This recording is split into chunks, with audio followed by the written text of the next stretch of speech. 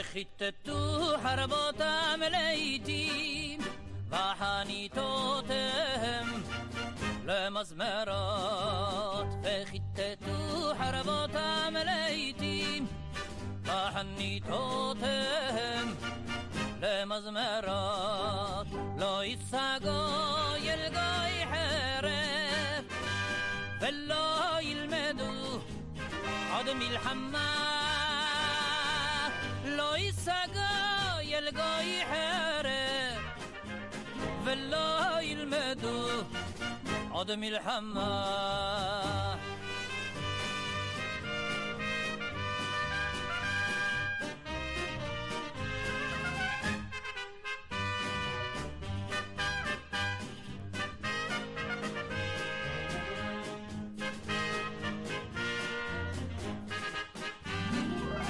وخطت حرباتم ليتيم وحنيتهم لمزمرات وخطت حرباتم ليتيم وحنيتهم لمزمرات لا يساقا يلقاي حرف ولا يلمدو عدم الحمام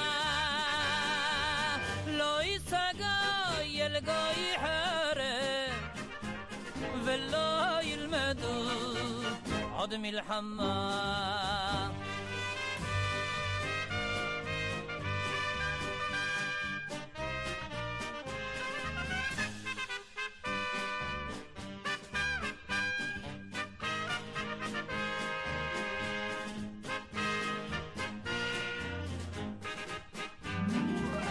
لا يساقا يلقاي حرف ولا يلمدو عدم الحمام لا يساقا يلقاي حرف ولا يلمدو عدم الحمام ولا يلمدو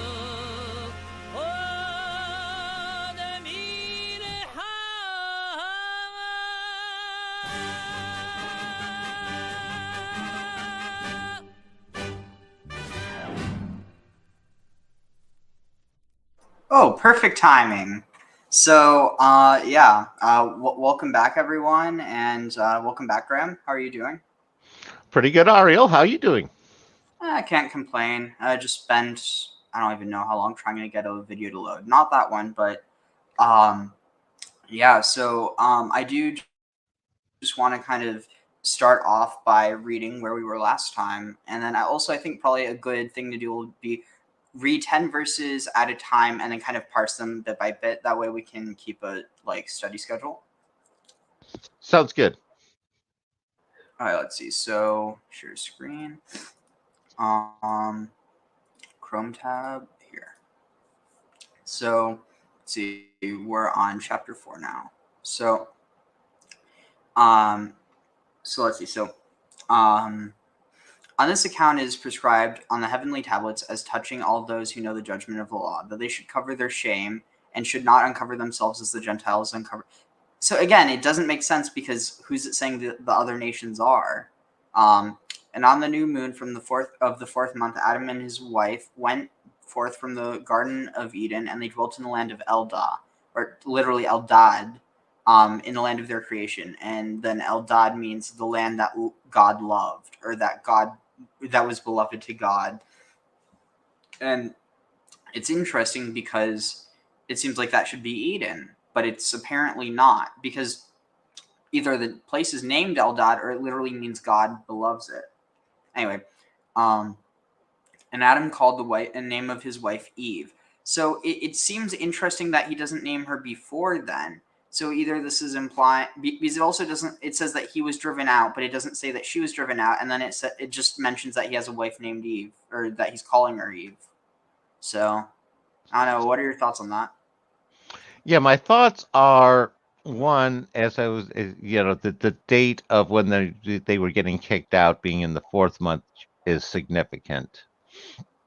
I think you also have the idea, as you pointed out, that being a good morning, William. You also had a difference of the land not being Eden, not being the same thing as the land of their creation. And that was that idea that I was talking about, them being brought into the garden and incarnated into the garden and sent out again, sort of concept. And the naming of Eve is definitely happening as they're exiting the garden. So it's like within the garden, she was just the wife, and once they leave, it's Eve. And that's, again, consistent with that idea of that cycling, that iteration process of Adam got his name the time before, and she was just wife. And before he was Adam, he was just man. And now it's she's gone from just being wife, woman to now Eve. It's interesting though because it says Vayikra Adam. It's not saying Vayikra Adam yet, so it's still referring to him as the man, not as man or not as Adam. Oh, okay. So that's not real. The translation is funky. Yeah, so it's Vayikra Adam Sham Ishto Chava. It doesn't say Shem Ishto HaChava. So her name isn't the life. Her name is life, but his name is still the man. Gotcha. No, the timing of the of when they're getting kicked out with him knowing her is the idea of that's right about that 9-month period for her to give birth on the end of the year, beginning of the next year. Interesting. So, and after this, he knew her. Okay, so this is interesting because it says, let's see, what's that? Let's see.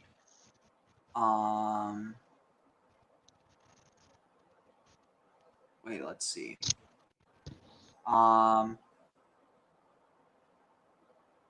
Let's see.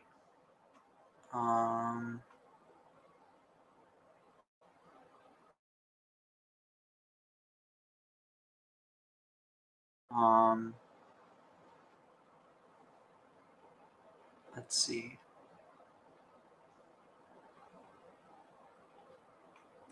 I could have sworn that there wasn't there a reference to them knowing each other before?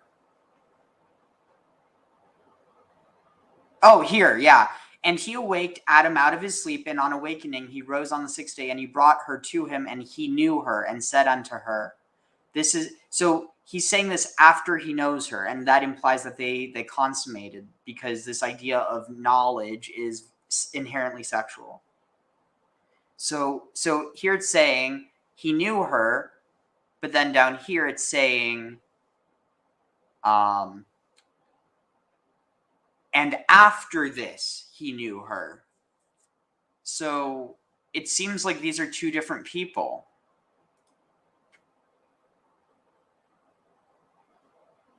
Thoughts?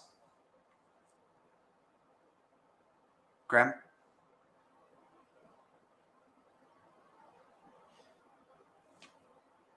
Graham? Am I back now? Yeah. Okay. No, I was going to say in that section before, there's a lot of he's.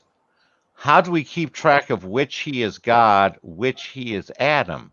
Because was it Adam knowing Eve? Was it God knowing Eve there? And it's like, it's one of those when you're talking with a he, how do you know which he we're referring to? Is there a way in Hebrew that we can tell? And, just curious if there's a technique here. Yeah, so it would be, I wish would have figured this out back before I would have gone back, but let's see. Oh, here. And he awoke Adam out of his sleep. So he awoke Adam out of Adam's sleep. And on awakening, when Adam awoke, he rose on the 6th day. And he, so now it's saying, and he brought her to him.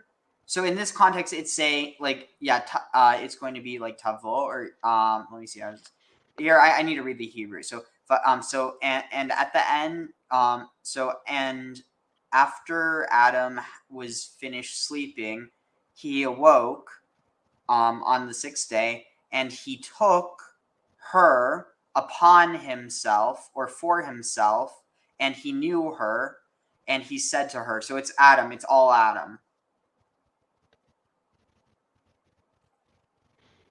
Well, if it's all Adam, then Adam brought her to himself.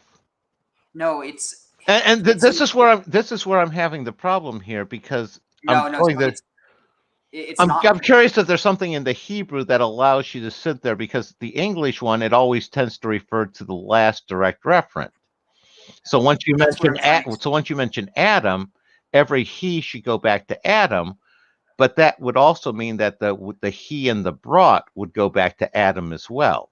Well, so the reason is because brought is it's honestly, brought is not the right word. Brought would be tavo or like yavo. This is yakah, and he took her for him.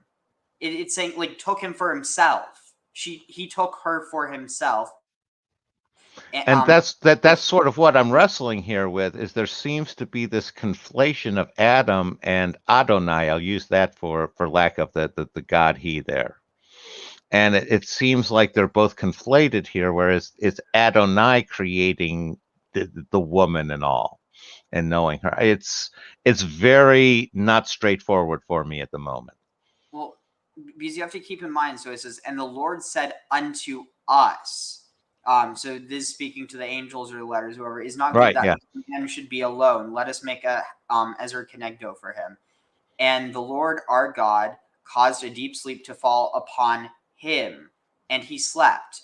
So here's the thing. He can't both be sleeping and taking for the woman one of the ribs. That's implying that you have two different characters in here. Obviously, I get the whole idea of the melding, but I just think that you might be taking it, or not taking it too far, but like, at the end of the day, it's very clear that it's talking about that God is putting him into a deep sleep, and then when Adam is sleeping, God is taking one of the ribs or one of the pieces, whatever that means, from the sleeping Adam, and then God is building up the flesh from it and building the woman. Then he wakes Adam up, or technically in the Hebrew, Vaikatz, and was this and he awoke the man from his sleep, and he and when he got up on the sixth day, he took her for him, and he knew her and said to her, this is 100% Adam. I get this idea of basically divine manifesting as kind of almost this transfer of consciousness, but here it's just very clear that it's saying that, and he woke so here it's here all these cases, and he built up, and it's all referring to God, but then and he woke Adam out of his sleep. It's not out of God's sleep, it's out of Adam's sleep, and so everything from here is then referring to Adam. I get the interpretation you're coming to. Is there anything grammatical that's leading you to that one? Because from everything you're saying, I'm coming up with, it's much more clear to me, I need to keep both of these channels open as both of these are valid pluriform interpretations. Okay, why would God take for himself the woman? Because one of the ways of looking at this could be God creating himself out of whole cloth sort of concept, where God is Adam, that returns to the middle we were talking about, where Aleph and then Adam Kadmon and the man and all of that one are iterations of basically God sort of concept. Is basically God creating himself. So it's God acting upon himself. And while I'm giving you 100% thing, your interpretation is valid, is necessary, and we need to follow that one and keep track of it. I'm seeing a different one that I also need to keep track of here, Ariel. So what I'm trying to explain is that it's like, in terms of the interpretation, the interpretation is what that means. Like you're kind of jumping ahead to this idea that, like, almost the idea of that it's like the beginning and the end, but all at the same time. Whereas that's something that you like, and I see where you're going, but I think that it's really like that needs to be the end result, not the beginning. Like it's clear grammatically here that it is not referring to God, that God is the one who is making the woman for Adam, and then I'm telling you, based off of the Hebrew grammar, there's only one way you're going to interpret this, unless you're reading into it on a deeper level, which is the thing. And that's what I'm asking. Can you explain to me why that's the grammatical interpretation? Because, as I explained, I can see the English where it's tough to tell back and forth. And since I don't know the Hebrew as anywhere close to you, I'm curious, what is it in the specifics in the Hebrew that allows you to make as strong a distinction as you're drawing here? Okay, so let's see. So here, and God. So here, I'm gonna point the cursor over where we are. So and Yeah. God caused. And the Lord our God. So the Lord our God caused to fall into a deep sleep upon him. So so up here, let's see, where is it? It's going to refer to Hadam. So here, and God said to us, it is not good that to be that the man should be by himself or by themselves. Not say lo ezer connected. We will make for them a helper to be against him.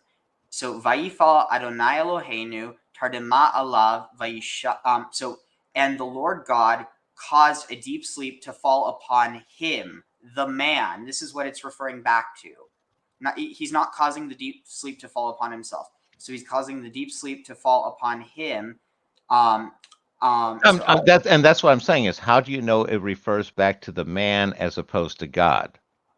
Well, because when it's so, how can you be asleep and take something from it doesn't make sense, because the whole idea is that, and he caused a deep sleep, the deep sleep that you're not able to do anything when you're in that state. So if God caused himself to fall into that, theoretically, you could argue that he'd never be able to get himself out of it. No, I understand what you're saying, and that's why I'm not necessarily discounting the alternative to what you're suggesting as a possibility. Notice I'm 100% signing off on yours as valid. We need to follow that one, and that's something that is true, 100% true within the text. Again, it's the pluriform where I know for myself, I need to keep track of this alternative one.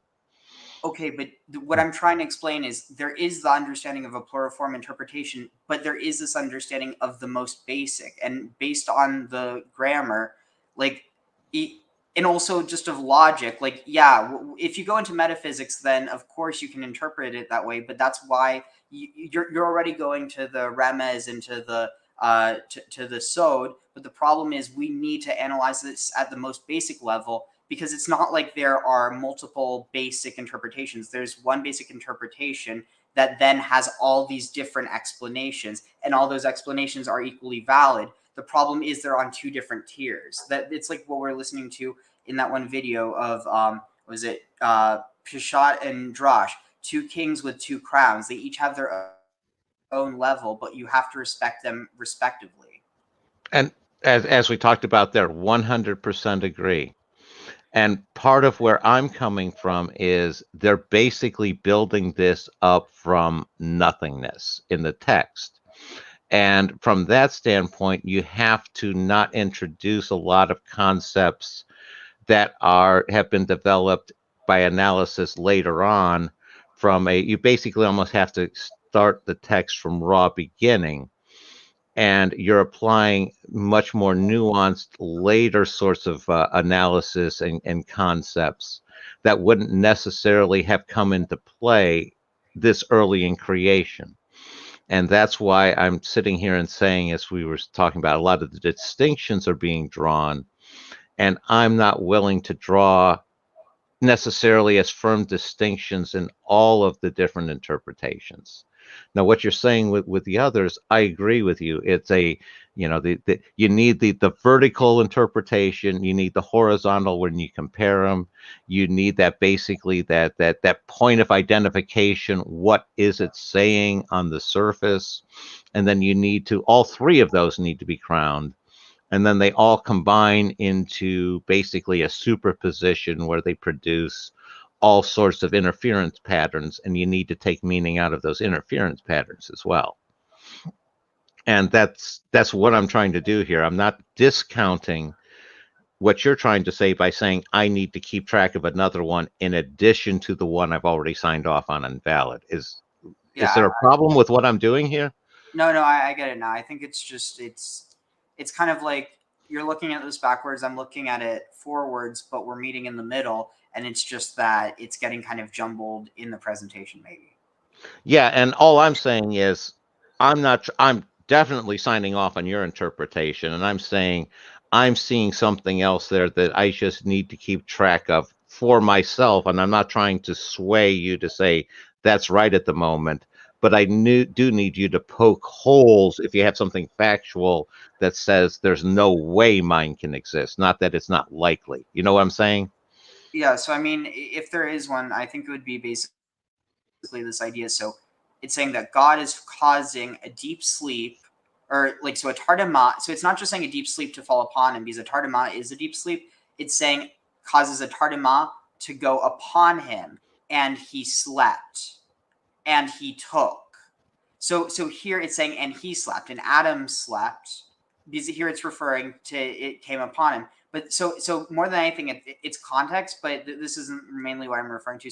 So vayikach, can Adam take from his own self? So no, it's God taking the leisha achat matzlaotav lihiyot. Taking one rib to be for him. It's referring to Adam most likely, though. I'll admit, like, this understanding that essentially because there was only one thing in the universe, and then that, basically the mi ma ela, that, yeah, ultimately you can view it as Adam is ultimately part of God, or is like, but I think that's kind of like way down the road, or like that's something to keep in mind, but that's not something that's literally in there. It's something that is based off of a contextual understanding, like we were talking about last night. But so it's saying, so he took it for him to be a woman, and he closed the flesh beneath him. So keep in mind, Adam is not awake yet. So, and he built the woman, and he and he awoke the man from his sleep. So his sleep, it's not referring to God's sleep, it's referring to man's sleep. So vaikat, and then when the man awoke from his sleep, he arose on the 6th day. So keep in mind, this is saying the man is doing this.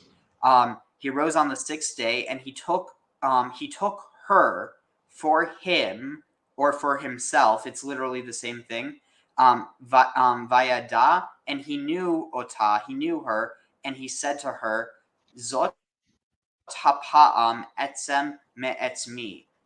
This now, wait, how would it be? Like, this is now, or you are now, or not, Zot hapa'am. How does, I'm just going to see how it translates it one second. So it says, this is now. Okay. Yeah, I mean, I'll admit, there it seems kind of weird that he knows and it's not being explained to him. I'll admit that, but other than that, like, it's very clear that God is performing the surgery and Adam is sleeping, and then God wakes Adam up, and then Adam is knowing her. It's not God knowing her, because, I mean, think about it. That's not. It's also not it's not theologically consistent, because you can understand that God, as like, as the Holy Spirit or as the Shekinah, can be present in the world. But if God was in the, like, basically, if God knew one of his creations, he would rip them apart from the inside. It would be physically impossible. Okay. Just listen to me for a second here, Ariel. This is an alternative. I understand what you're saying there. Here's an alternative one. This is God incarnating himself into physicality. The first time through, he goes through, he's incarnating physically as just Adam, as this individual being in this world with all the animals. And basically says this isn't right. It's basically he can take, as God the Aleph, he can take all positions and all points of view, and he's experiencing all things at the same time. So he's experiencing as Adam and says basically needs the companion. And what happens is God the Aleph places God the Adam into the deep sleep in order to create the companion based off of Adam. And basically then the Aleph incarnates into the woman. It's basically step one was incarnating into the man, seeing you needed the companion, and then incarnating into the woman on the next step. And this is all the Aleph God doing the incarnation to experience creation. Done ranting, does that have any sort of sense as a potential interpretation? So basically, here's the conflict, and here's where we're in agreement. We're here. We're reading the same thing, but the way that you're and I mean, I agree with you. That's the natural conclusion that basically this idea is that, you know, God essentially, and I mean, it's kind of funny because that's literally where the idea of, you know, Jesus, God becoming, like, that's where the idea of Jesus as God comes from, that God became man so that, you know, he could dwell on earth. And that's literally the story of Adam and Eve. You don't have the necessity for, like, basically there isn't a need for God to reincarnate on the world, because he can just use prophets, because if he incarnated originally, he doesn't need to incarnate again. The only reason that, like, it ultimately goes to a reinterpretation of the idea of sin and purity. But anyway, so basically I'm reading it this way, and you're looking at it, like, even though I'm looking at it the same way, I'm reading it specifically this way just for the sake of trying to maintain, you know, the cohesion. And you're looking at it entire. You're not looking at it like a racetrack. You're not looking at it like a line that's curving. You're looking at it like a mem or like a O, like a circle. And so at the end of the day, you're not wrong at all. I think it's just the important distinction is that that's something that you can only really like it's there, but it's like you have to first read it in order to get that interpretation. So if you like, if it's almost like you can't collect the $200 without first passing go or jail or whatever it is, if that makes any sense. No, I do see what you're saying. I guess for me, I can't explain it. It's how I interpret it. I can't help that that's the natural interpretation for me. And I guess part of what I see is that inherent seed is deep inside, regardless of what level. And it's not like you can't come. It's basically like in Plato's cave. It's like basically trying to figure out what's projecting the shadows, figuring out how to do the hand puppets. Mm-hmm. It's basically reverse engineering that concept. And, you know, you have to understand that both are different sides of the same thing, you know, parts in the whole. And I don't know. It's like I said, it's one of those, I want to keep track of your interpretation as well. It's just, I know I need to keep track of this one. So I guess that's what I'm trying to say. This one isn't my interpretation. My interpretation is more in line with what you're saying. The thing is that because I am, you know, reading a Jewish text, I do feel a responsibility to explain what the Jewish position is, and then explain where I differ, or not differ, but like, and I think part of it's also, I view it very, like, systematically, whereas, like, okay, so answer me this, like, just from your opinion, who was the first Jew? Yahweh, God, the Aleph. What? The Aleph. No. Adonai. No, just who is the first? What are you defining as Jew? Someone who follows the Jewish religion. What are we defining as the Jewish religion? Second Temple Judaism, Rabbinical Judaism. You're dealing with a definition of a definition issue here for me. No, I get this, but like that's the whole point. This is like this is just like your profile picture.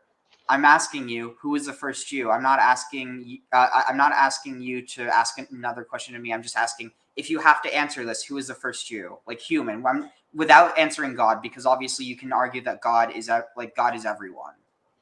Right. If you're asking me as far as a human goes, it would be the first human, Adam. But what? And so here's the thing: did he follow the customs of the Torah? At times, yes. At times, no. Which is pretty much the essence of Judaism. You're supposed to follow it. At times you don't, and when you don't, you get the consequences. So my point is, was he able to follow Judaism? Was there even a Judaism that existed? There was the Judaism that was written in the heavens that originally existed that slowly unfolded to mankind as mankind became more and more capable of understanding it. That's why you ended up going from the little bit that Adam knew, which he screwed up, and then you went on to the Noahide laws where you had 7 laws. Then you came to Moses where you had 10 laws. You had a various different progressions, and at each point in time, the people were Jews. And again, that's a map and territory terminology thing. There were the laws they were supposed to follow by God, and when they didn't, they got punished for it. So, just to, wait, what was it? What, sorry, I'm like, I lost my train of thought. But basically, I guess what I'm trying to say is, who was the first person to call themselves a Jew?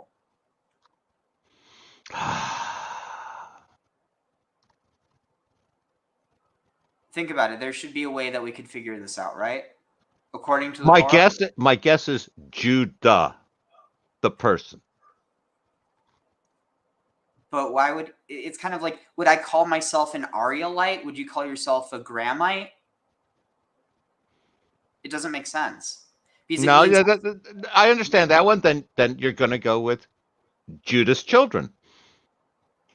So by this, we could say the first Jews are technically the first Judahites, right? Right. Again, you're trying to fit a definition, which is we can be explicit on, to that undefined reality that we're trying to fit it to. Because as we've been exploring here, depends what you mean by a Jew. I think we're playing that real Jew game.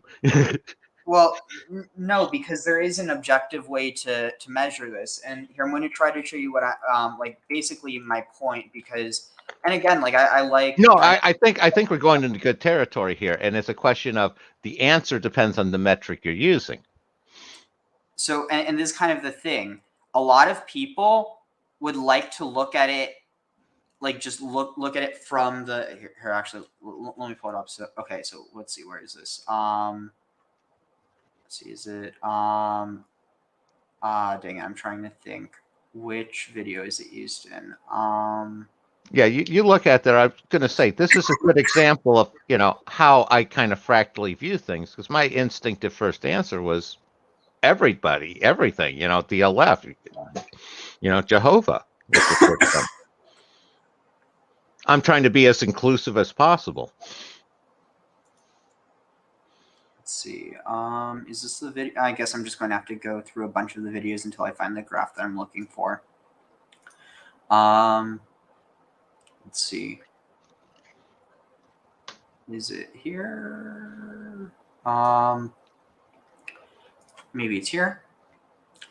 Sorry. No, but I think we're hitting on good territory here, Ariel, because this is a lot of the early parts of creation is when distinctions are tough to draw. They're not firmly drawn, because you're talking about the difference between a man and Adam, when things acquired names.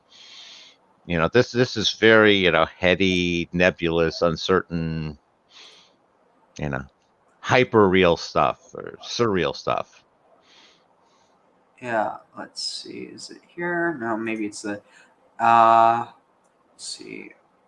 Dang it, I wish I had the chart more accurate, or like I wish I knew where it was. But basically, I guess the way that I look at it is you can look at this as a collective, or you can look at it as a singular thing, or like as a collective, or you can look at it as being made up of layers. And I tend to look at things made up of layers, whereas I have a feeling you probably look at things more within the within the big picture, like all at once.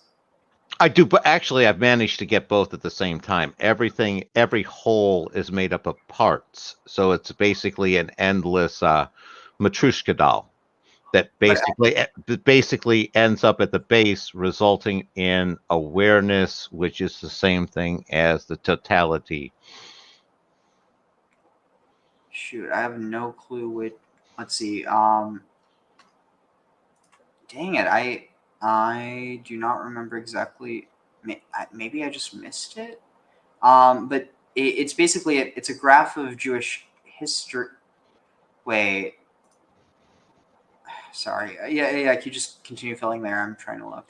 Yeah, no. It's I'll go with the various breakdowns you can try to draw for when did the Jews start. Is you definitely have it with the kingdom of Judah versus the kingdom of Israel as a result of the division from the United Kingdom.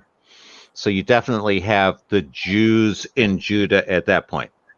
So do you go with a dividing line of they became Jews the instant the sole monarch, the single monarchy divided into the kingdom of Israel and the kingdom of Judah, and before they were united, then instantly they all became Jews, and that's where you're facing one of these problems of applying a word, a firm distinction onto this continuum of reality. And are they really Jews at that point?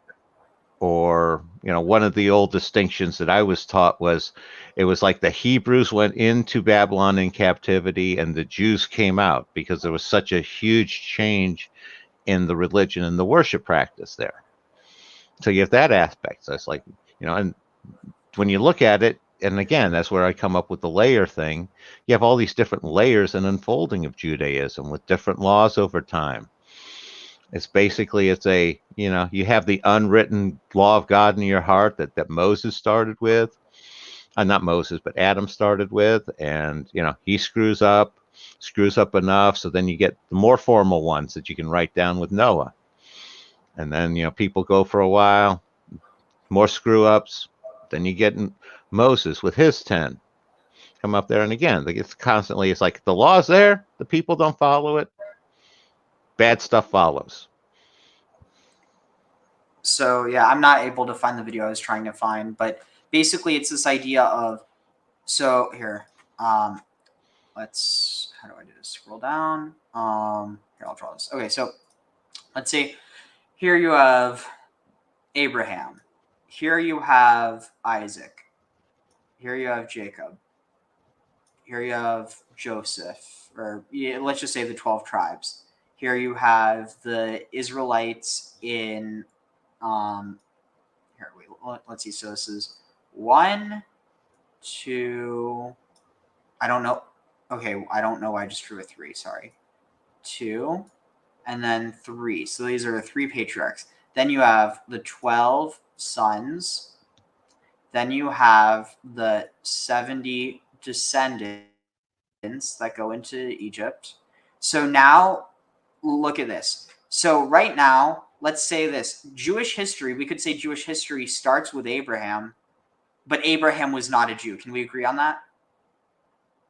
Well, depends on your definition of Jew. I would also throw Seth into your line of patriarchs there.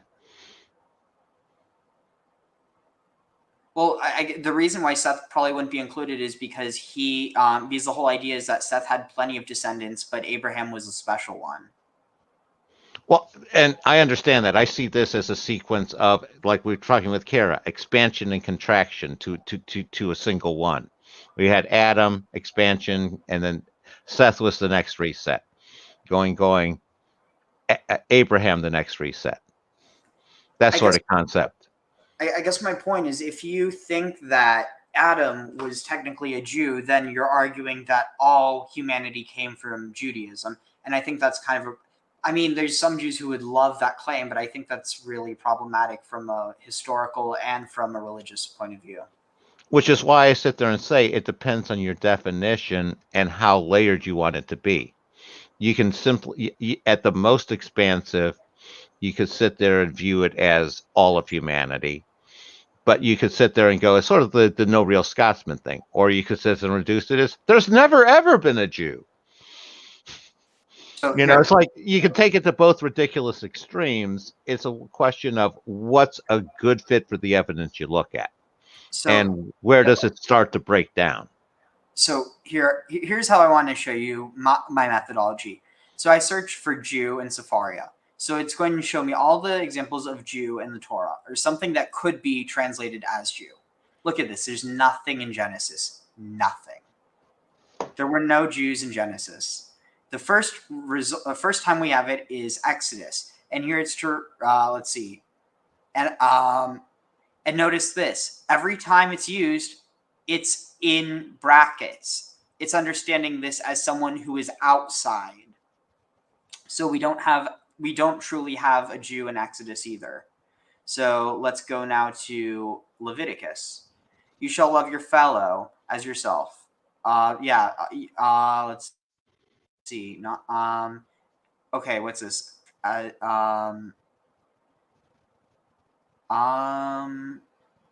Okay, I would think that Leviticus would be a good place to source when Jew came into preference with the Leviticus scroll. Let's see. So that might be a decent starting time. Okay, so here's Vinokev. What is this? And one who indicates something. One who perforates or appoints, or one who maybe pierces or curses, blasphemes the name of God, they will surely die. Ragum Yirgamu Bo. What's this? Ragum. Oh, like Tarag. They will surely be killed. In Kol Ha'edah. All the entire like witness or kaner will. What's this word? All the sojourners, Ezrach, like a native. Okay, interesting. So here, this word Ezrach, Binakbo Shem Yumat. So here, this word Ezrach is what's being translated as like native or indigenous. And so this is being understood. It's getting translated by this one Rabbi Shraga Silverstein as Jew, but it is not Jew. Can we agree on this? This word is not Jew. I don't have any reason to disagree with you, but I certainly leave open the possibility that we both could be wrong on this point. All right, so here we're going to go back. Because what that word immediately kind of jumps out to me is, and what I'm sort of grokking on a little bit, is the idea of the Leviticus scroll and the idea of the written Torah being kind of in the same sort of concept. And that's why you see Jew coming up here as being one who follows the written Torah. And part of what I was referring to is that concept of basically the eternal Torah that's written in, in the heavenly realms. And this is the Jew would be the one that follows the written Torah that's written in in material on paper or skin on earth. Is any of that sort of resonating at all for you, Ariel, as being a potential metric definition? Yeah. Also, just another thing. So the commandments that Moses got, it was 613, not just 10. It's just the 10 where it was said if you keep the 10, that like those are the most important ones, but it's 613 total. So anyway, so here I'm sharing this screen because I thought I was before I wasn't. So this word ke azrach or ke ezrach. Interesting. So this isn't Ezra, but it sounds very similar. And Ezra was one of the people who was actually here as part of with the Leviticus scroll, and that's part of what helped me make that connection. There was it's like because there's no traditional breakages in the traditional writing of Hebrew, if I remember right. Yeah, and that's also part of the reason why you have so many different interpretations. I guess what I'm trying to drive home is you definitely have possible more interpretations. It's just important, at least when we're reading it this way, that we read it as basically as we can and then build it up from there, just for the sake of it's kind of like, imagine like what I was saying before, if you have all that, exactly what you're building, your plans are going to look like, but you need to start with the most basic structure, because at the end of the day you could have everything planned out in your mind, but if you don't do it according to the laws of physics won't agree with you. No, And I so, totally agree. And what I'm trying to do is sort of that fresh read, what jumps out to me as it's coming there. And everybody has their biases. I have mine. I can't read this without having learned how to read first, with everything that entails. So I accept that I need to adjust my interpretation. I'm just saying what's jumping out to me from my point of view, and allowing you to. And absolutely, I so appreciate you knowing that traditional Jewish one, so that you can indicate where I'm at variance, because I only want to vary if I feel I have a legitimate reason to vary. Because as I've often said, hey, I don't want to have to reinvent the wheel every time. There's a lot, these people, other people get so much right. I want to learn from them. all right, so this is interesting. So Zerach, it means like one who rises from the soil, a free tribesman, a native Israelite, and these are all contextual. So sometimes it can be used in this context, but just most basically, it just means an indigenous person, someone who is native to the land. So let's see. So let's go back so that we can see what other references there are. Let's see here. So Leviticus. So here when let's see. So I think that was the only one that's referred to out of bracket. So yeah, here, born Jew, it's referring to someone who's like indigenous. So it's not saying that you have to be born Jewish. It just basically means, proselyte like born Jew. So here it's saying it doesn't matter if you convert or you're born, it's the same. But anyway, so it's not in Leviticus, not truly. Deuteronomy, to a non, let's see, open link in new tab. Let's see, what's the word? Lager. Okay, so here it says, do not give it to an alien, and he'll eat it or sell it to, wait, so what's this word? So, Lenachri ki kadosh. Wait, where is this? So, muchar lenachri. What's nachri? Nachri is a foreigner or an alien, and then the other word up here is, I just saw it, lager, to the stranger or sojourner. So here it's saying non-Jew, but literally it just it's another outgrouping word. And also, I want to bring up what William said. The priest Ezra was the first Jew. Realistically, yeah, he was probably the first person who followed Judaism, because he was probably the first one to actually establish Judaism, like truthfully.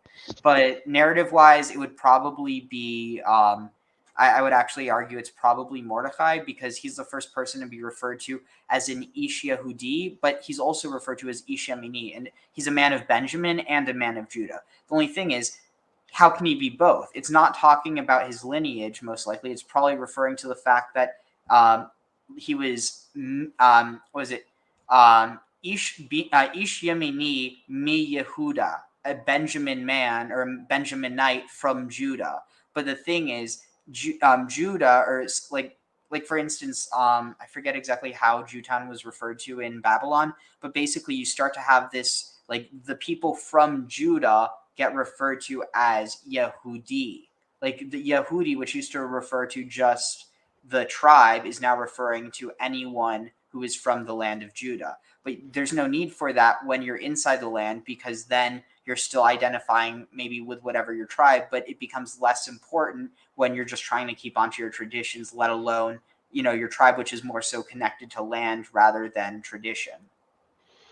Wouldn't another possible explanation be an adoption, where a lot of times if somebody doesn't have an heir, they can adopt somebody else as an heir, where he was born of one tribe but then adopted by somebody who was childless by another tribe? Just a thought. I mean, it's technically possible, but it's taking a leap that you don't need to make, because so it's Ish Yemini, the Ish Yehudi. if you take it in priority, it's saying he was first a Benjaminite and then a Judahite, or first a Benjaminite and then a Jehudi or Yehudi, whatever that means. And so with this, it's also taking it in context. There was never a kingdom of Benjamin. There was a kingdom of Judah. He was from Judah. We know this. We also know that he was a Benjaminite. So is it the most logical thing would be that it's referring to him as Yehudi, because there isn't a difference between the word ish versus, like, for instance, there's no difference in Hebrew between Jew and Jewish. It's the same word. I understand what you're saying. Only reason I'm pushing off is just to open up the possibility, and that's traditionally people were given names when it was very unique and distinctive to them. And if it wasn't usual that, say, somebody was adopted from one tribe to another, the fact that somebody was of this tribe and that tribe would have been a distinction tag for that individual that would have been notable and recorded specific to him as opposed to in general. Just throwing out the thought. All right. So, and then here, look at this. So, let's see. Banim asher you'll Yevaldu. So children that are born to them, Dor Shlishi, to the third generation, Yavo Lahem, that comes from them, Bikahal Adonai, from the count, or Kahal, from the community of the Lord.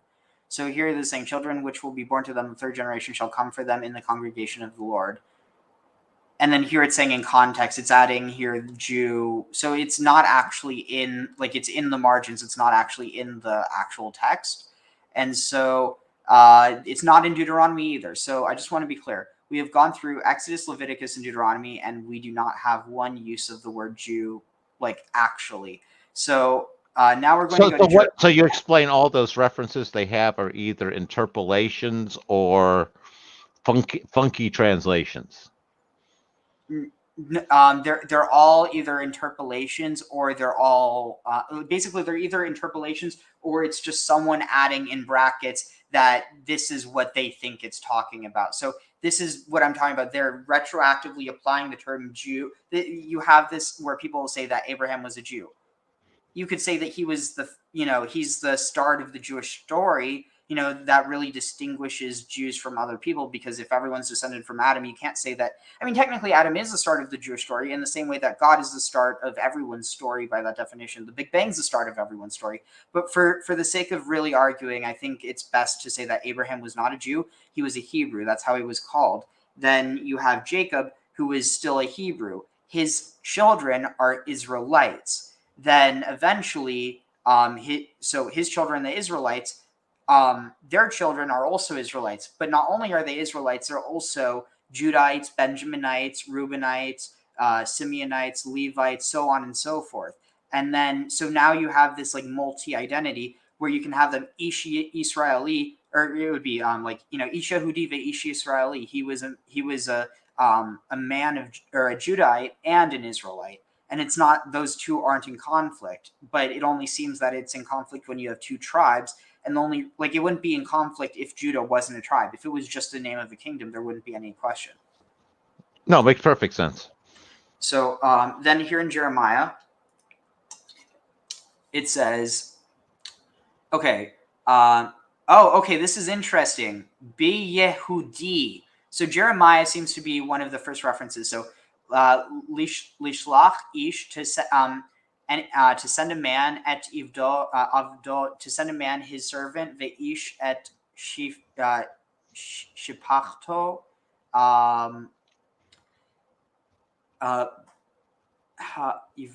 okay, so here I'm not going to translate the whole thing, but so here ha'ivri, being a Hebrew man, ha'ivri, the ha'ivriya, or a Hebrew woman, chofshim, go free, libilti, so that you do not, avad bam, you do not become a servant in them, beyehudi achihu ish, be a servant in your in a Jew, in a Jew, your brother, or their brother, or no, it's saying should not make a bondsman of him, even of a Jew his brother. So this is in Jeremiah. And this is the first time we're actually seeing the word Yehudi being used in context of Jew. Keep in mind, it's Yehudis used plenty of times in the Bible. I didn't look for Yehudi, I looked for Jew. And there's a reason for that, because Yehudi is going to be both Jew and Judahite. I'm looking specifically for Jew. Someone who does not identify specifically, and this is the thing, every Jew today, for the most part, unless there's like people who they converted to like Judaism proper from like the proto-Israelite tradition. I mean, that's a story for another time. Except for that, all Jews can basically trace back the tradition to the tribe of Judah, except for the people who think they might be descended from the lost tribes. So it's a bit different there. The point being is that Yehudi, like every Jew is a Yehudi, but not every Jew is a Judahite. But every Jew could call themselves a Yehudi. It's kind of like, what do they mean when they say that?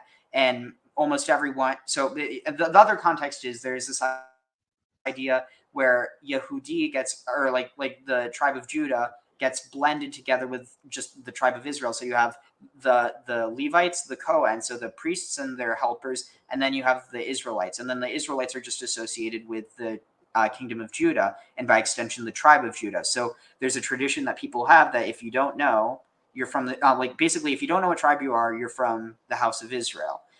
And so the only people who know they're from the tribe of Judah are the people who can trace their lineage all the way back to King David. And there are some people who can do that. It's mainly through tracing their lineage back to rabbis who had historical claims to that, or who had historical claims to like the Exilarch dynasties, and then the Exilarch dynasties that had legitimate claims back to King David, if that makes any sense. No, it Also, does. I have to use the restroom, so just talk for now.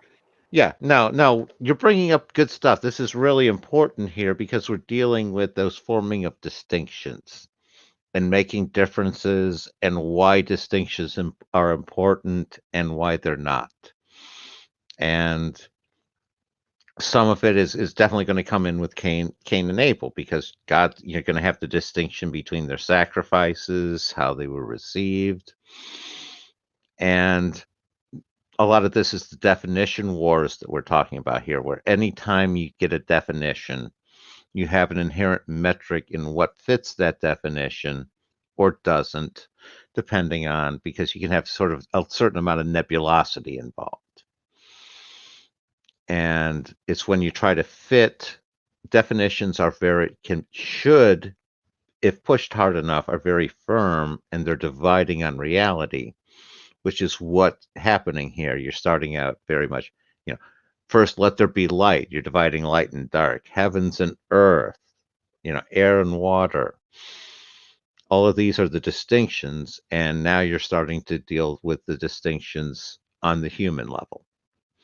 You back, Ariel? Can I tag you? Not quite yet. Okay. No, so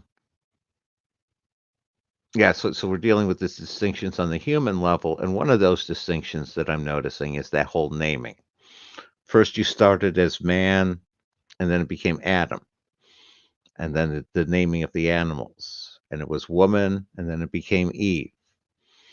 It definitely seems to be a cycle before, and like I said, I'm getting a sense of this is a various iterations and layers of creation happening.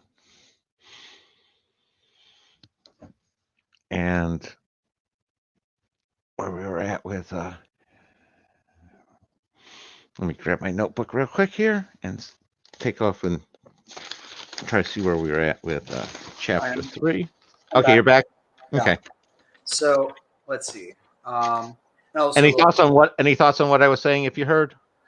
Sorry, I thought it was good. I just have a very short memory span. No worries. If you had something to add, just wanted to hear it. And also, William said, "Thank you, Ariel, for going through the Hebrew. You increased my understanding of Hebrew. It's also interesting how graphic this chapter of Jubilees is concerning Adam knowing Eve." Yeah, of course. I mean, at the end of the day, it's also helping me, and if it helps other people, I'm glad. But let's see, where's the? Oh, dang it! Did I close the? Yeah, I have to reopen the. Let's see, share screen. So, it's interesting though, because we have this reference in Jeremiah where it's so it's here also to give myself a little break to drink some water. I'm going to Let's see, where is it? Yeah. Basically, how much do you know about Jeremiah? You know what his nickname was? I mean, Jerry pops into mind, but that's obviously not what you're going for. The Mad Prophet. Okay, yeah, absolutely. Now, was he who was the first? Was he one of the first prophets of those desert prophets? What do you mean? Well, the prophets in the desert predicting doom for Israel and Judah. I'm not sure, actually. Oh, no, actually, it would have been Amos.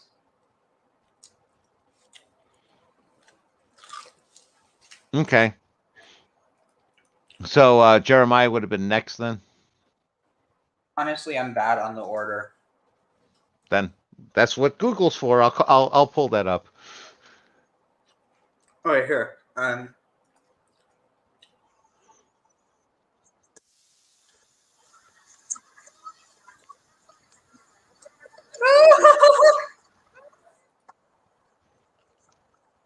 I seriously getting ads from PureFlix?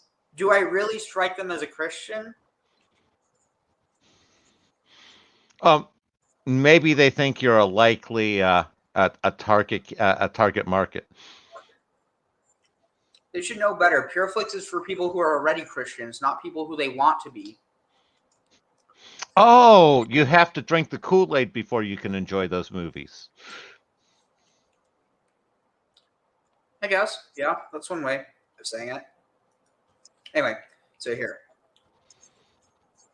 Well, I often find that oftentimes different movies require imbibing certain substances before enjoying them properly. Where you're saying that I should eat a Eucharist and then try watching it? I'm not saying that, but I think they might.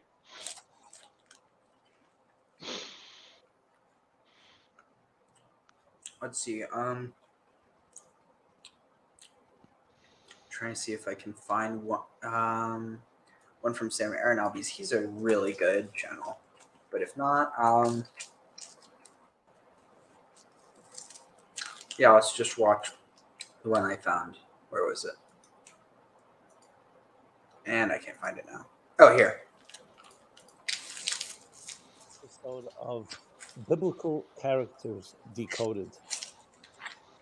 Today, we will talk about Jeremiah, the prophet of doom and deliverance. And the reason for that is because today in the Hebrew calendar, this is the saddest day of the Hebrew calendar. It commemorates and we recreate the destruction of the two holy temples in Jerusalem, which represented more than just buildings, but actually represents the very essence of dissonance, the dissonance between heaven and earth, between transcendence and survival, between spirit and matter, between living a life of purpose and meaning and letting it permeate the very existence of this material life that we live. That's what the temple represented, a bridge, an interface between energy and matter. It's like what you've been saying. When you ask somebody, who are you? And they give you their business card, that's essentially saying what you do. It's not who you are. And sadly, some of us will say, well, what I do has become who I am. That's dissonance. That's a schism. So on this day, we remember every form of disconnect that we have in our lives, the detachments, the disappointments, the divisions that splinter us into two parts or into many parts. So how appropriate is then to talk about the prophet who wrote the book of Lamentations, which is traditionally read on this day. The book of Eicha in Hebrew, Lamentations, is of course the book of Jeremiah, and we have other documents from him. So Jeremiah represented a very interesting paradox, something that I think we all can learn from in our own personal lives, how to deal with darkness, how to deal with despair.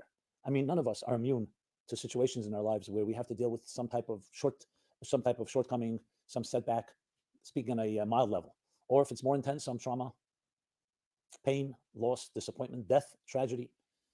We should all be protected. But in life, that's the twists and turns of life are going to bring situations when things are difficult. Some people in those times don't know how to forge ahead, get paralyzed, get trapped. Many of us become bitter and angry. Many of us become numb. So looking at a man, a prophet like Jeremiah, who saw darkness, and not only that, he shared it, not with the intention of sharing something painful, but to talk to the people about the consequences of their depravity and their corrupt behavior, must have not been easy. At the same time, he also provided us with a tremendous vision of deliverance, of redemption and salvation. And that's not an easy thing to balance the two. It's one thing when you live in the light. Okay, so you're familiar with light. It's another when you live in the darkness, you're familiar with darkness. But to straddle both of them and to be able to find light within darkness is a very complicated thing. So let's talk about Jeremiah. So firstly, his name itself, in contrast to another great prophet, the prophet Isaiah.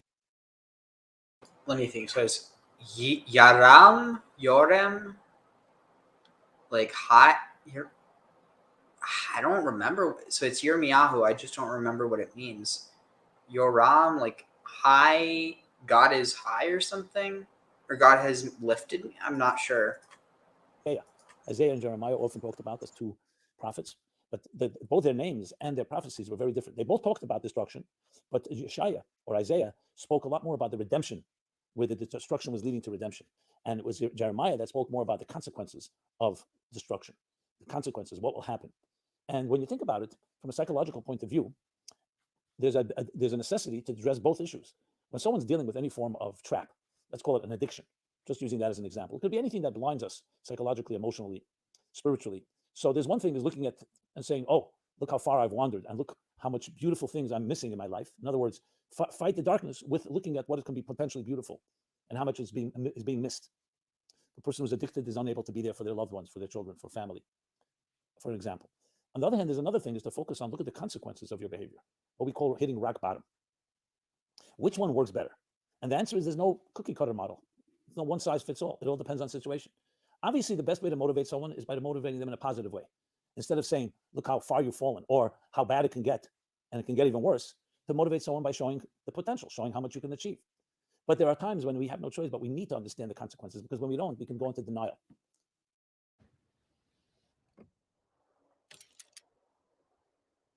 I remember reading David Carr's book, The Night of the Smoking Gun. He became a very powerful writer in the New York Times. But before that, he lived a life that was, as he put it, a crack addict. He was a crackhead. And in his book, he describes a scene, which I'll just share simply because it left such an impression on me. He describes a scene where he says him and his girlfriend, they were smoking crack and they were really destroying their lives. But then they decided to get married, and two dysfunctional addicts decided to get married, and they had children.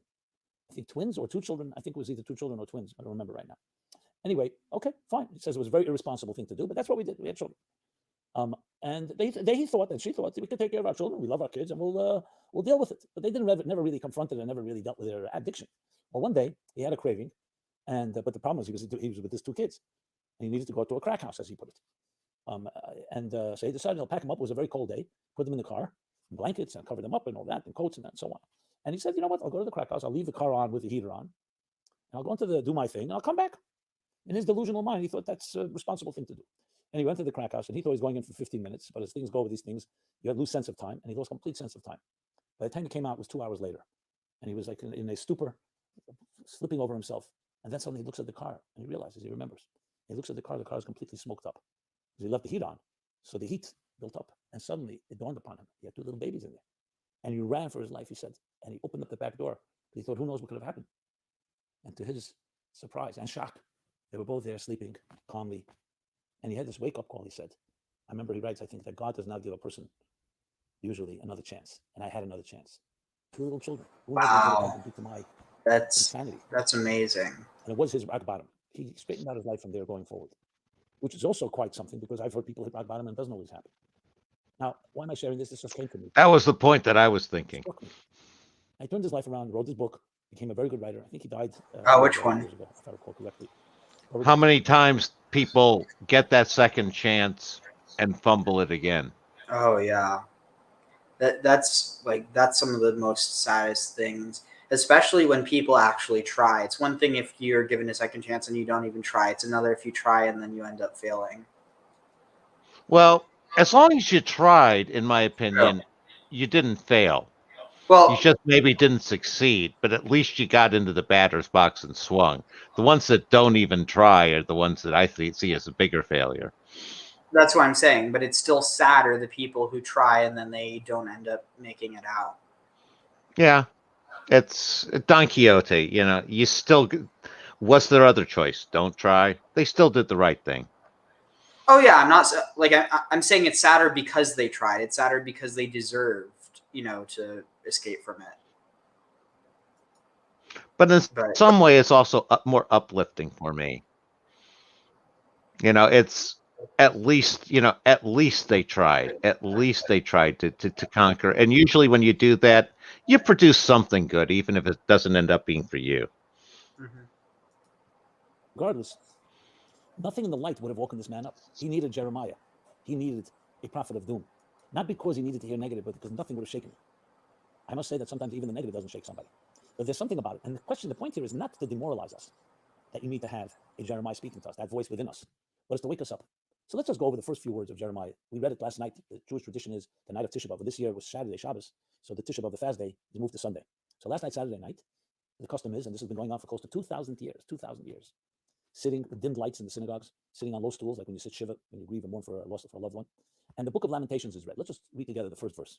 The first verse is woe, or alas, or how. She sits alone. She sits isolated. Jeremiah is describing the city of Jerusalem and talks about it like a personal friend. She sits alone. And he continues, this city that was filled with people, with many people, multitudes, is now sitting like a widow. Of all the things he chooses to begin with, is not the destruction, not the deaths, not the beginning of a long exile, not all the other consequences, the loneliness. The loneliness. You know why? Because when we don't feel alone, we can get through anything. If you look at any given situation where there's despair or hopelessness and darkness, the biggest challenge is not the very experience itself. If you knew someone was with you, it would give you some strength. It's because we feel isolated. We feel alone. We feel nobody wants to be with us. We don't want to have anyone there. No one will understand us. And you isolate yourself. That causes far more problems. Think of it this way. Two people are lying in a hospital bed, same room, or two different rooms, God forbid. One of them has guests and visitors and family and gifts and balloons and everything. The other one lies there alone. Nobody ever comes to visit. They may have the exact same problem, same illness, same infection, the same disease. But tell me what difference it will be. The first one has people around. It builds your immune system. Doctors acknowledge that today. It gives you a will to fight. It strengthens you. That's the fact. It's like people cheering you on, just like fans in the stadium cheer people on. If someone's running a marathon, you hear people supporting you. It does something for us. When you feel alone, you give up. The situation becomes even more hopeless. Nobody cares. There's something that we have the power to comfort and strengthen each other. So actually, the loneliness is the key thing that really bothered him more than anything else. It's one thing we have a tragedy. That's terrible. But it's the day after, when everybody goes back home and you go back to your bedroom alone. That's where it really hits you. So Jeremiah struck that. But what's the point of describing the negative? And why are we sitting and grieving over thousands of years later? Because awareness is half the cure. If you want to know the people that really build resilience and the strength are not the people that go into denial and just ignore. No, you have to look at it, but you don't get overcome by it. And that was the key thing. And that is the paradox. Yes, on one hand, you see the doom. On one hand, you see the loneliness. You see the darkness involved. But that is meant to motivate. It's meant to give you resources, an arsenal to deal with it. So now let me figure out a way not to be lonely. Let me connect with someone. Let me find a mentor. Let me find a friend.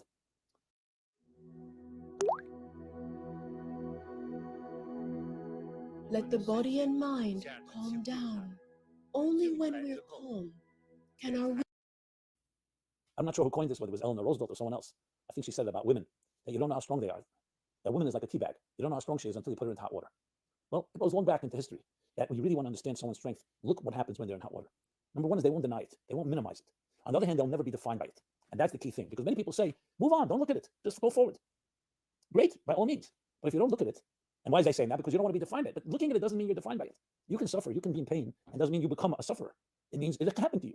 And you learn to realize it's not me. I'm not defined by my pain, as much as I may have experienced it. And that's what Jeremiah's second half of the story is. That on one hand, yes, we look at it squarely, we take the bull by the horns, and yes, it's a lonely situation. But what are we going to do about it? Because we forge ahead. So Jeremiah captures both these voices that we need within ourselves.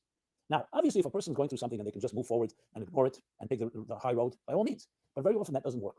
And that's why you often have to look at the darkness, but when you look at it, you don't become frightened by it because you don't become defined by it. So there's both parts to this, and that's what Jeremiah captured. Isaiah also spoke about the negative things, but his main focus was that this will lead to redemption. And that's also an important voice, and a vital and a critical one, because it's not just about not being afraid of the darkness and knowing that which doesn't kill you makes you stronger. You also want to know that there's a light at the end of the tunnel, a light within the tunnel, or as the cynics say, not the light of an oncoming train, actual light. That's another concept. The mystics put it this way. There's the darkness that leads to light. But then there's also facing the darkness and realizing that you are not defined by it. And since you're not defined by it, you actually can control it instead of it controlling you. So the paradox is that you first have to recognize that it's there. To completely say it's not there. If Carr would have said, no, I've got no problem. Look, my children survived. And then he went and did it again. No. He needed to that scare. Now, no one should ever have to come to a point like that. Hopefully we can be awakened and stimulated and aroused by something without having to see the worst possible scenario. By all means. But even when there is that darkness, we have to know we're not defined by it because you did not begin your life in a dark state. And Jeremiah teaches us this. When you read the story, you constantly see this subtle dance, so to speak. Maybe dance is not the right word, but the subtle pulsating elements of exhaling and inhaling, contracting and expanding, the need to constantly balance these two extremes. So when you read the story, you constantly see this subtle dance, so to speak. Maybe dance is not the right word, but the subtle pulsating elements of exhaling and inhaling, contracting and expanding, the need to constantly balance these two extremes. And it's those that understand that can learn how to navigate. we should all be blessed that our lives should be smooth, go only up, up, up. But it's like a wheel. There will be times we go up, there are times that we go down. That's how it is. Well, I mean, it's nice, but it's not really covering what I was trying to. The point is that so Jeremiah is one of the prophets that's really talking about the exile. Let's see, where was it? Oh, here it is. So, yeah, so we see it here in Jeremiah. Let's see, so in Tanakh. So here it's in Jeremiah once. It's in Zechariah 3 times. Let's see. Yeah, no, Jeremiah is the prophet. He predicted the exile. I was going to say, I was looking through the list. I would say the first of the desert prophets I was thinking of would be Elijah. So anyway, so yeah, here, thus said the Lord of hosts, in those days, 10 men from nations of every tongue will take hold. They will go. They'll take hold of every Jew by a corner of his cloak and say, "Let us go with you, for we have heard that God is with you." So, also look at this: Elohim imachem, ima el. If it was with us, it would be Immanuel. So that's where it literally just means God's with us. But anyway, so yeah, back to Jew in Tanakh. Let's see. So Zechariah, it says three versions because it's different translations. They all have it as Jew. Let's go to Esther. It's 31 times.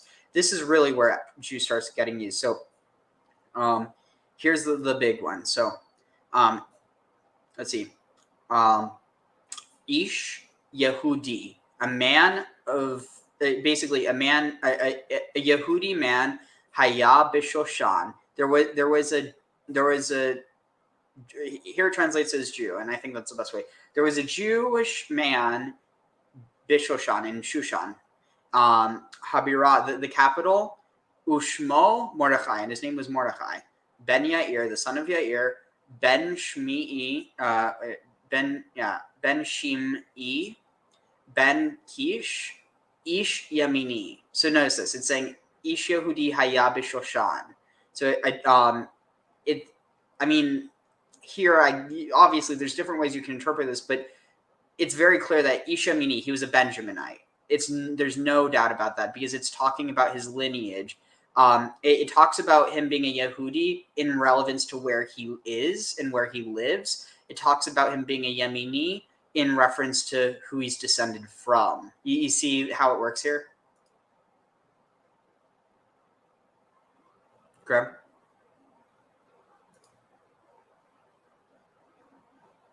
Graham? Back. No, Yeah. I get exactly what you're saying. So it's what you're saying sounds like that what I learned as a kid, that general idea of the Jews started about the time of the exile and after is not a bad rough fit for what you're trying to express here in a whole lot more detail. Yeah, and so I guess the way that you could say it, Jewish history includes before this period, but to say that there were Jews before this period is kind of a misnomer. It's almost like saying that there were Americans when you're referring to British colonists that would eventually become Americans, if that makes any sense. Yeah, so you're saying that the Jews aren't more ancient than about the 6th, 7th century BC, but Jewish tradition is millennial old. So I'd say the name, like because it gets difficult when you're talking about a people, because a people doesn't just start and end related to a name. Because if that were the case, you have Jews who don't even call themselves Jews because of the fact that in whatever language. Like I'm trying to think. Like for instance, people who I'm trying to think of a good example. Like for instance, you can have well, and then this also goes into, well, you can have Jews who are Jewish, but then they don't follow a religion, or like they don't follow the religion, or you could even have Jews who are, Jewish, but they don't even know they're Jewish. So, yeah, I mean, the point is it gets really like intricate when you look into it, but so yeah, so here that's what I broke down to when you went to the bathroom, where you have words, the metric to fit the definition for the word, and then people arguing over all of that. Yeah. And so let's see. So here in Ezra, it says that every let's see, what's this word here? And the Kol HaNisar and all of the appointed, would it be? All that remain, and everyone who remains. So it's saying here, everyone who remains. This guy's interpreting it as the Jews.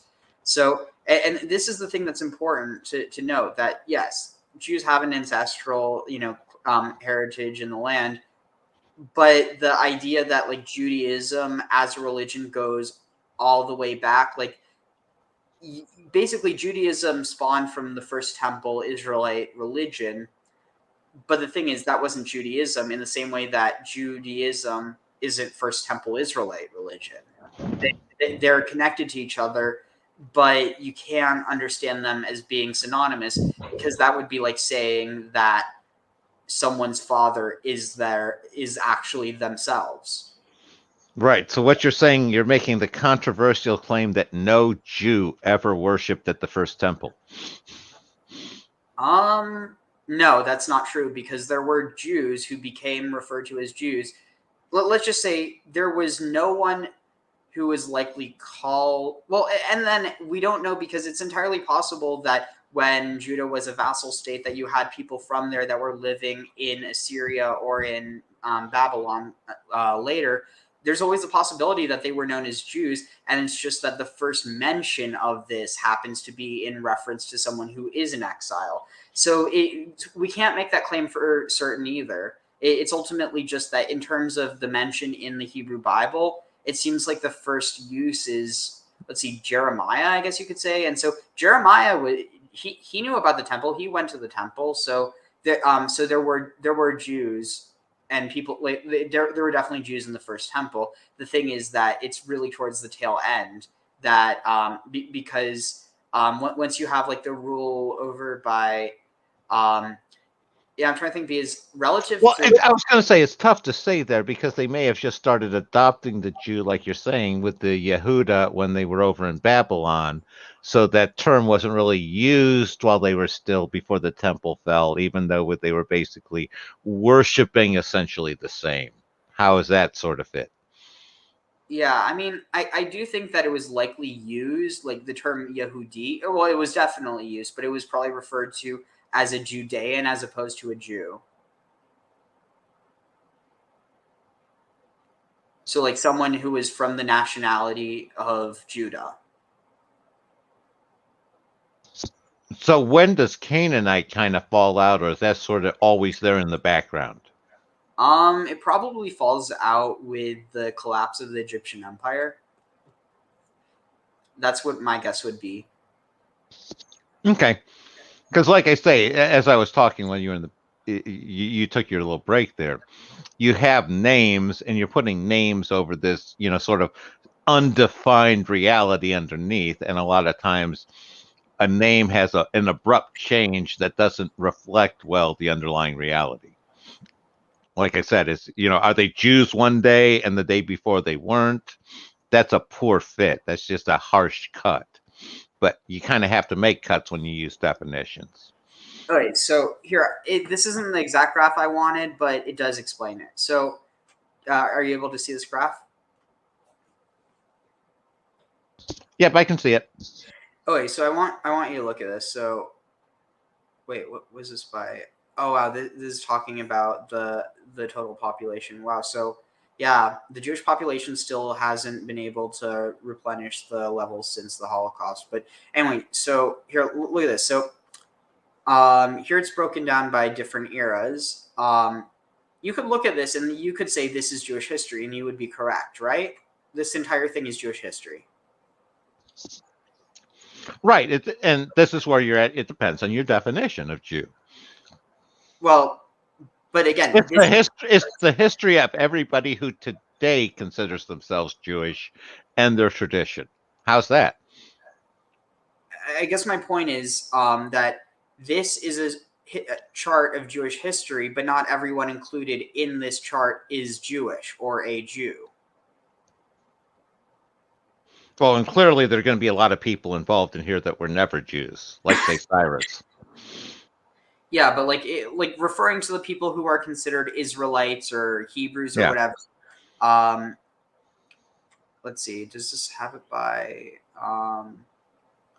Yeah. So the point is, the way I look at this is I look at it like this. I look at it broken down like this. But I know many people who are very religious or who are more religious or who look at it in a less nuanced way. They view it as this is like a tube of toilet paper that you can look down, and it's a single tube of toilet paper. But I look at the spirals. I count each one, and I count them separate. You see what I mean? Yeah, no, and my approach is much more of a, math. This is like a sine wave, warps and weave, rises and falls, and to sit there and you can give points in time, but it's kind of an arbitrary ad hoc division that just it's a useful fiction. Does that make sense? Yeah. So let's get into the text. So, let's see.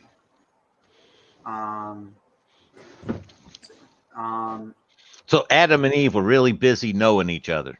Yeah. בשבוע השלישי ליובל השני ילדה את קין וברביעי ילדה את הבל ובחמישי ילדה את בתוכון. No. So on the third week of the Jubilee, it's saying, and in the third week in the let's see, in the third week of the second Jubilee, she gave birth to Cain, and it means, was it Cain for, like, a man have I acquired, from kana, to acquire, Uberavi Yalda, and on the fourth, she birthed Hevel, and Hevel means be affected by hot air, to steam. It's basically like breath, to do vain things, to be wanton to sport, breath, vapor, air, heat. It's something that like it does not stick around. So she gave birth to Hevel or Abel, and on the fifth she gave birth to her daughter On, or is it saying Avon? I'm not sure exactly how it would be translated, but falsehood or vanity. On, possession or power, strength, power, manly vigor, wealth, riches. So any thoughts on this? So this is like Awan. And so this is the thing that I've been that I brought up to Ammon, is because the like the Bacchic shout is Awa, or like Iwa, and Awan. It's I don't know. There might be some connection there. Okay. Well, what did you have for Cain again? Cain. The meaning. Oh, to acquire. Okay. I was going to say one thing here is obviously the inclusion of Iwan in, is it Iwan or Awan? Like either like Awon or On, or just say Awan. Awan, okay.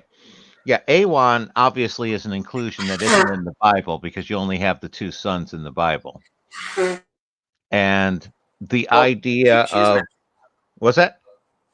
She is mentioned, just not by name. Well, I know they mentioned other children. I didn't know they mentioned specifically a single daughter. Did they? Oh, well, we've only read one verse. No, I was talking in Genesis, actually, in the actual Bible. No, I know, but you're saying one daughter because we've only read one verse. You don't know if there's more. Yeah, but I'm saying in the actual, they didn't mention names or anything in Genesis, is all.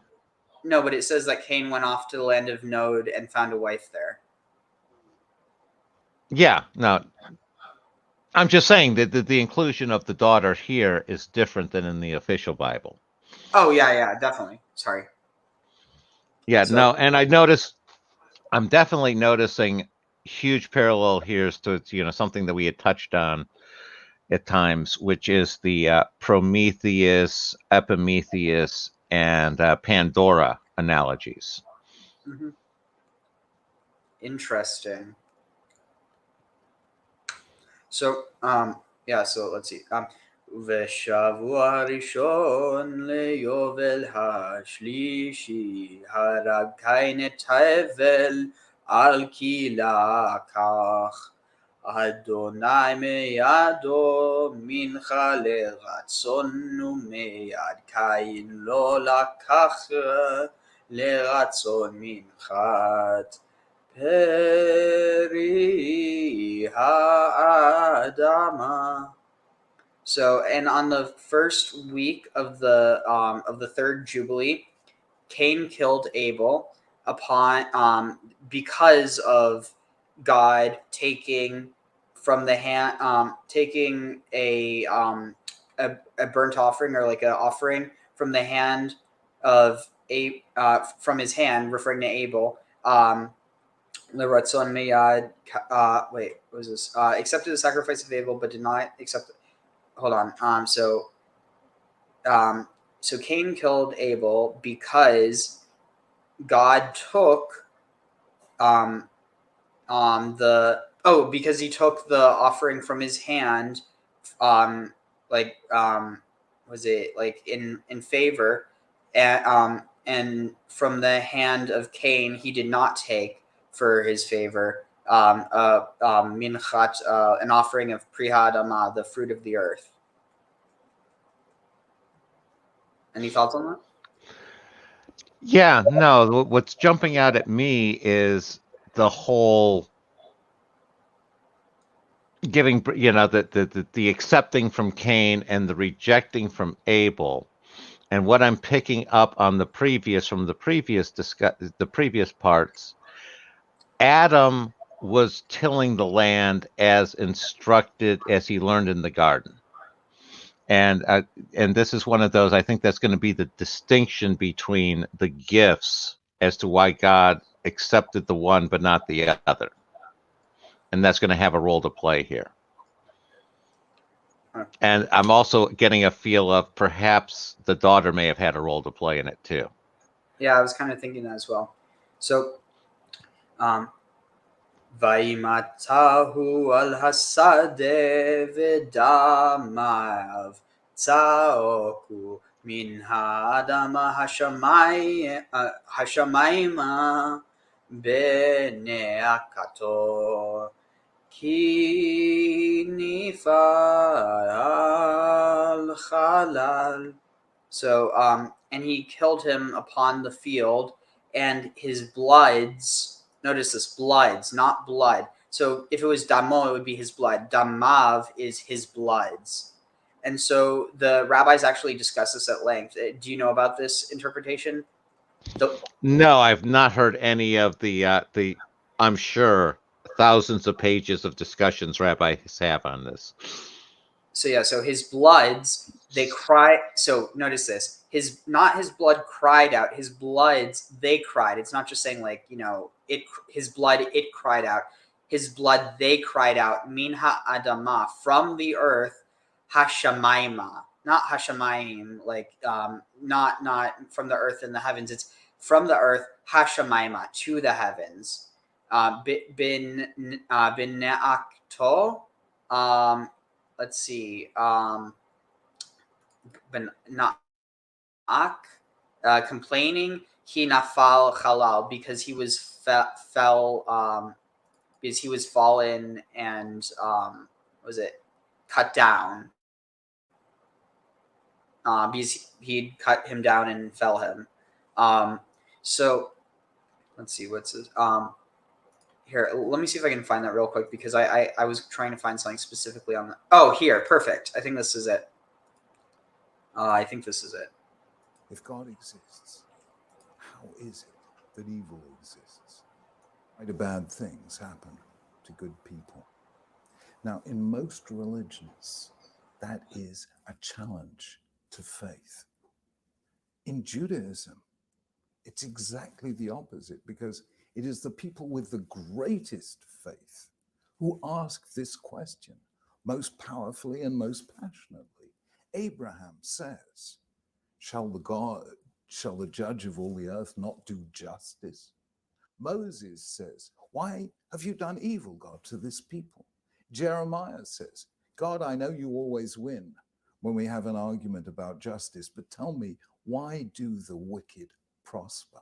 The entire book of Job is dedicated to this question. It sounds a lot So why like is it that in their every line of other reasoning, to be religion, completely honest. evil is Like, it's like, okay, God, so you're doing this, but why? You'd have the guts to do that. Oh, no. To me, that's always the question. It's God wins. The question is, why was that the choice? a threat to faith, whereas in Judaism, the question of evil is at the very heart of faith. And that led to my definition of faith as protest. God created a world, a physical world that obeys physical laws. And because it obeys physical laws, there are such things as earthquakes and tsunamis and natural catastrophes. You couldn't have a physical universe without these disasters happening. There are such things as earthquakes and tsunamis and natural catastrophes. You couldn't have a physical universe without these disasters happening. It was only because matter coalesced and formed stars, and those stars eventually exploded, spreading stardust throughout the world, that they ever coalesced to become planets, one of which was the Earth, on one of which life began. Without these natural disasters, there couldn't be a physical universe. Secondly, without giving space for human beings to commit acts of evil, we wouldn't have freedom, and therefore we couldn't even do good. And therefore, God turns to human beings and says, look, I gave you freedom. I gave you a physical world. In such a world, bad things are going to happen. I cannot solve those bad things on my own because I gave you freedom and I gave you responsibility. And now let us confront evil together. So in Judaism, the problem of evil is the simple statement of the human condition that the world that is not the world that ought to be. And in that cognitive dissonance, faith is born. Not faith as acceptance, faith as protest.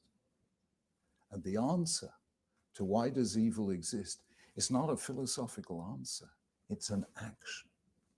If I do one good deed, feeding the hungry, healing the sick, righting an injustice anywhere in the world, I make the world that is a little closer to the world that ought to be.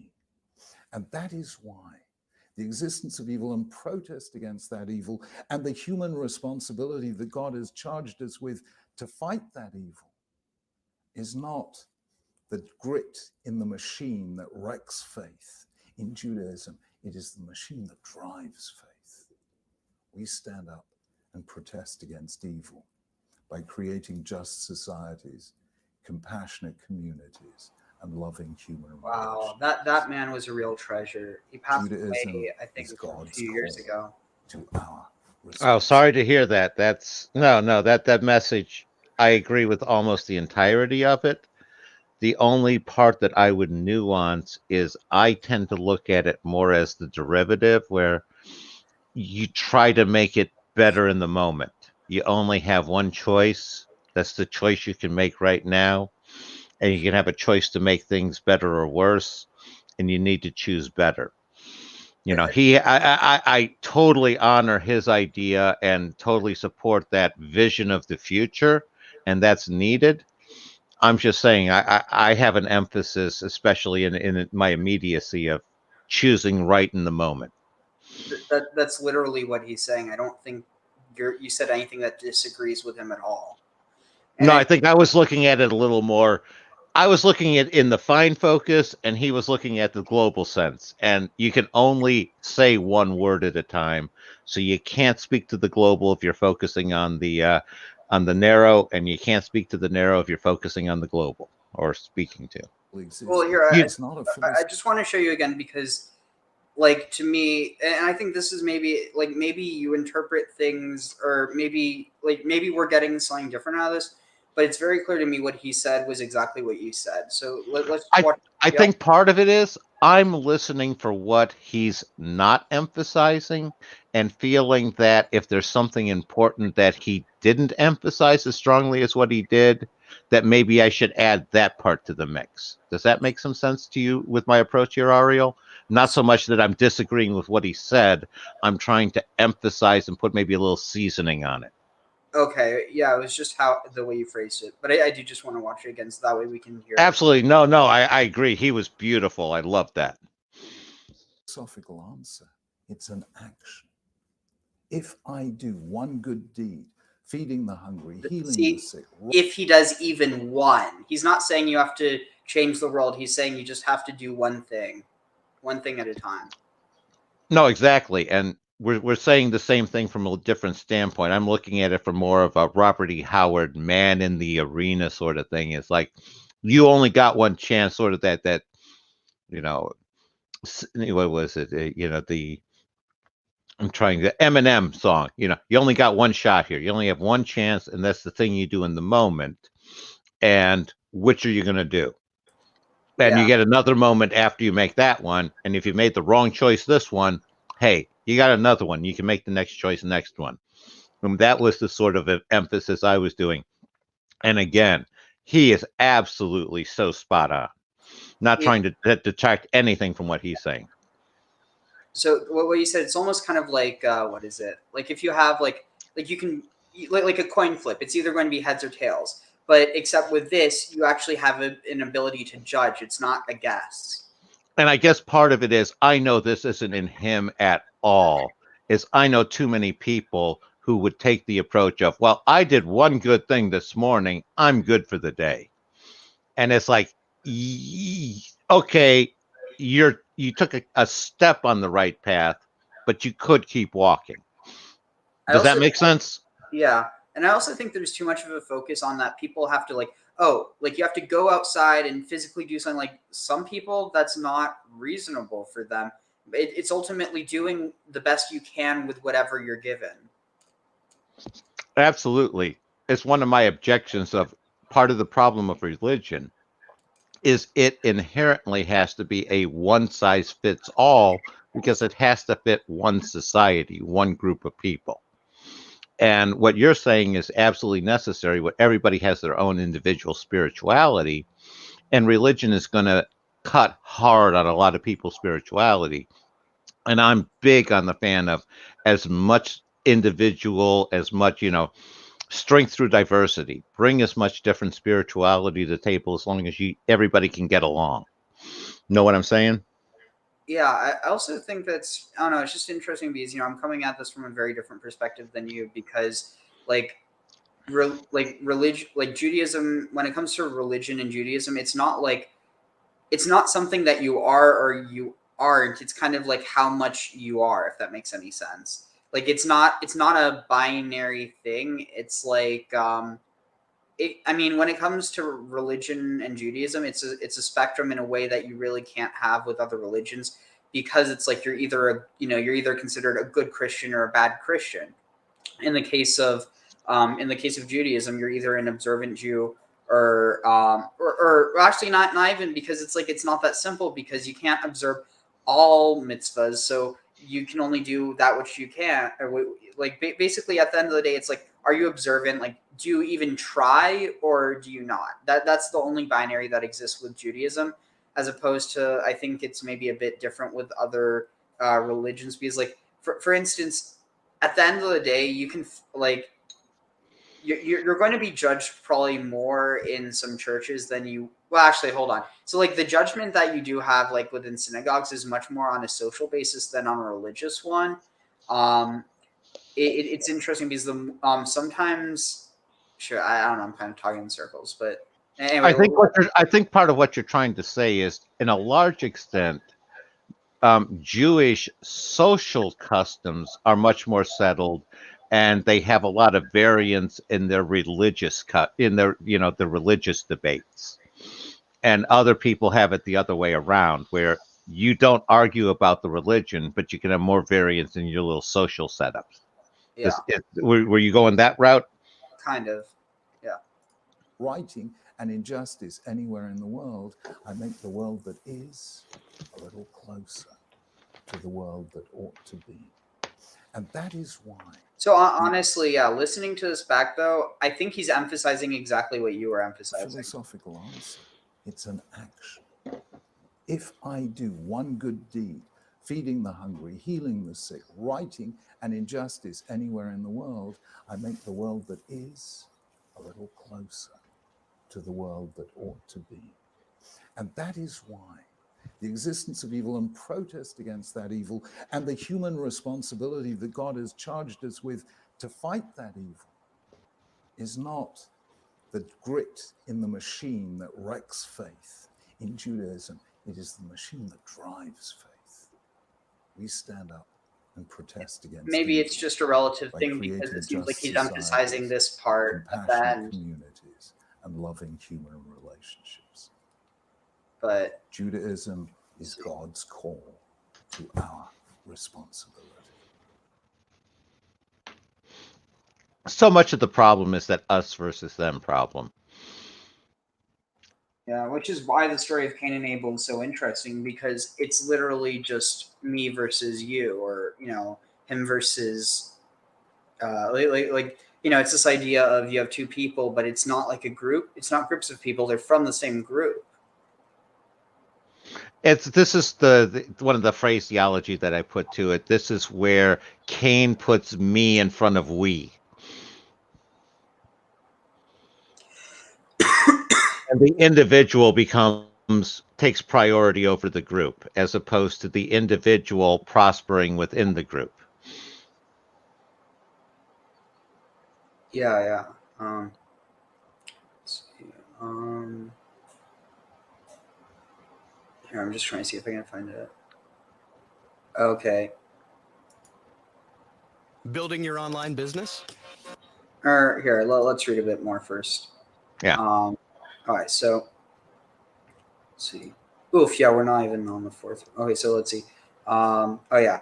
So Vayishpot Adonai. Wait. וישפוט אדוני את קין על הבל אשר הרג וישמעו נע ונד בארץ מדם מאחיו ויקללהו מן האדמה. So and the Lord judged Cain upon that which he over his killing of Abel, Yishmahu, and he placed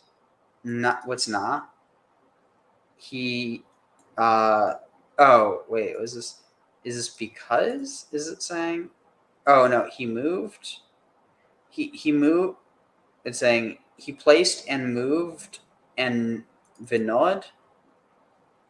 I think it's the land of wait. Oh, it means a fugitive. So and he made him to move and wander or flee in on the land from the blood, or medami, because of medami achav, because of the blood of his brother, vayiklalahu, which he had killed, min ha'adama, which cursed him from the earth. So it's basically saying that he's running from the blood, but there's this idea that he can't run because the blood is soaked into the earth, and the earth, it's basically like from dust to dust, but the blood of his brother is in the, so if he dies, he'll go back to his brother. If he stops to rest, he'll go to his brother. It's like he's trying to run away from the memory of killing his brother. No, absolutely. Echoes of Lady Macbeth right there. washing the hands in order to get the blood off. I was also picking up, building up on some stuff that I've been picking up on. Cain was tilling the land according to how Adam was instructed in the garden. So Cain is still following that standard instruction. And I noticed one of the big differences with Abel is he brought an innovation. He was taking, because before the animals were not part of the garden. Now, Abel has basically, animal husbandry. He's basically taking care of the animals similar to like they were taking care of the plants in the garden. And he's, he's basically, harvesting the animals like they would harvest the fruits of the garden. And that's what I'm seeing as one of the reasons that God would have favored Abel, is he brought innovation and something new to the table. And the problem was that Cain was pulling that all or none. It wasn't that God maybe didn't appreciate what Cain sent. It was that Abel's was that much better. And Cain had a problem with, and I'm either the winner or I'm first loser, as opposed to I did well, they did better. Maybe I should do better next time. Any of that not hitting with you, Ariel? No, it's pretty solid. So, yeah. So, לכן כתוב הלוחות, לכן כתוב הלוחות השמיים לאמור ארור מקורהו בזדון וכל הרועים בו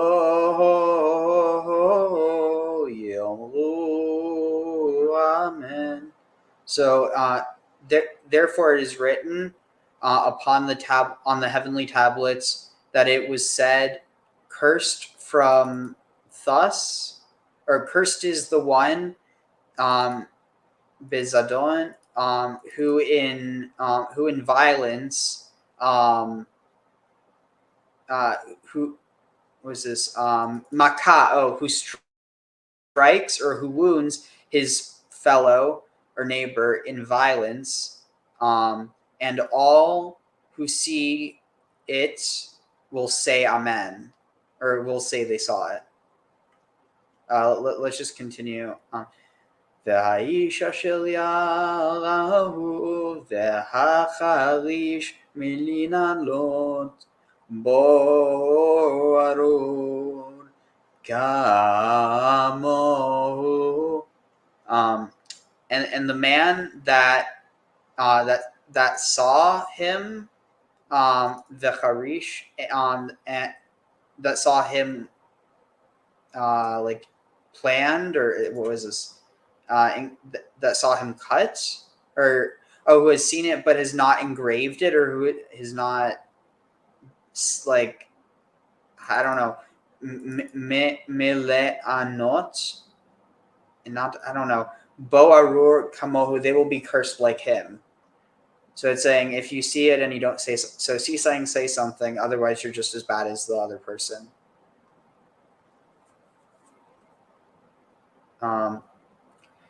לכן בוא נבוא לענות לפני אדוני אלוהינו על כל החטאים אשר נעשו בשמיים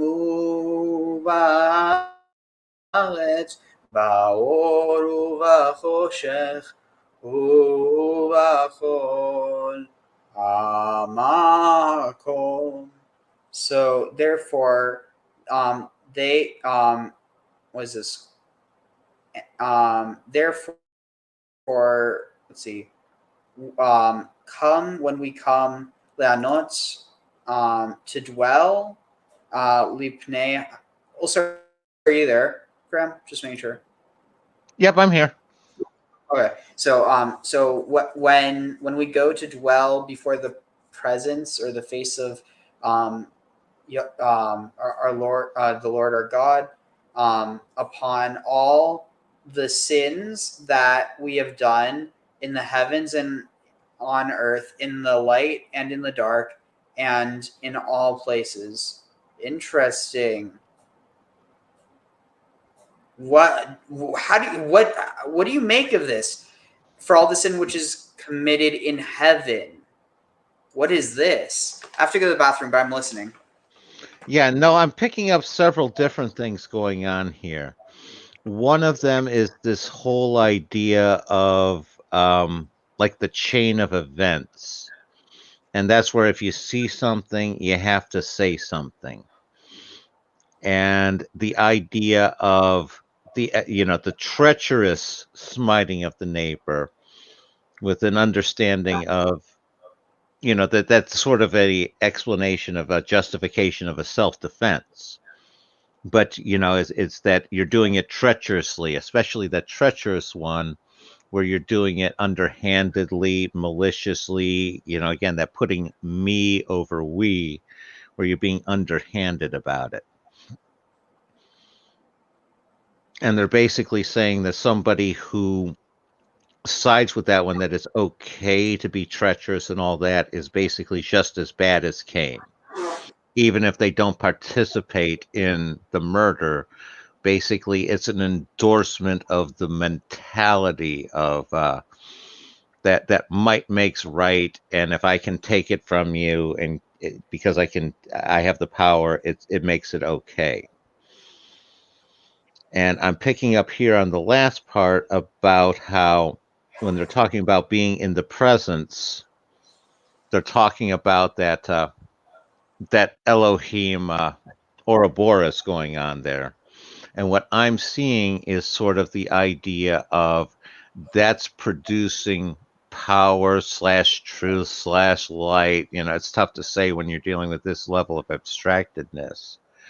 But there's basically saying that there can be kinks coming from there. It's like in the idea of, I think this is where the fall from, Satan fall sort of concept comes from, where eventually anything that's not true is going to get burned away from that power emanating from the Ouroboros. And it's just a matter of time. And that's where I'm getting there is, and that's the accursedness is once you take that wrong turn, anything built off of that is that building on a house of cards, house of sand, and it's going to get knocked down once the light of truth or that Elohim light gets shown on it. That's all good, but what about the fact that it's talking about sin that is committed in heaven? Well, that's what I was saying, is that tied into the whole fall concept. The fall of the angels. Because they'd be sinning in heaven, and that's what produced the fall. Of the angels, you're saying? Yeah. And again, with the whole fractal nature, you could probably backfit the whole Cain and Abel to a certain extent. Some of that's going to be reflected up into heaven as well in that fall. Wouldn't it be wouldn't it be more likely for it to be during the fall, or like the eating of the fruit?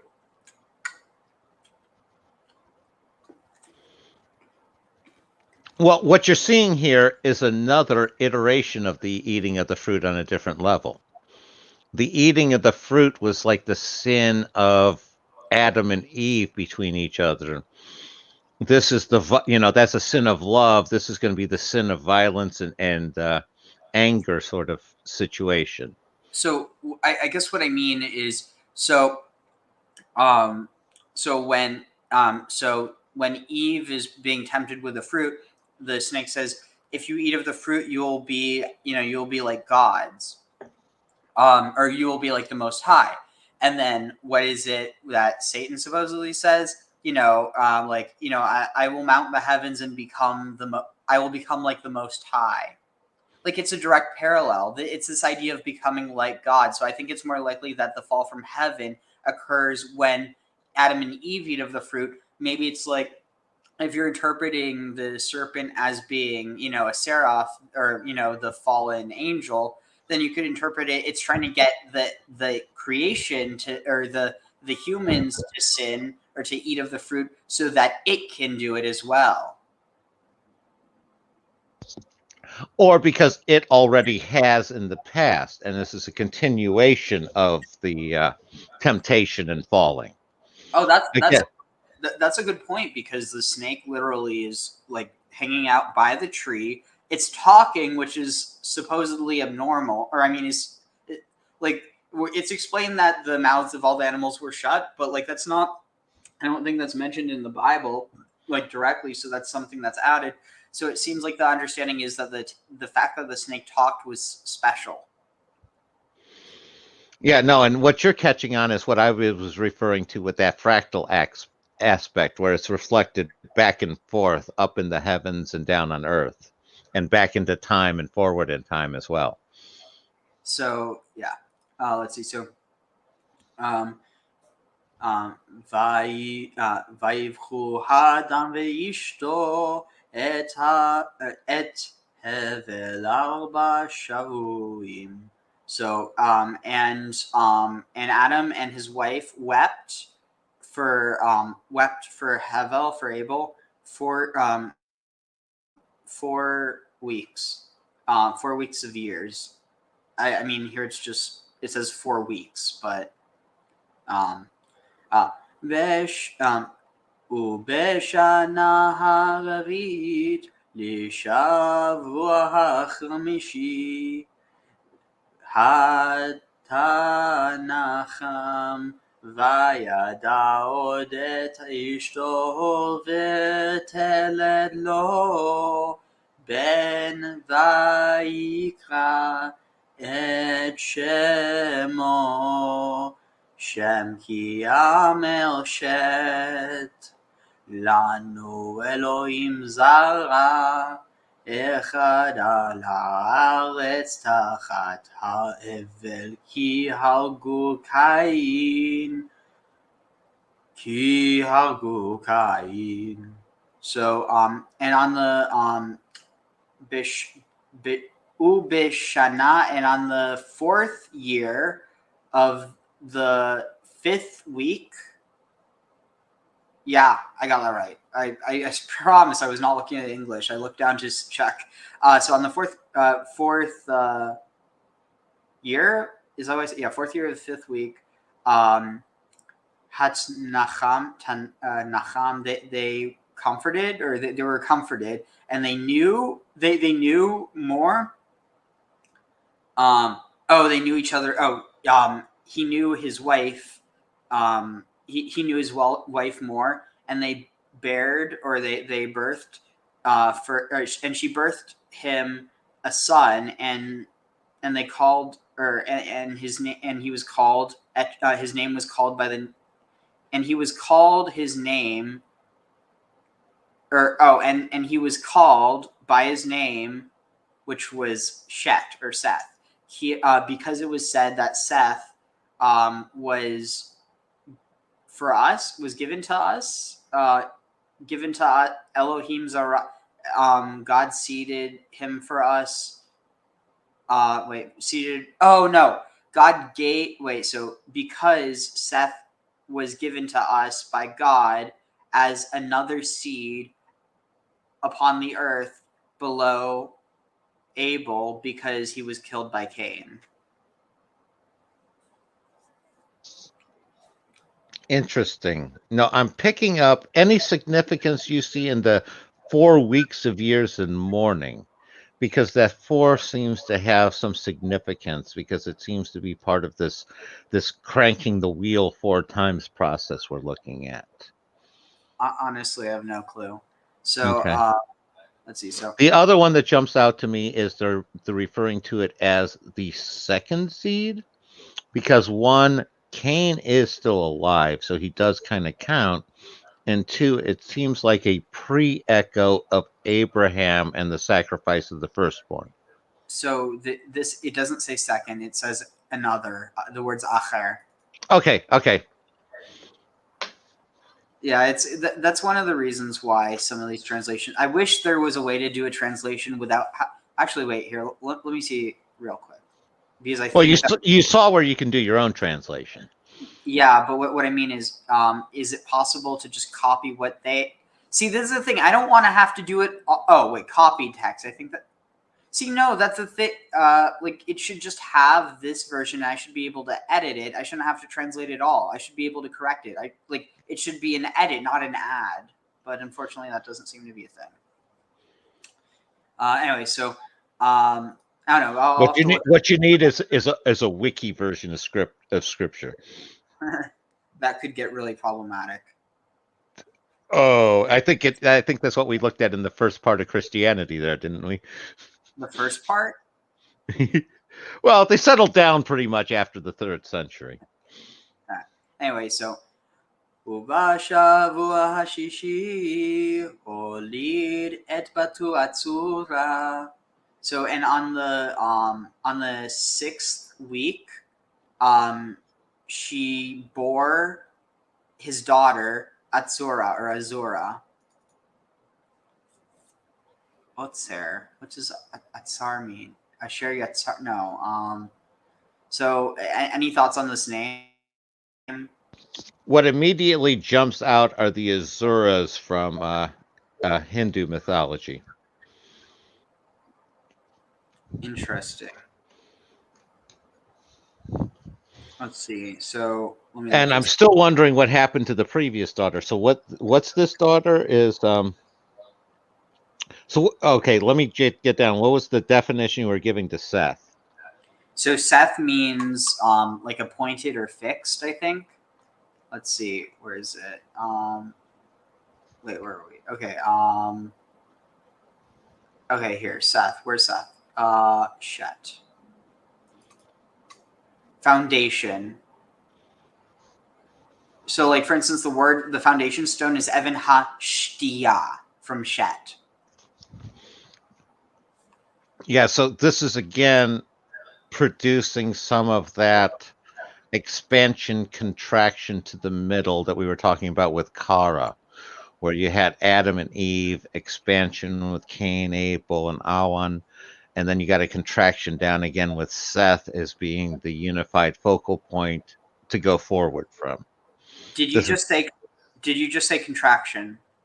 Yeah. Okay, that's interesting. Guess what Atsura means? Contraction? Restrain, retain, restraint, be restrained, stayed.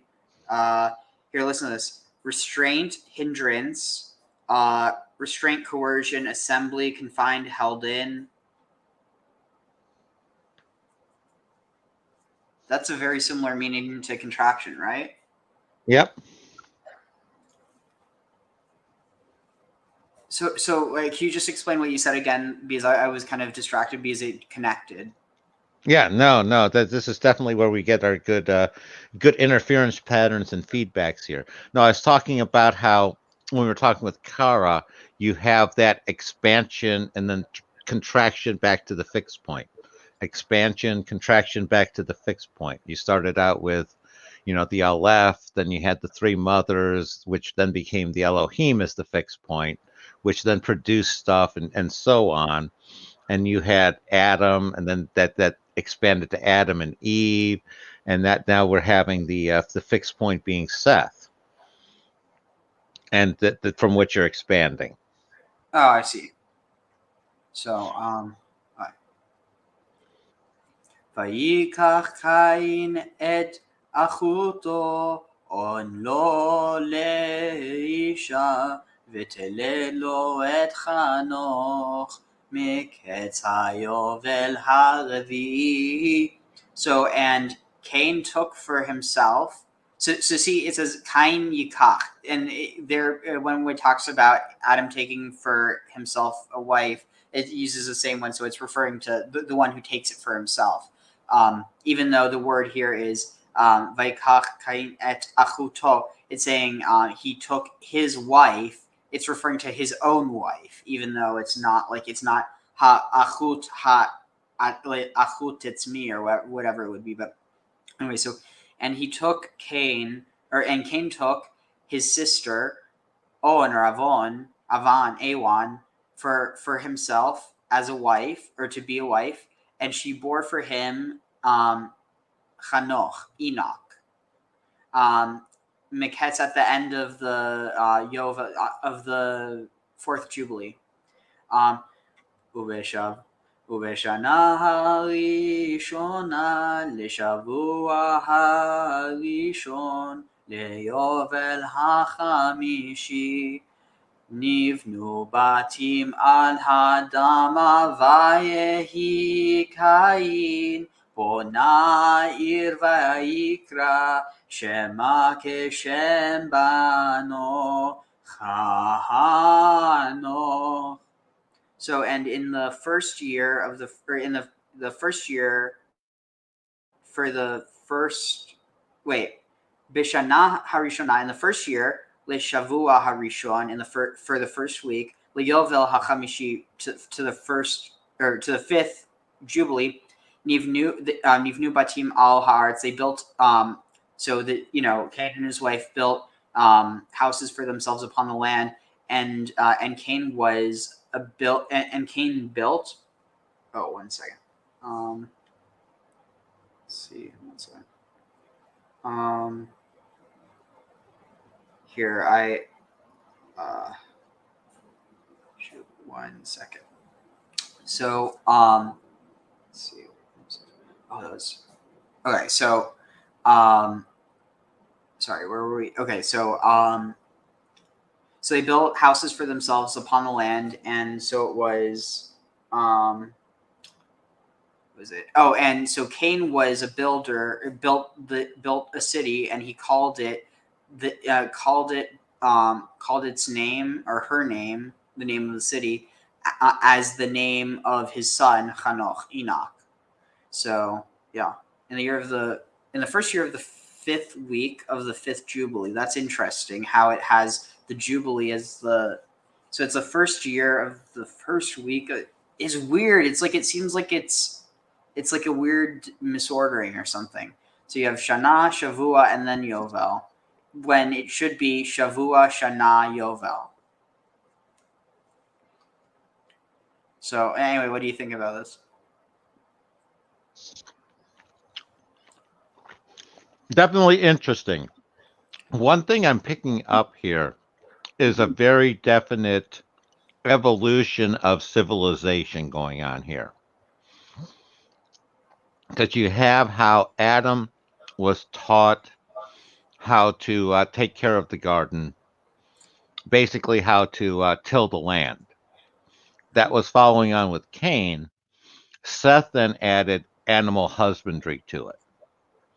Wait, you mean Abel? Sorry, Abel.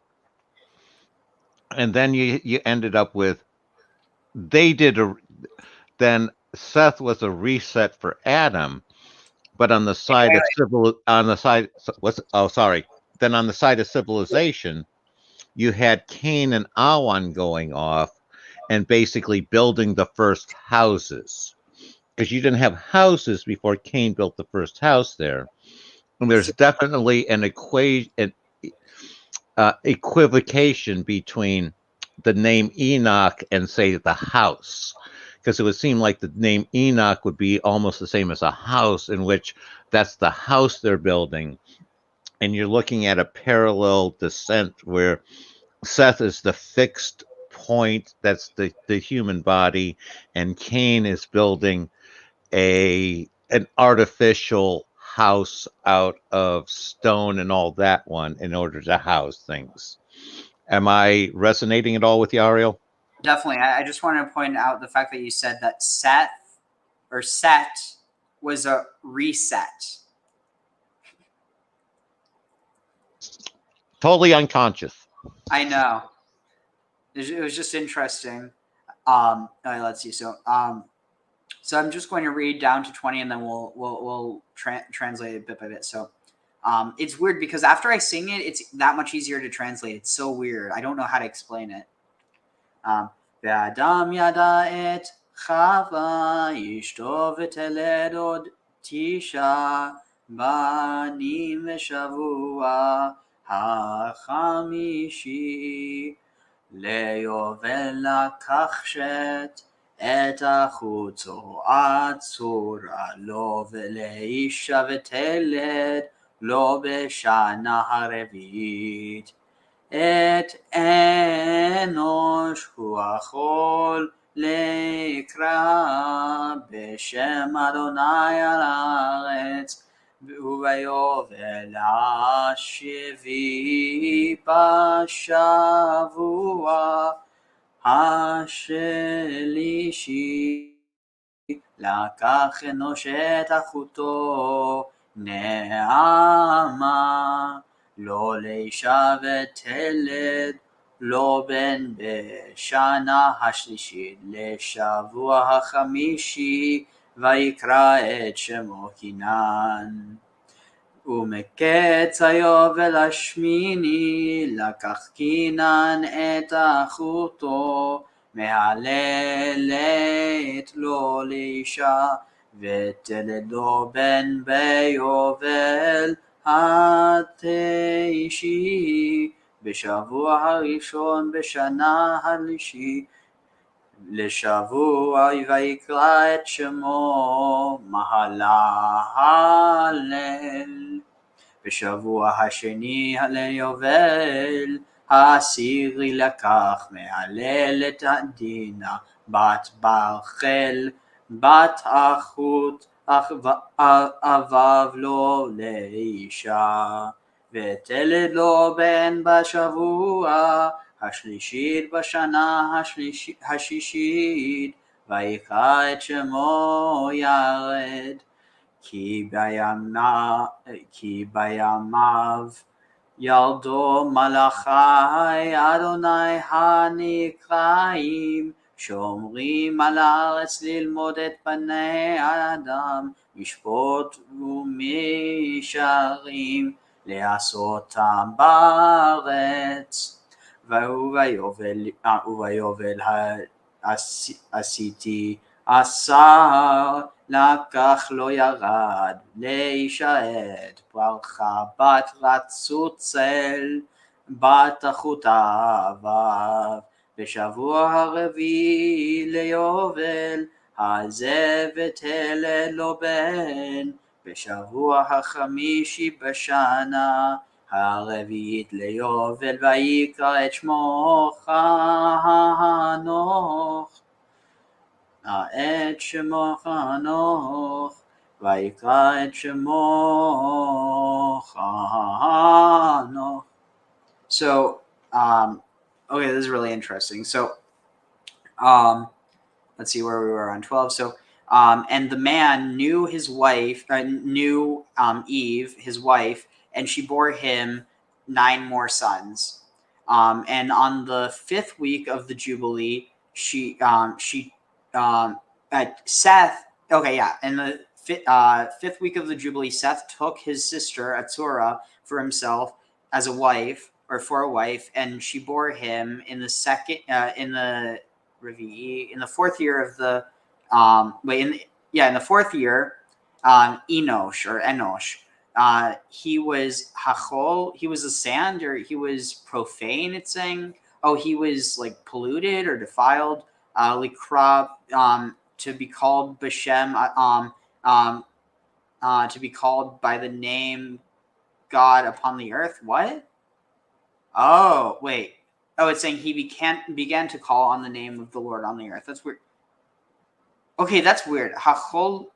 So, how is it? Oh, he began. He swirled.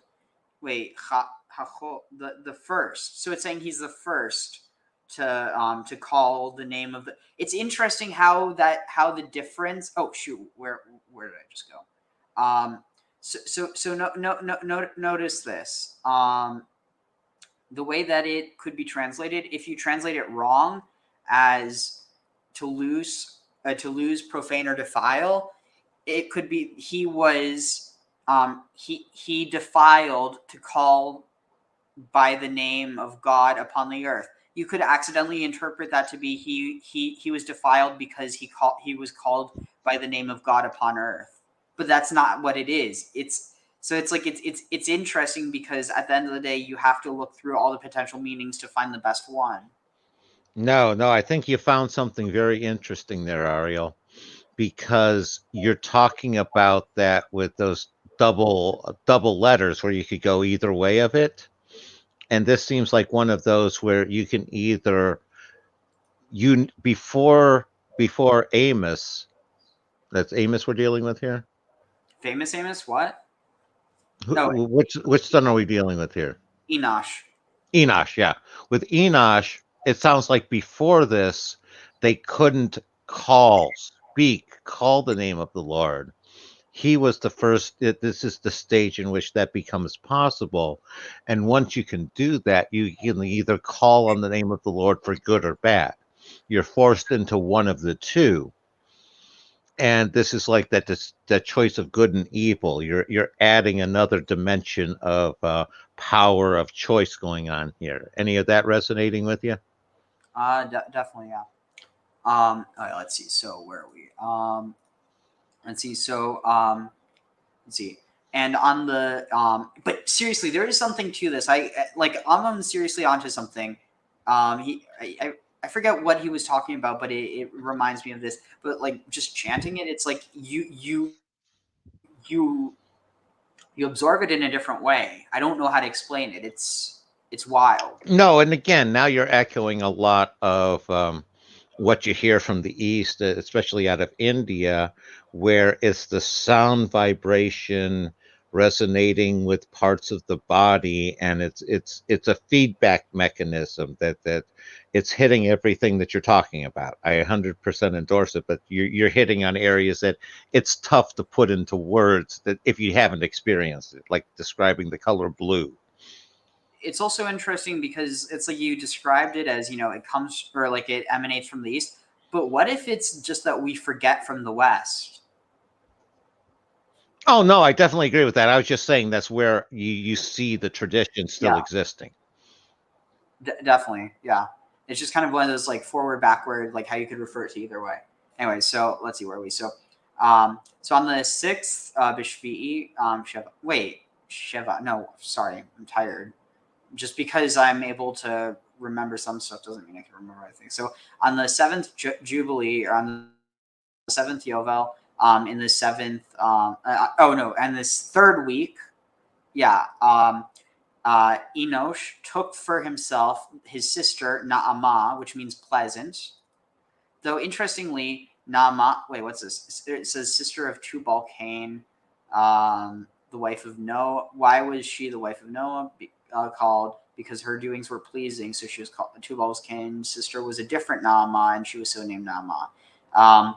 So it means be pleasant, delightful, or lovely. The male version of this is Noam. Honestly, Noam and Naamah are such really cool names. But where was I going with this?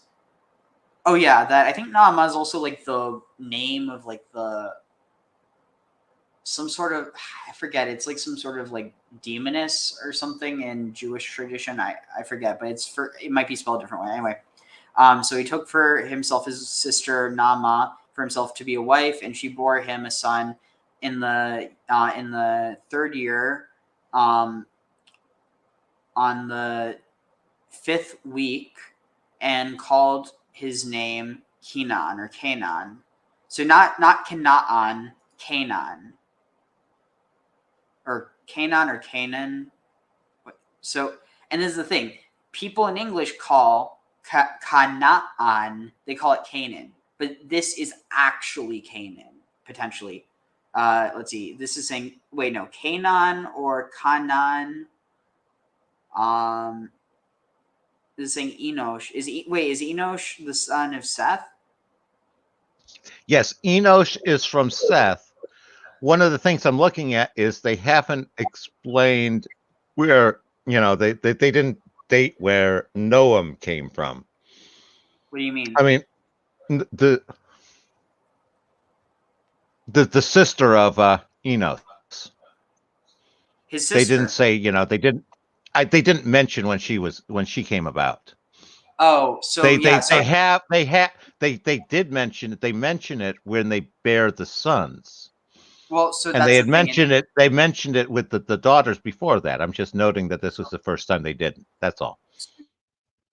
Yeah, you can't read the banim as sons. You have to read it as children because like unless it's saying like two sons or like it's referring to like, I mean it's tricky because technically you could have you could have eight men and one woman and it's still eight or like you still count it according to men, and then you could have 8 women and 1 man and you count it according to men.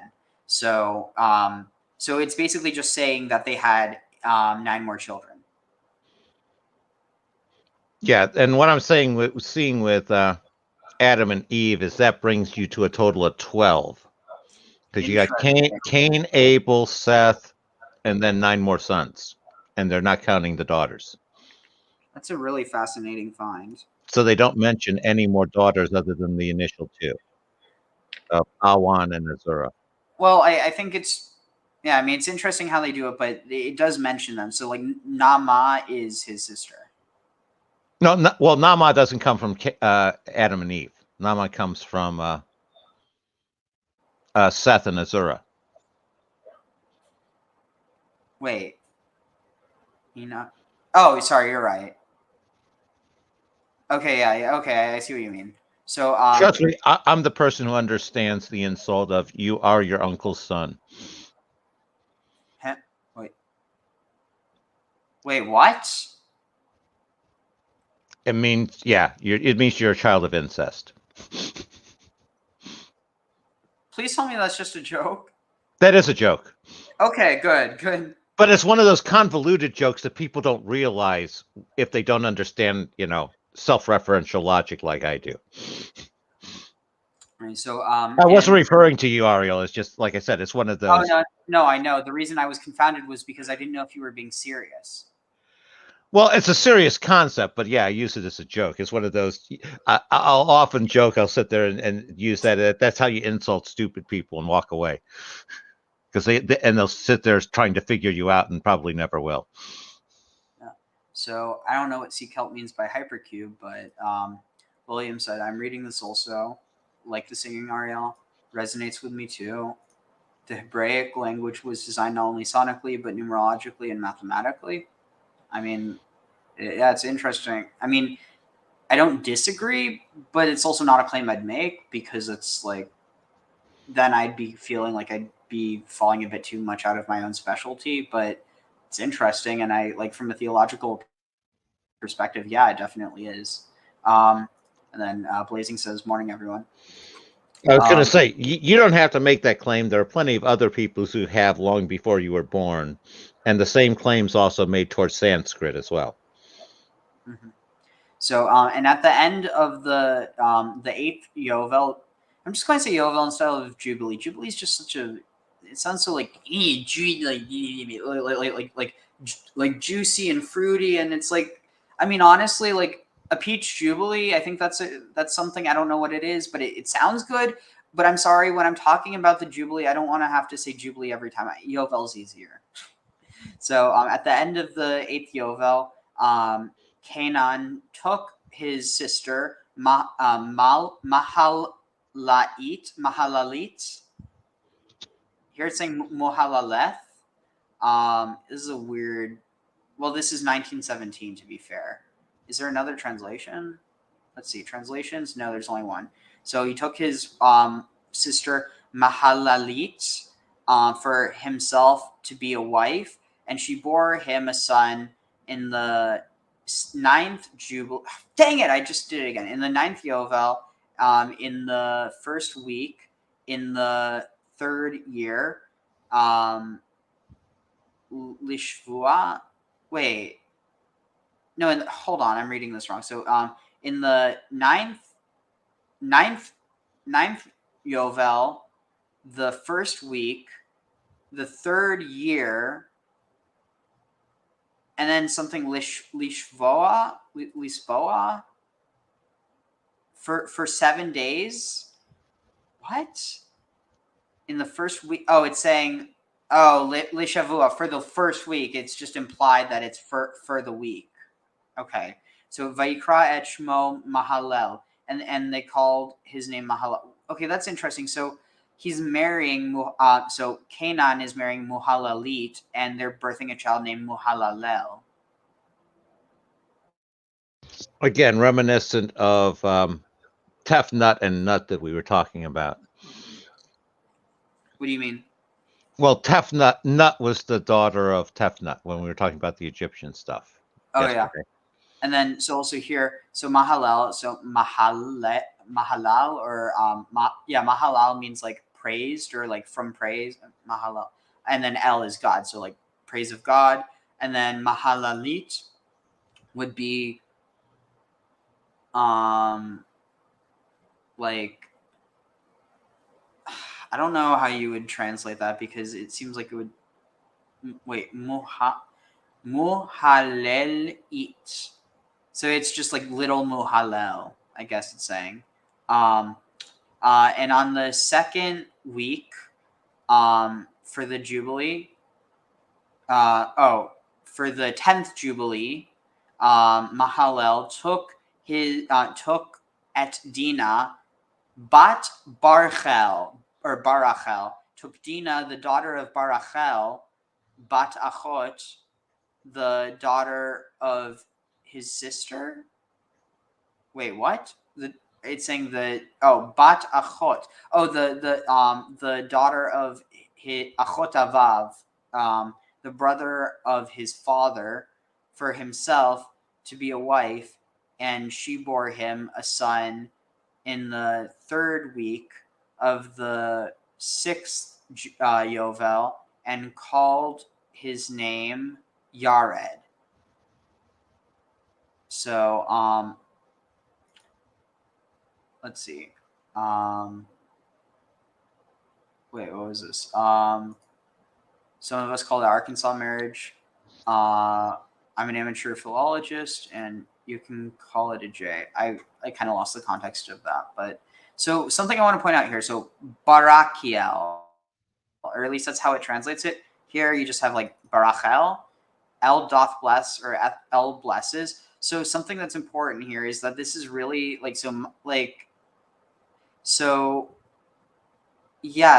once they start marrying people who it's not exactly clear where the lineage is from, you start to have these names that have L in them or EL. And that's like later it becomes that people are basically naming children after this, but originally it almost seems like it's connected to this tradition of the Watchers or the angels. Okay, I have a question for you here because what's happening is you have Enos and Noam having another son besides Kenan, whose daughter was Barakiel. No, Barakiel is the daughter of Barakiel. Wait, is it saying Barakiel is the daughter? Because I'm looking at an English translation here, and it says Dinah was the daughter of Barakiel, who was the daughter of his. It's the daughter. Okay, daughter. Barakiel is a male, and they're saying Barakiel is the daughter of his father's brother. That doesn't make any sense because you're saying a daughter is a his. No, it's saying Dinah was the daughter of Barakiel. And who is where's Barkiel coming from? Because Barkiel is the daughter of Kenan. I mean, is Barkiel the son of Kenan? Kenan has Mahila. Is Barkiel another son of Enos? Another son of Seth? One of the 9 of Adam and Eve? Honestly, I don't know. I think that's a key question here.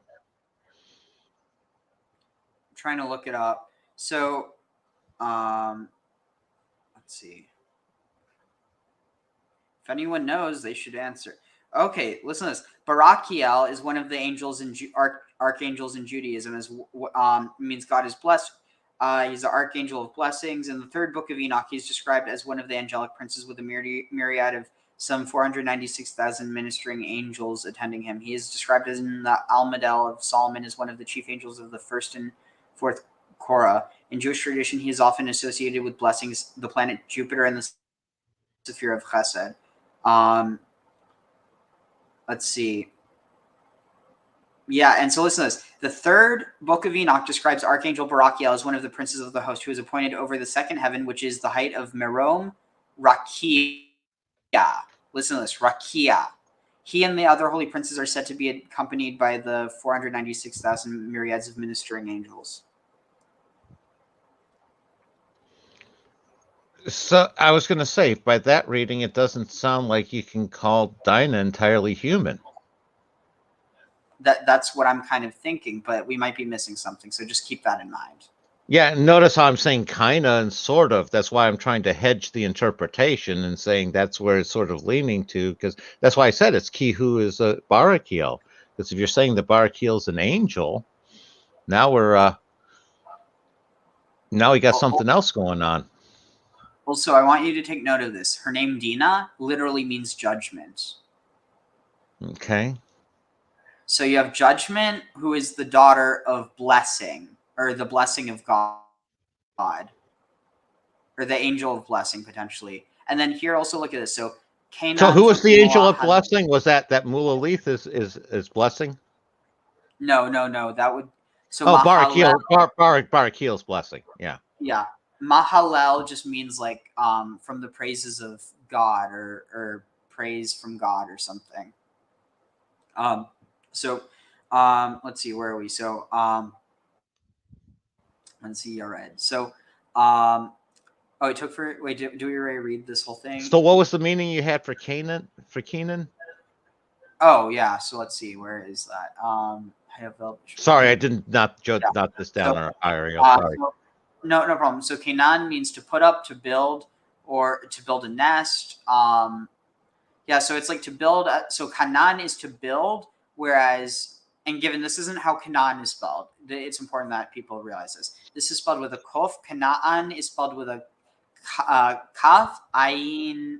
Wait, kaf ayin aleph nun. I think I might be getting part of that wrong. But the point is, it starts with a kaf, not a kof. And it's also not just a repeating. Wait, it would be kaf nun ayin nun, I think. Yeah, that's got to be it. So here, but yeah, so kaneh is to acquire, kanan is to build or put up. So there is a connection between the two words. But so let's see. So Dinah, the daughter of Barakiel,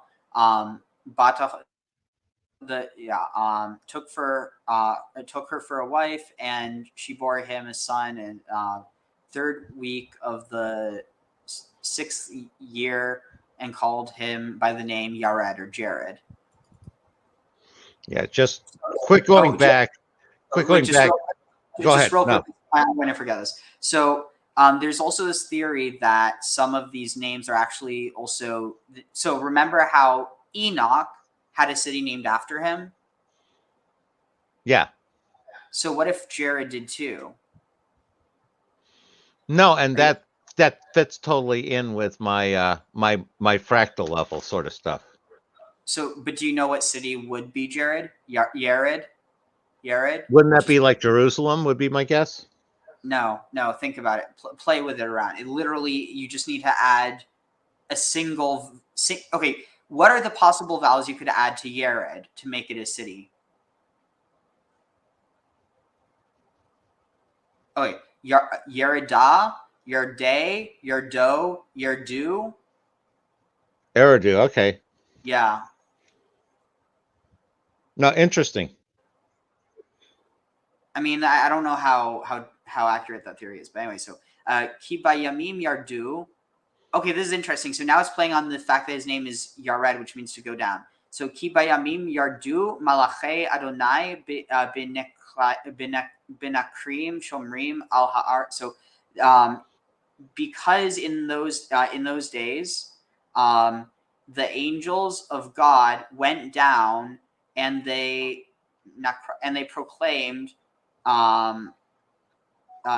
Let's see. They proclaimed and watched upon the earth to learn Lilmod et bnei Adam. To teach the children of Adam mishpot Umisharim, to teach them the law and the right and uprightness, lasotam ba'aret, so that they should do it on earth. What do you make of this? This is saying the Watchers were good.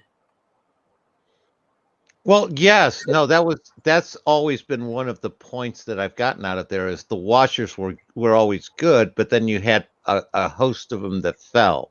They decided that it was sort of like the Watchers are doing God's plan, and then you had a group of them that said, "Hey, we like our idea better." Sort of the Cain thing. They put me over we in the sense of the group of those Watchers above the God's plan, and that's where they went astray.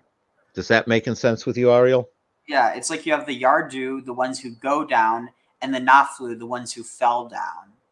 Right. So let's see. And one of the things I'm also picking up here is that cycling of instruction, because you had Adam getting instructed in the garden by, basically by God and whoever was in the garden. And he taught Cain how to do it. And Cain was following that one. So you had those sets of instructions. So what I'm looking here is you're seeing another coming down to give more instructions. So let me see here. You got Cain. Oh, sorry. I'll throw it back up. No, I'm looking at my notebook right now. Go ahead. You can start talking while I count. Also, so Mr. Blazing Up said Luluwa or Awan, according to some religious traditions, was the oldest daughter of Adam and Eve, the sister and twin. Yeah, that's what it says here.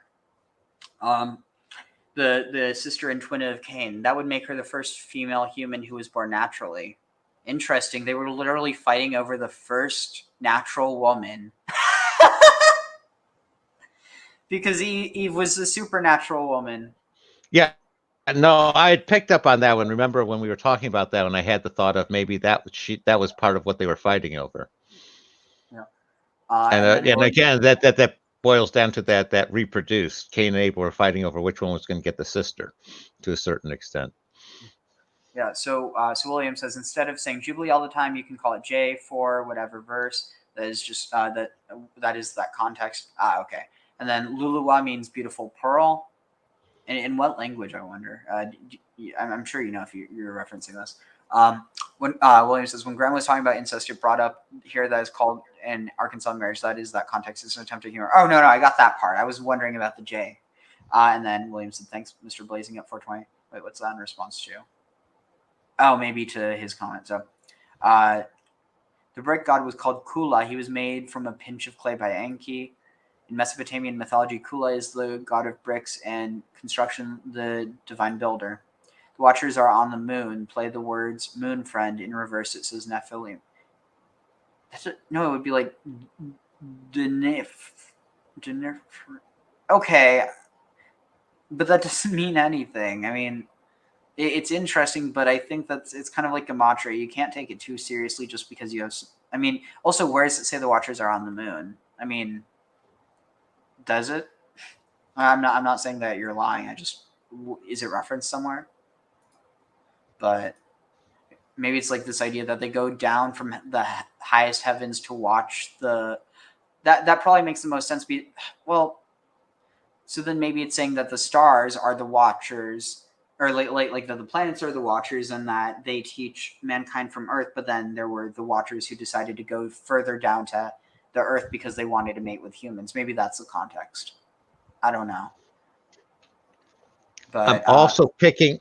I was going to say, I got one here. I have Jared being the seventh male after Adam. I don't know if that has meaning, because you got Cain, you have Abel, you have Seth, you have Enoch.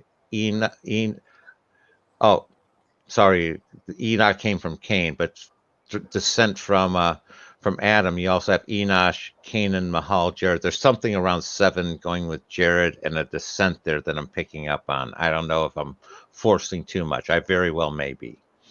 I mean, it's very Saturnian. Like, it's this idea of the 7th year you let the land rest, or that, like, basically that the 7th year, that there's something significant about the 7th year, whether it's to be harvested or to be rested. Yeah, and I'm picking up so heavily on the whole Yuga cycle concept with a clockwork mechanism here, where it clicks 7, and then you click 1 on another dial, another 7, and you do that one. And when that dial clicks 7, it clicks there again, much like the whole Mayan calendar effect. What do you mean? Well, that's how the Mayan calendar worked, was that whole wheels syncing up like that. But like, what's the connection to this? Well, it seems to work the same calendar, where it's this one goes, the 7 weeks into the year and into the Jubilees, and that whole building up that whole fractal sequence building up. The Mayan calendar had that as well. I see. Sorry, it's just I'm a very visual person, so.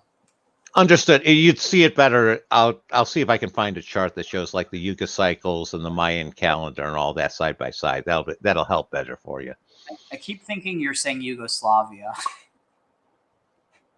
No, that's not even a country anymore. Is it? I mean, to be fair, is anything even a country? It's just invisible borders. I don't know. Israel's a country. I think I'm safe saying that. I won't be demonetized for saying that. You never know. YouTube can be weird. That's for sure. But no, what I mean is like the whole idea of countries, like how can a country exist one day and not the other day? Because at the end of the day, it's completely it's a social construct. If you're talking about the land never ceases to exist just because people decide that its name changes. Rome did try to do a pretty good job on Carthage that way, though. That is true. Anyway, here I need to give my throat a little break. So here, where did Cain get his wife? From what Wives Are Us or something? That was exactly what I was thinking, Ariel. You beat me to the punch. Actually? Or in that case, it should be Wife Is Us, since there was only one to be had. Ah. Oh, wait, I need to turn on the sound. Did Cain marry when he left? Okay, Rabbi, who did Cain marry when he left Adam and Eve? Again, Scripture is very clear about that, and that is they married their sisters. The Bible says, Torah says explicitly that to Adam and Eve were born sons and daughters. So it was there you go. That doesn't sound appropriate that they should marry their own siblings, but it was very important to the God of Israel that the world would begin with one man, not even with a wife. It was very important that the world would begin with one man. It could have been millions of fish that God created prior to men. It says, the Bible says the waters were filled with fish. I mean, it was they probably were, I don't know, thousands, millions of horses or whatever, millions of trees, but one man. And in order to obviously that, why did God start the world? Lama nivra odam yichidi, which means why did God create man alone? Why didn't he just fill the whole world with people? Because he had to then begin. If he's starting with one, it means that their first descendants were marrying their siblings.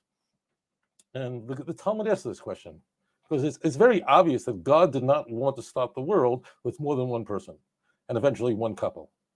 And the Gemara tells us, the Talmud tells us there are two reasons why that this was a part of God's plan for mankind. First of all, that every person should know and be able to say that for one person it was worth creating the whole world. One of the dangers that people have in their relationship with God is they don't feel important sometimes, and they feel that maybe I'm not worthy. Maybe I'm not a valuable person. Maybe God has more important people to take care of, to attend to. So God wants you to know something. He wants you to know that he would have created this whole universe just for you. And I'm talking to you. Whether you're in Thailand or in Florida, Hashem loves you. And the purpose of this world was not fish. They're beautiful. Certainly God's creations reflect his wisdom and might. But the world was not created for mountains and for goats. It was created for mankind because only man has free will. This world was not fish. They're beautiful. Thailand or in Florida, Hashem loves you. And the purpose of this world was not fish. They're beautiful. Certainly God's creations reflect his wisdom and might. But the world was not created for mountains and for goats. It was created for mankind because only man has free will. Only man is creating the image of God. Only man could choose to have a relationship with God. No other creature in the world, no animal, even the most intelligent animals like an orangutan or a dolphin, very intelligent animals, no animal ever believed in God. We're created in the image of Hashem. We have real free will. We not only have primary thinking, but we have secondary thinking. And Hashem wants you to know that he would create the whole world just for one person. That's a very, very important message. And the second reason is to convey the message that no person should say that my ancestors are greater than your ancestors. We all come from one couple. So therefore, that's very important, not to say, oh, look at you, you know this. If God had, let's say, started the world with thousands of people, which he could have done, could have filled the world with people right at creation, just as he filled the world presumably with horses and fish and sharks and whatever. But he didn't. Why? Because if the world had been created with thousands of people, so a person would say, well, I come from a totally different first person. Hashem said, no, every person is created in the image of Hashem. And in fact, we're all descendants of Adam, and ultimately we're descendants of Noah. So that's critical. And that's why the first descendants of Adam, brothers would have to be marrying their sisters to produce the world that we live in today, filled with mankind who can choose or reject a relationship with God. That's critical, because just a point, in classical Jewish thought, saying I love you is only meaningful, choosing a relationship with God is only valuable if you can choose to reject that relationship. And man has that ability. אדון עולם אשר מלך בטרם כל יציר נברא עת נעשה בחפצו כל אזי מלך שמו נקרא ואחרי. Sorry about the sound. But yeah, so what do you think about that? No, I think that's interesting. It's that the whole sister wife concept obviously harkens back to that whole Egyptian thing with the pharaohs marrying their sisters. And let me see here. Let me grab my notebook real quick. No, like I said, the descent from one, that was what I was going to say. I don't necessarily draw as firm a distinction between humanity and, say, other mammals, because many of them, dogs and cats show much more humanity than a lot of humans. So I have trouble drawing as firm a distinction as Rabbi Singer was going there. Well, but that's the point. They don't have a choice to act how they do. We do. I'm not sure. And that's the thing. I accept that other people are willing to declare that about animals, as 100% of other animals are that way. I'm not willing to write all of the other animals off that way. See, that's if other people, and that's just a difference with me. If other people are willing to jump off that cliff and say none of the other animals are capable of doing that, that's them doing it. I don't have to jump off that cliff. So that's not what I'm saying. What I'm saying is we have the like for instance,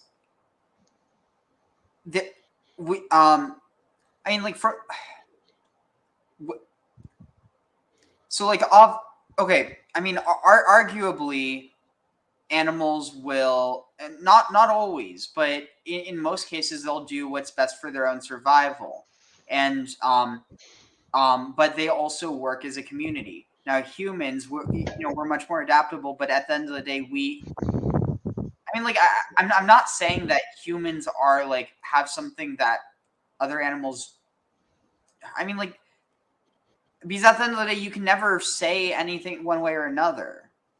And that's part of where I was saying where I'm differing from Rabbi Singer, where if you're saying that humans are special, then you are saying that there is something in humans that the animals lack. And I draw some of this from my personal experience. And for me to be able to say that, I have to sit there and ignore my cat coming up to me and apologizing to me for going to the bathroom in the wrong place in the house. That happened. I had that experience. He came up, he laid down, he turned his belly up and caterwauled like he was dead and wouldn't get up until I basically petted him up. And I thought he was sick, but I had cleaned up a spot that I found that he clearly messed weeks or months earlier. And I trained him where if I catch him going in the wrong place, I'll rub his nose in it. I taught him, and he saw me doing it. He saw me cleaning up. After I cleaned the whole thing up, he came up to me and laid down, turned his belly up, basically, I'm at your mercy, and caterwauling like he was dying. He was apologizing. He knew he had done wrong. He knew I saw it, and he knew I didn't punish him, and he was apologizing. How do you say that's not something akin to human? So that's the thing. I'm not saying that. Like it's hard to parse, but basically that it's like animals are naturally that way. I mean, there's some animals that are naturally loving, and some animals that are naturally like vicious. But at the end of and whether that's by species or by individual animal, I mean, in a way that's similar to humans. But at the end of the day, I think that there's a better, or I mean, like I don't know. Yeah, now that you really push me on it, it's one of those things that like it's really really hard to actually say. And that's why I'm not faulting Rabbi Singer or you or anybody else who does so. I'm just saying I can't go along with you there. And I have my reasons, factual, logical reasons why I can't too. So I guess it's also just how you word it, that you can't go along with that, as opposed to just saying that you disagree with that. Like the two words have different contexts, at least in my mind. So which one is the better phrasing? So I use the better one going forward. That you disagree, because one is just, you either disagree, and the other is like, it sounds like you have an issue with it, if that makes any sense. Okay, because actually that goes against my instincts, because if I'm saying I disagree, I feel I'm putting up that hard stop saying that there's this huge distinction. If I'm saying I can't get along with it, I'm sort of giving a little bit of a nod saying, yeah, okay, but I can't go entirely there. And that's what I was trying to nuance in my differentiation there. But you're clearly telling me what I'm trying to communicate is not coming across. Well, and that's the nuance of language. It's just impossible to always communicate, Okay, and this is interesting. That's why I'm trying to correlate my old school, what I learned back in the 60s, 70s, and 80s to communicate with people, because that would have carried more of that message then. That if it doesn't now, I need to adjust and communicate so people understand me today. You know what I mean? And that's why I need to work out with, people who are a little more gentle with me and, can give me some leeway. And I appreciate that from you, Ariel. Thank you for giving me some gentle correction on these important areas. Of course. I mean, at the end of the day, that's just my own perception. Like, and I mean, that's the thing. Like, we all, there's this idea that everyone is their own world. And it's not to say that, like, oh, we each live in our own world, but it's this idea that we each are, everyone lives in a slightly different world. It doesn't mean that we don't share a world, but just that, we have different perspectives. Yeah, no, you're hitting that parts in the whole thing that we keep talking about. Everybody is their own world within a larger world that we all share. And we all contribute to that larger world, and we impact each other. Mm-hmm. So let's get back to the text. Yeah. Let's see, 1 second. Trying to find one that covers this real quick. Just give me a quick moment. But while you're looking on that one, what did you think of my thought about, the Cain and Abel and that whole pre-echo of Abraham with a sacrifice of the firstborn, sacrifice of like that first family sort of concept? I don't know, maybe, but it doesn't. So you're saying that basically that Cain sacrificed Abel? No, that's sort of like basically it's that idea of the first of each one are kind of sacrifice, kind of, it's where and even up to Jesus where he was the sacrifice. It's like the first one gets sacrificed so that the later can go on. Interesting. All right, so oh dear Lord. Again, huge speculation, just talking, I'm trying to find one that is not too Like frankly, one that is a Jewish source and not just some. Yeah, I guess, and this is a little bit off topic, but that whole humans and animals having that firm distinction, it doesn't justify, but it can easily allow people to slide down that slope towards animal abuse and stuff, where Yeah. it's okay to do it. And you can see where, and it becomes dangerous because once you start doing that with animals, you start looking at other people, and it's like, well, that's on four legs and fur different than me. I get to do that. Well, that person is, different color, different something. Now I get to dehumanize them too. I don't know, just kind of just rambling while you're looking. All right, here. See, Shabbat Shalom, friends. This week we are entering Parshat Breshit in the new book of Breshit, Genesis, creation. It is well known. And we enter a very, very famous story over here involving two brothers. They both came from Adam and Chava, Adam and Eve, respectively. Their names was Cain and Abel. Everyone knows the story that Cain, they both brought different korbanot, different sacrifices to God. And at the end, Cain got jealous of Abel's sacrifice and murdered Abel in cold blood over here. What happened naturally? Let's just relive the situation. It was actually Cain that came up with the concept of bringing the first korban to Hashem. He brought korban. However, the korban, according to Rashi, was something garua, was from the Adamah. It wasn't of the choicest. So God didn't accept his korban, his sacrifice. However, Abel's korban was of the choicest. It was of the fat of the animal. It was given. And Rashi said that it was Hashem accepted it. Animal brought korban. However, the korban, according to Rashi, was something garua, was from the Adamah. It wasn't of the choicest. So God didn't accept his korban, his sacrifice. However, Abel's korban was of the choicest. It was of the fat of the animal. It was given. And Rashi said that it was Hashem accepted it because it was something choice. It was something. Shabbat Shalom, friends. This week we are entering Parshat Breshit in the new book. However, accepted it. However, Cain was very, very jealous. Something that was well accepted it because it was something choice. It was something luxurious. It was something that was well thought, and Hashem accepted it. However, Cain was very, very jealous of Abel at the end and killed him, murdered him in cold blood.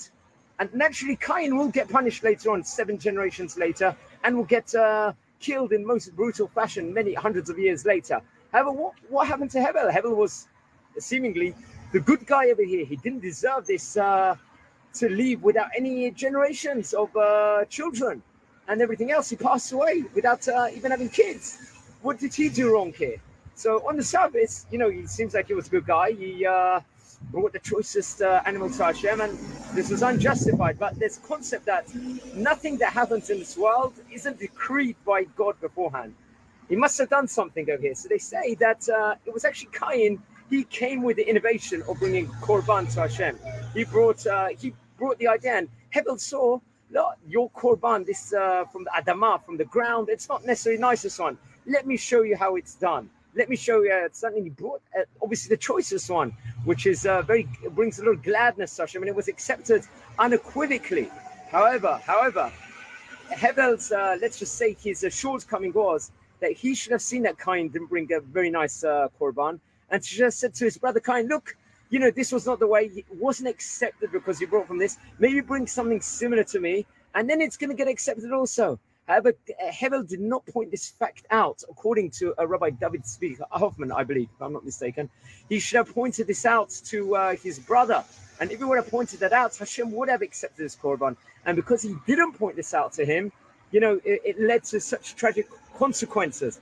And we also see that at the end, the punishment of Abel over here was that he would die, unfortunately. And Cain, eventually, he would go into exile over here. And there's another similar Gemara in the Masechet Sotah that actually says, in Tractate Sotah, that when there's two Talmidei Chachamim that know a lot of unequivocal amounts of Torah, and they don't share it with each other, at the end, the punishment will be that one is unfortunately going to die, and the other one is going to end up being exiled, put into Galut at the end.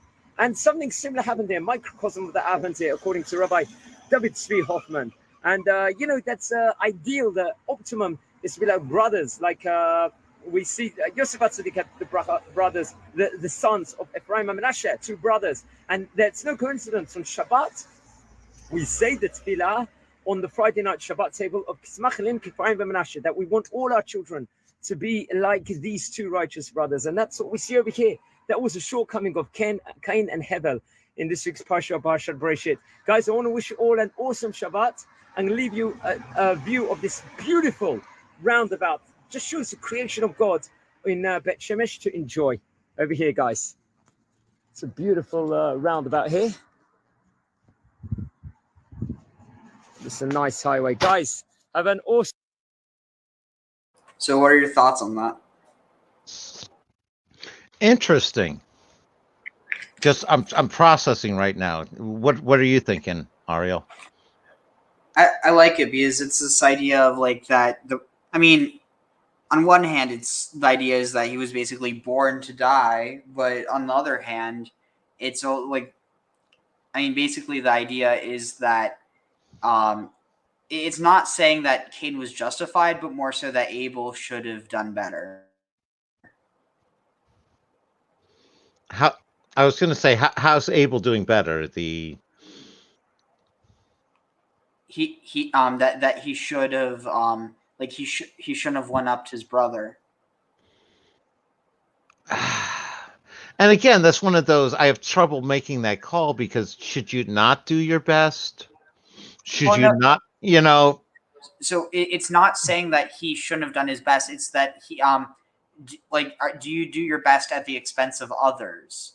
Because the idea is if they would have given the same sacrifice, then they both would have gotten the same reward from God. No, I get that part, but it's the other one is if you're capable of offering something better to God, shouldn't you offer something better to God? And that, because to me, that was sort of what the point of the lesson is. If it was innovation, it was bringing something new, and that was actually why God preferred it.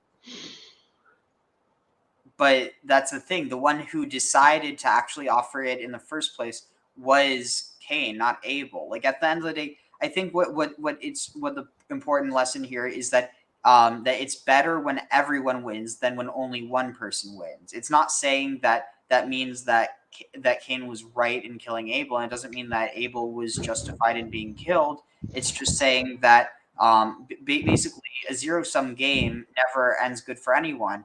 But if he would have had the forethought, and again, it's like, why would have he thought to do this? Why would you think your own brother would kill you over that? But if he would have suggested that that maybe the offering that Cain gave wasn't as good, then and offered like, hey, maybe you can have some of mine and we can offer it together, or here I can show you where I got this or how to do it, then there's this idea that they both would have been accepted. So maybe it's not that Cain was bad and that's why he was stingy with his choice. Maybe he just didn't know how to shepherd. No, I think you're onto something, and I think that the resolution here is a matter of insight, because what they had there was Cain was the winner for coming up with the idea of sacrificing. Abel was a winner for coming up with a better sacrifice than Cain. I see two winners there, and the problem being the people trying to argue which of these two innovations was the better or more important. And that's when you get into trouble, is when you have something that are fundamentally distinct in some ways, trying to say one of them is on a spectrum better or worse when they don't totally fit on a spectrum together. Am I making sense there, Ariel? Definitely. Here, it's like part of Cain's mistake for killing Abel was not recognizing that Cain was also a winner. And if Abel was trash talking and not helping Cain, then he contributed to the problem as well.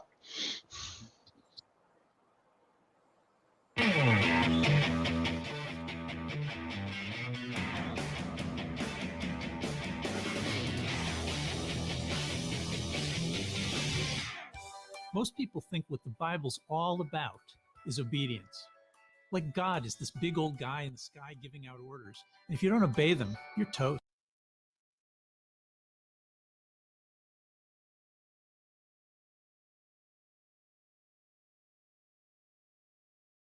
Most people think what the Bible's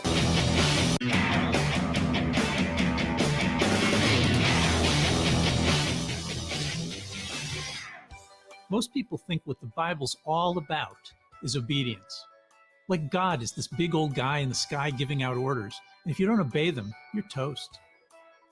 But if you read the Bible more carefully, you see this isn't right at all. Let's look at the story of Cain and Abel, for example. It all starts when Adam eats the fruit of the tree in Eden, and God curses him for it, sending him from the garden to work the soil from which he was taken. So Adam works the soil, as he's told. Thorns and thistles again. But then he has two sons. The older son, Cain, does what his father does. He becomes a farmer too, and keeps on trying to scratch food from the soil. Thorns and thistles again. But the younger son, Abel, doesn't accept the fate that God decreed for him. He sends sheep and goats to do the job instead, Let's go, boys. while he supervises. Have you noticed how tasty the thorns and thistles are today? Never had better. Now, if you think about it, Cain is actually a pious man. He lives a harsh life while his brother takes it easy. Never had better. Now, if you think about it, Cain is actually a pious man. He lives a harsh life while his brother takes it easy, because he's doing what God said to do. Beyond that, he's also the first human being to think of offering up a sacrifice in thanksgiving, in gratitude for the little he has. But when Abel copies him, sacrificing a sheep from his flock, it's Abel's sacrifice that God loves, not Cain's. In fact, God even tells Cain that he should really try to do better like his brother, Me? Do better? which we know doesn't go over so well. So what's the point here? Is God really trying to tell Cain that he'd rather have lamb chops instead of breakfast cereal? Of course not. God doesn't need us to make him dinner. When the biblical God chooses Abel over Cain, he's actually saying something else entirely. He's saying, I don't want simple-minded obedience and piety, people who just do what they're told. What I want is people independent and strong enough to be my partners in creation. People who take this harsh world I've given them and push back to make it better. And that's why all the most important biblical heroes, not just Abel, but Abraham, Jacob, Moses, and David, are all shepherds. The story of Cain and Abel presents us with two basic models of what a human being can be. The great empires of the ancient Near East and Egypt, Assyria, Babylonia, and Persia were huge farming societies built on the backs of men like Cain, obedient, law-abiding, pious, doing what the kings and the gods tell them to do. Civilization had no room for the independence of the shepherd, and so shepherds were seen as an abomination. Only little Israel, with its Bible, held up shepherds as the ones that God really loves. But as history progressed, the influence of the Hebrew Bible spread. It's the shepherd type that came to be seen as the moving force of progress. It's Abel's legacy that eventually empowers the greatest leaders, innovators, and thinkers, and which built the world we live in. So the story of Cain and Abel is really the story of a debate over philosophy and how to live, one of many we can find in the Bible once we know how to look for them. Pointing out such debates and explaining how to look for them is what I do in my new book, The Philosophy of Hebrew Scripture, by me, Yoram Chazoni, and published by Cambridge University Press. You'll never read the Bible the same way again.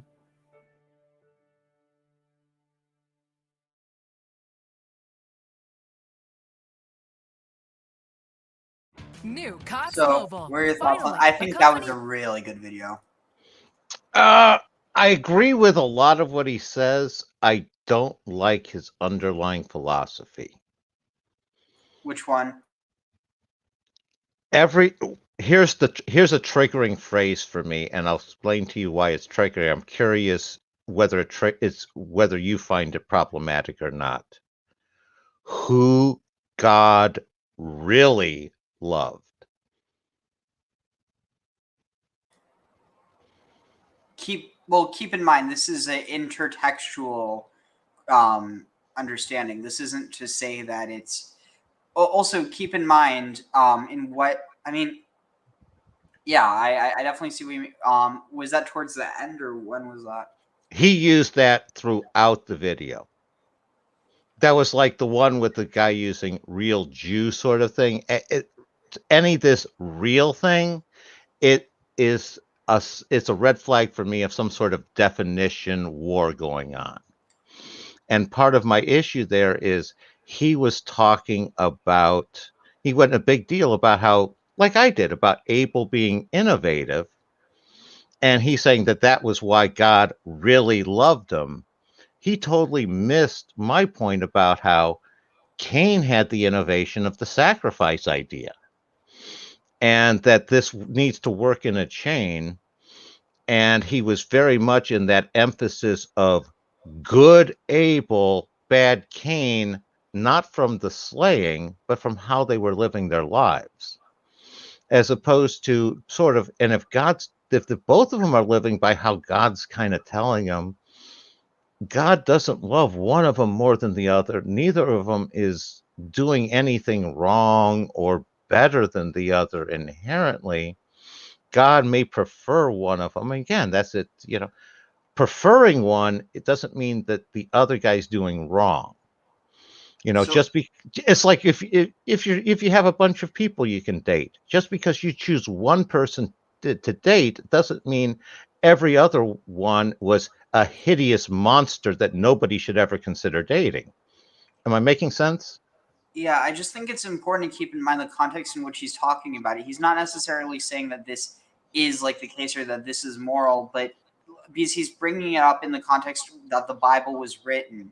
So that you have to take it in that context. That's not necessarily an endorsement of this theory, but he's talking about this as like from a literary perspective. What a human being can be. Yeah. So here, just listen to this part. But here, look how he's linking it to a spread and almost a colonialism, and that's the part that I find kind of unsettling. It almost carries sort of that almost racism sort of sentiments to me. Wait, it's actually the opposite. How are you reading this as a colonialist narrative? It's an idea of the shepherds are the good people, and the ones that are just following the rules are the bad. I think you're viewing it very like, or at least maybe not the way that is. So it's not saying that farmers are bad. It's this idea that like when like this idea. Do you see what I mean about the colonial? It's coming across as the shepherds are colonialists going around the world, basically spreading their shepherdness and goodness to those unfortunate farmers around the world that are still stuck in their lowly farmerly way. Do you kind of see what I'm saying? Because that was the sentiment, the underlying sentiment that I was getting in what he was saying. No, because again, I think you're viewing it within a very modern context. It used to be that the colonialists were the ones that forced like conscripted farming and labor, whereas the people who lived in the mountains were the people who lived free from the empires. It's literally the other way around. I'm telling you what I got out of there, where he's basically saying that the farmers were there and that we need to be like the shepherds and not the farmers. I'm just telling you what I was getting out of there is the underlying subtext. And at the end where he's that whole thing about spreading from there over the globe, I'm uncomfortable with that whole that whole spread the message sort of thing. I like much more of the more subtle lead by example. And that, like I said, it's just that connotation of, because to me, the problem, like I said, I pointed out as a major problem of Cain not recognizing he was no less worthy of God's love than Abel was being a large part of the problem. Again, and this guy is basically saying it was simply the fact that Cain couldn't handle the fact that Abel kicked his ass, so he killed Abel. And that's the whole problem, is Cain just needs to up his game.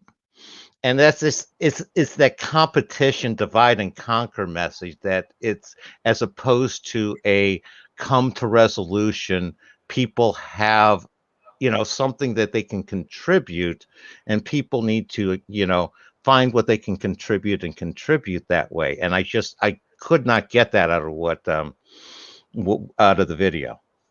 Okay, like I really think that you're reading it in only one dimension because you're looking at this as like the people, whereas the context that he's talking about is the societies in which it emerged from.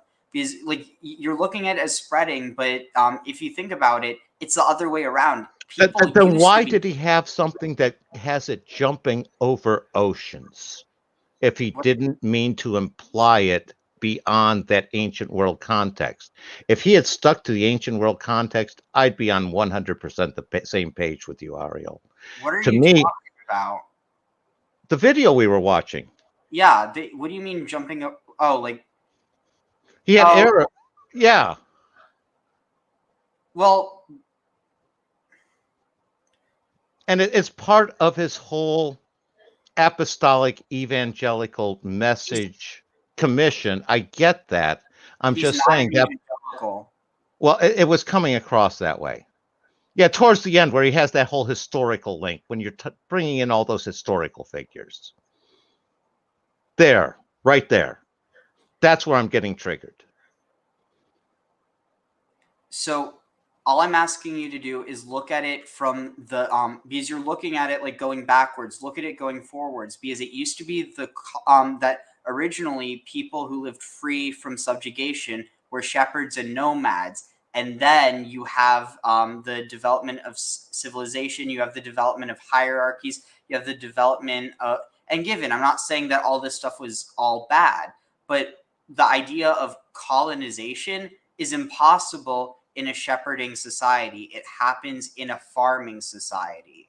And so that's what I think it's important to look at. It's not simply talking about Cain and Abel as people and as brothers. It's talking about them as two ways of living. And it's not saying that farming is bad. It's more so this idea of being subjugated under farming, that you're forced to, that you have to grow basically that you have to grow the food from the ground in order to, serve this, tyrant, basically, as opposed to the idea of you shepherd animals that are able to eat the things that you don't have to grow from the ground, and then you can eat the animals, which, again, I think that's problematic because of the whole idea that, it's viewing animals as just disposable. I'm not asking you to sympathize with what he's saying. What I'm asking you to understand is that, like, I definitely agree with this part because you can definitely get this, like, colonialist part out of this. But in terms of saying that, I think that the way we look at farming versus shepherding is very much actually based off of a Western standard. Like shepherding used to be the norm. Hunting and gathering used to be the norm.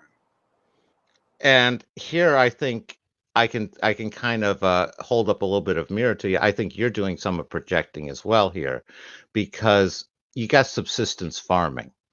You have that tradition of like Little House on the Prairie where that you're doing modern industrial corporate farming and projecting that back onto the age. I'm telling you how it comes across here, because you have subsistence farmers. They're working for their food, feeding themselves, their family. And that's what I take that they're talking about with Cain and Abel.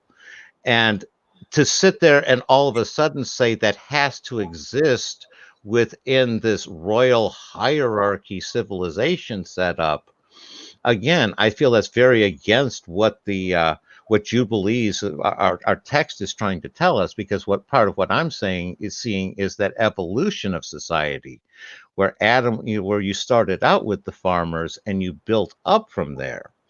And it's not that it's inherently there. It's like at no point in time was Cain underneath a king or a hierarchy.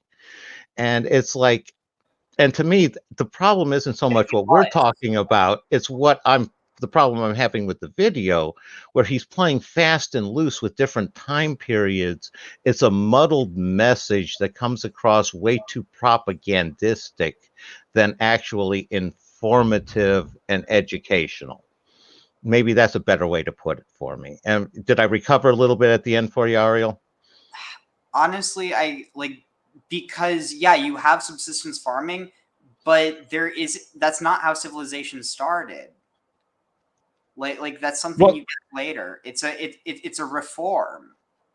Not. I'm not talking about a reform to industrial farming. I'm talking about a reform to being completely like the whole idea is the tyrant in this case isn't a physical one. It's more of the idea of like here. Let's just watch this because and to me, you're pushing back civilized farming onto a time period again in the text where it didn't exist yet.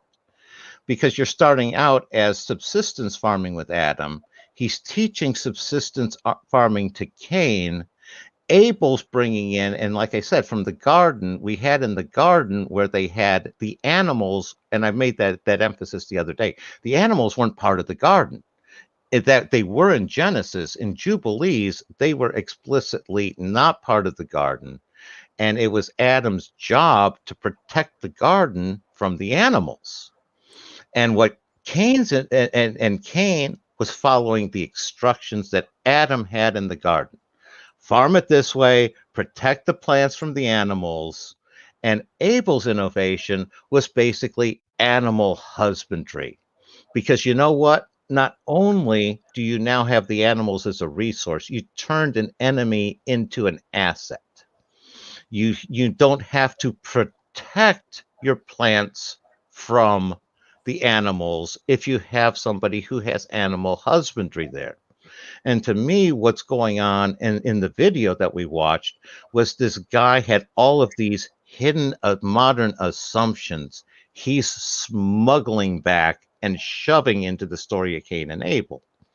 Am I totally off base in that just, it's not that his reading's wrong, it's his reading is a forcing that is just painful for me to go through. How's that? I have a feeling it's because of the graphic that he used. For all you know, that he wasn't even in charge of any of the graphics. For all you know, he was just in charge of giving the lecture. And then think how much context. Notice my criticism wasn't him; it was the video. Yeah. So yeah, I'm just clarifying that. But the other thing that I think is important to point out is that this text. I mean, unless you believe that Genesis was, if you're like a literalist, then obviously it changes. But this was written after the Israelites, a shepherding society, were exiled to Babylon, a farming society, and oppressed. So in this context, it's basically it's a biting back against the forced farming that was put on the Israelites, when that used to be something that was typically only done in the north, whereas shepherding was done in the south. So you that's the thing. You need to look at this in multiple layers. You can't just look at this as, oh, this story is talking about the beginning of the world. Because obviously, if you view it that way, that's how you end up viewing the entire Bible, as a tyrannical text as opposed to a contextual telling of history. I understand what you're saying. I think you're trying to do the collapsing more than me, and I'm trying to look at the flower unfolding and the layers of the onion, because part of what you're talking about is we don't have warfare yet. We only just had conflict and killing. Warfare doesn't come about until after you have Tubal Cain, who starts creating the weapons and forging metals. This is again, you have to look at it in different layers, but you have to recognize the layers unfolded like an onion or a flower, one layer at a time. And you can't sit there and project future layers back onto past layers as it's unfolding. Yes, but what I'm trying to say is, in the narrative, warfare hasn't happened yet. But that's not, this narrative is being written in our reality, where warfare has long been a thing. That's right, and they're explicitly leaving warfare out of their narrative yet. I feel like you're reinforcing what I'm trying to say. No, I get that, but this is an etiology. It's in order to explain why God and again, I'm not saying this is a good narrative, but this is explaining within the context of a people who have been oppressed by a farming civilization. They're explaining it as because of this, God basically the implication is that shepherding civilizations are conquered by farming ones because they're jealous that God loves the shepherds more. I'm not saying it's a good narrative, but I'm trying to explain that you have to view this in the context that it was written in, not the context in which it's taking place, like, oh, this is before any conflict exists yet, because that's not how it's being written. It's being like it's a projection into the past. That's literally what this text is. And I think you hit on a key point, but not in the way that you intended. We do have to take the time period it's written in, how it's projected backwards, and the context. But it's not Jubilees that we have to do that with. It's this video. And I'm seeing this video as an example of that, trying to read and force an oppression critical theory narrative onto virtually everything that's seen, including this Bible story. Dude, you do realize that the story of Genesis was literally written in exile, or like it was written when they came back from exile. This is a post-exile story. You cannot view Genesis in any narrative that does not include the fact that the Israelites were oppressed and colonized by the Babylonians.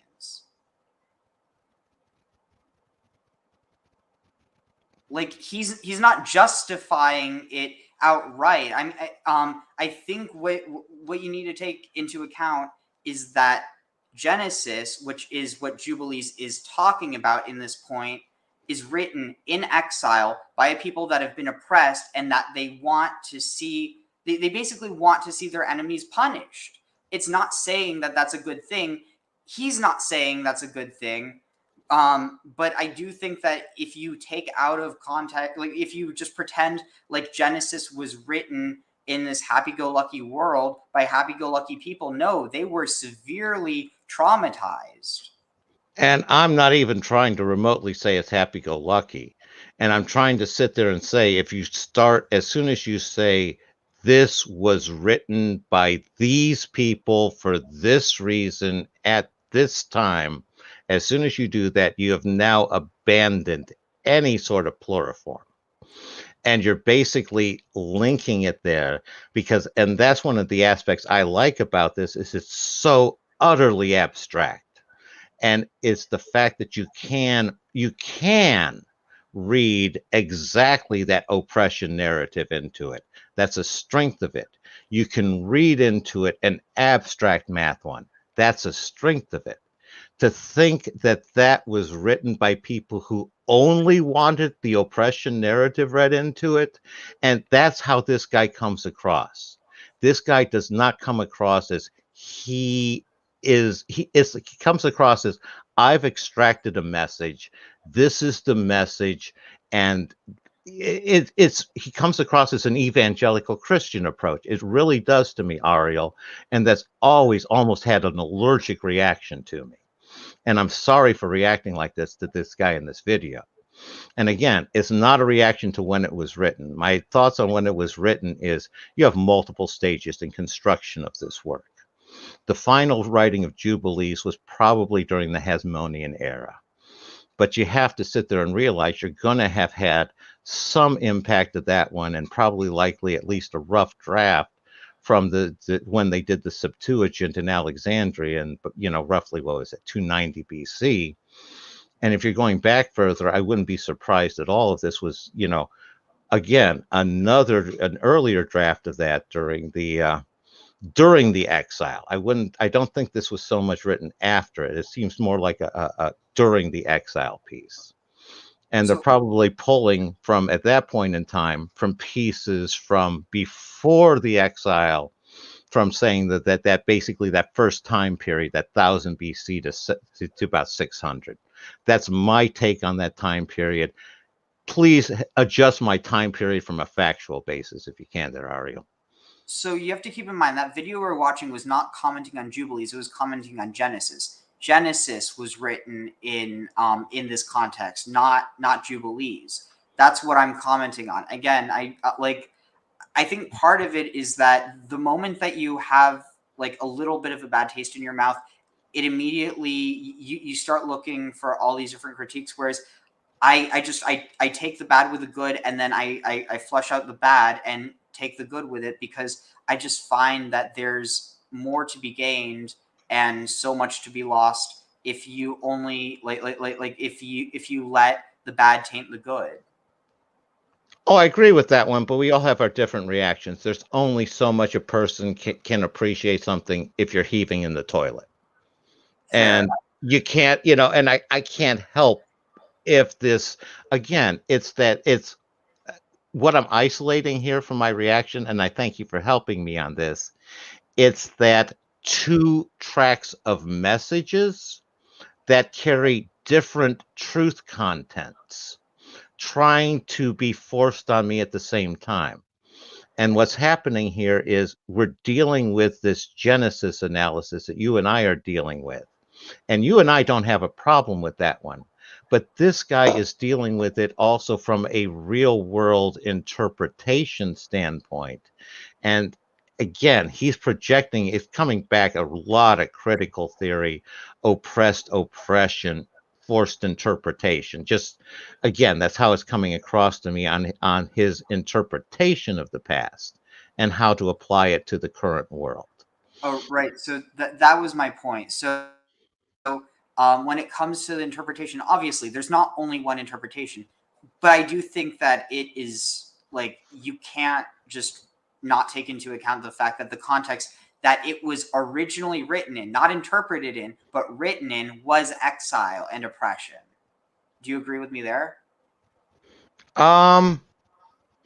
Certainly at one stage.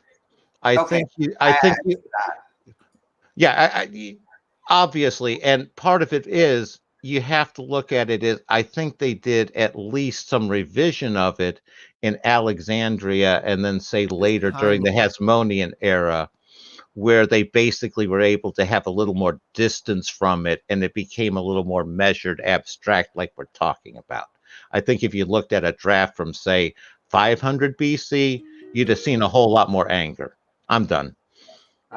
Here, let's check this out, though, because I do think that's important that we talk about, the from a more historical perspective, the birth of human civilization, because basically the knowledge for farming, for subsistence farming, had to first originate with communal farming. And right. Well, again, do you mind if I just rant a little bit on my thoughts on the evolution of farming in this one? Because you started off with the family tribal unit. That was more, what, Ariel? I was just going to say, could we watch this first and then you can comment? Okay, sure. And I want to welcome you to Hello, learned and astonishingly attractive pupils. My name is John Green, and I want to welcome you to Crash Course World History. Over the next 40 weeks together, we will learn how in a mere 15,000 years, humans went from hunting and gathering. Mr. Green, is this going to be on the test? Yeah, about the test. The test will measure whether you are an informed, engaged, and productive citizen of the world, and it will take place in schools and bars and hospitals and dorm rooms and in places of worship. You will be tested on first dates, in job interviews, while watching football, and while scrolling through your Twitter feed. The test will judge your ability to think about things other than celebrity marriages, whether you'll be easily persuaded by empty political rhetoric, and whether you'll be able to place your life and your community in a broader context. The test will last your entire life, and it will be comprised of the millions of decisions that, when taken together, make your life yours. And everything will be on it. I know, right? So pay attention.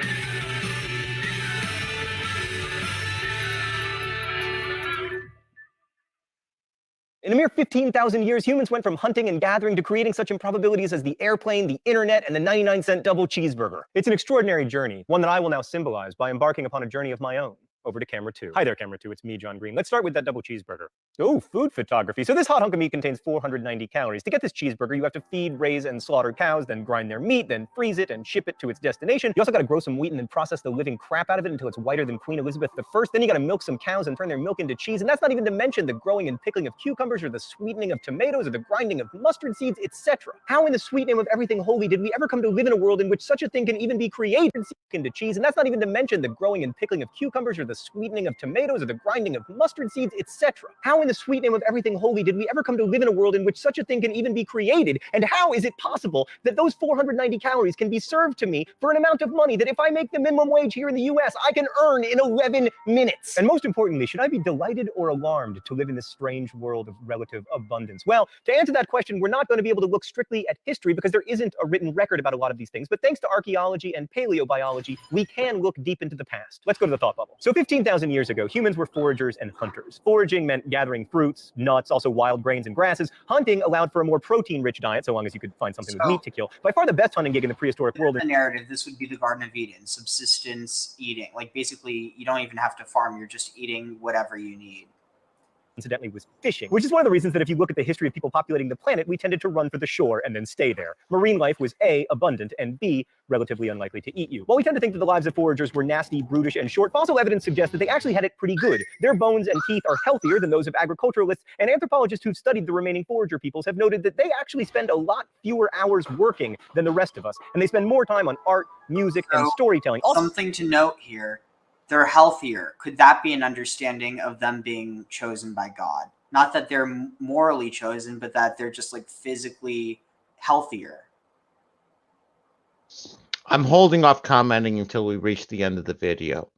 Okay? So if you believe the classic of anthropology, Nisa, they also have a lot more time for scoodly pooping. What? I call it scoodly pooping. I'm not going to apologize. It's worth noting that cultivation of crops seems to have arisen independently over the course of millennia in a number of places, from Africa to China to the Americas, using crops that naturally grew nearby: rice in Southeast Asia, maize in Mexico, potatoes in the Andes, wheat in the Fertile Crescent, yams in West Africa. People around the world began to abandon their foraging for agriculture. And since so many communities made this choice: Africa, rice in Southeast Asia, maize in Mexico, to China to the Americas, using crops that naturally grew nearby: rice in Southeast Asia, maize in Mexico, potatoes in the Andes, wheat in the Fertile Crescent, yams in West Africa, people around the world began to abandon their foraging for agriculture. And since so many communities made this choice independently, it must have been a good choice, right? Even though it meant less music and scoodly pooping. Thanks, Thought Bubble. All right, to answer that question, let's take a look at the advantages and disadvantages of agriculture. Advantage: controllable food supply. You might have droughts or floods, but if you're growing the crops and breeding them to be hardier, you have a better chance of not starving. Disadvantage: in order to keep feeding people as the population grows, you have to radically change the environment of the planet. Advantage: especially if you grow grain, you can create a food surplus, which makes cities possible, and also the specialization of labor. Like in the days before agriculture, everybody's job was foraging, and it took about 1,000 calories of work to create 1,000 calories of food. And it was impossible to create large population centers. But if you have a surplus, agriculture can support people not directly involved in the production of food. Like, for instance, tradespeople who can devote their lives to better farming equipment, which in turn makes it easier to produce more food more efficiently, which in time makes it possible for a corporation to turn a profit on this 99-cent double cheeseburger. This is delicious, by the way. It's actually terrible, and it's very cold. And I wish that I had not eaten it. I mean, can we just compare what I was promised to what I was delivered? Yeah, thank you. Yeah, this is not that. Some would say that large and complex agricultural communities that can support cities and eventually inexpensive meat sandwiches are not necessarily beneficial to the planet or even to its human inhabitants. Although that's a bit of a tough argument to make, coming to you as I am in a series of ones and zeros. Advantage: agriculture can be practiced all over the world, although in some cases it takes extensive manipulation of the environment, like, irrigation, controlled flooding, terracing, that kind of thing. Disadvantage: farming is hard. So hard, in fact, that one is tempted to claim ownership over other humans and then have them till the land on your behalf, which is the kind of non-ideal social order that tends to be associated with agricultural communities. So why did agriculture happen? Wait, I haven't talked about herders. Herders, man, always getting the short end of the stick. Herding is a really good and interesting alternative to foraging and agriculture. You domesticate some animals and then you take them on the road with you. The advantages of herding are obvious. First, you get to be a cowboy. Also, animals provide meat and milk, but they also help out with shelter because they can provide wool and leather. The downside is that you have to move around a lot because your herd always needs new grass, which makes it hard to build cities unless you are the Mongols. By the way, over the next 40 weeks, you will frequently hear generalizations followed by Unless you are the Mongols. But anyway, one of the main reasons herding only caught on in certain parts of the world is that there aren't that many animals that lend themselves to domestication. Like you have sheep, goats, cattle, pigs, horses, camels, donkeys, reindeer, water buffalo, yaks, all of which have something in common. They aren't native to the Americas. The only halfway useful herding animal native to the Americas is the llama. No, not that llama. 2 L's. Yes, that llama. Most animals just don't work for domestic. So, I mean, I think that might just be a good place to address that. Like, they're basically, once you have this ability to create labor, then you have the ability to exploit it. But then alongside that, there's this idea that shepherding was much more common in, like in Europe, in Africa, and in Asia than it was in the Americas, just due to the animals that were there. And so I think there's a context to everything. Again, it's not to say that you're wrong in your feeling, just that like there's multiple ways of looking at this, including, you know, like a historical one in terms of how civilization evolved. Are we discussing the video now, or are we continuing it? Because I don't want to comment at all until it's time for me to comment. Oh yeah, let's just finish it. Domestication, like hippos are large, which means they provide lots of meat, but unfortunately they like to eat people. Zebras are too ornery. Grizzlies have wild hearts that can't be broken. Elephants are awesome, but they take way too long to breed. Which reminds me, it's time for the open letter. Elegant. But first, let's see what the secret compartment has for me today. Oh, it's another double cheeseburger. Thanks, secret compartment. Just kidding. I don't thank you for this. An open letter to elephants.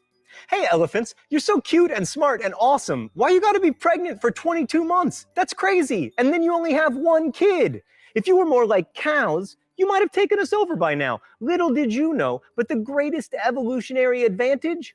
Being useful to humans. Like here is a graph of cow population, and here is a graph of elephant population. Elephants, if you just inserted yourself into human life the way cows did, you could have used your population. Here is a graph of cow population, and here is a useful to humans. Like here is a graph of cow population, and here is a graph of elephant population. Elephants, if you just inserted yourself into human life the way cows did, you could have used your power and intelligence to form secret elephant societies conspiring against the humans. And then you could have risen up and destroyed us and made an awesome elephant world with elephant cars and elephant planes. It would have destroyed us and made an awesome elephant world with elephant cars and elephant planes. It would have been so great, but no, you got to be pregnant for 22 months and then have just 1 kid. It's so annoying.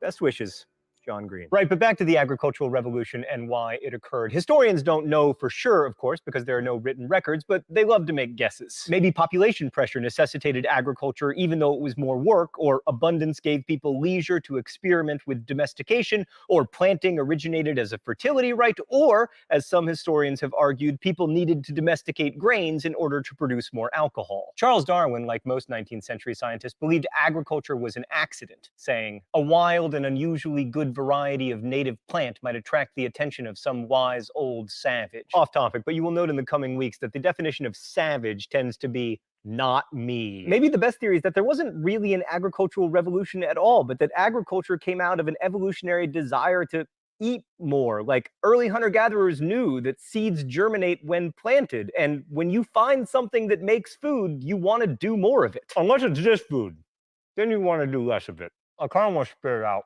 Oop.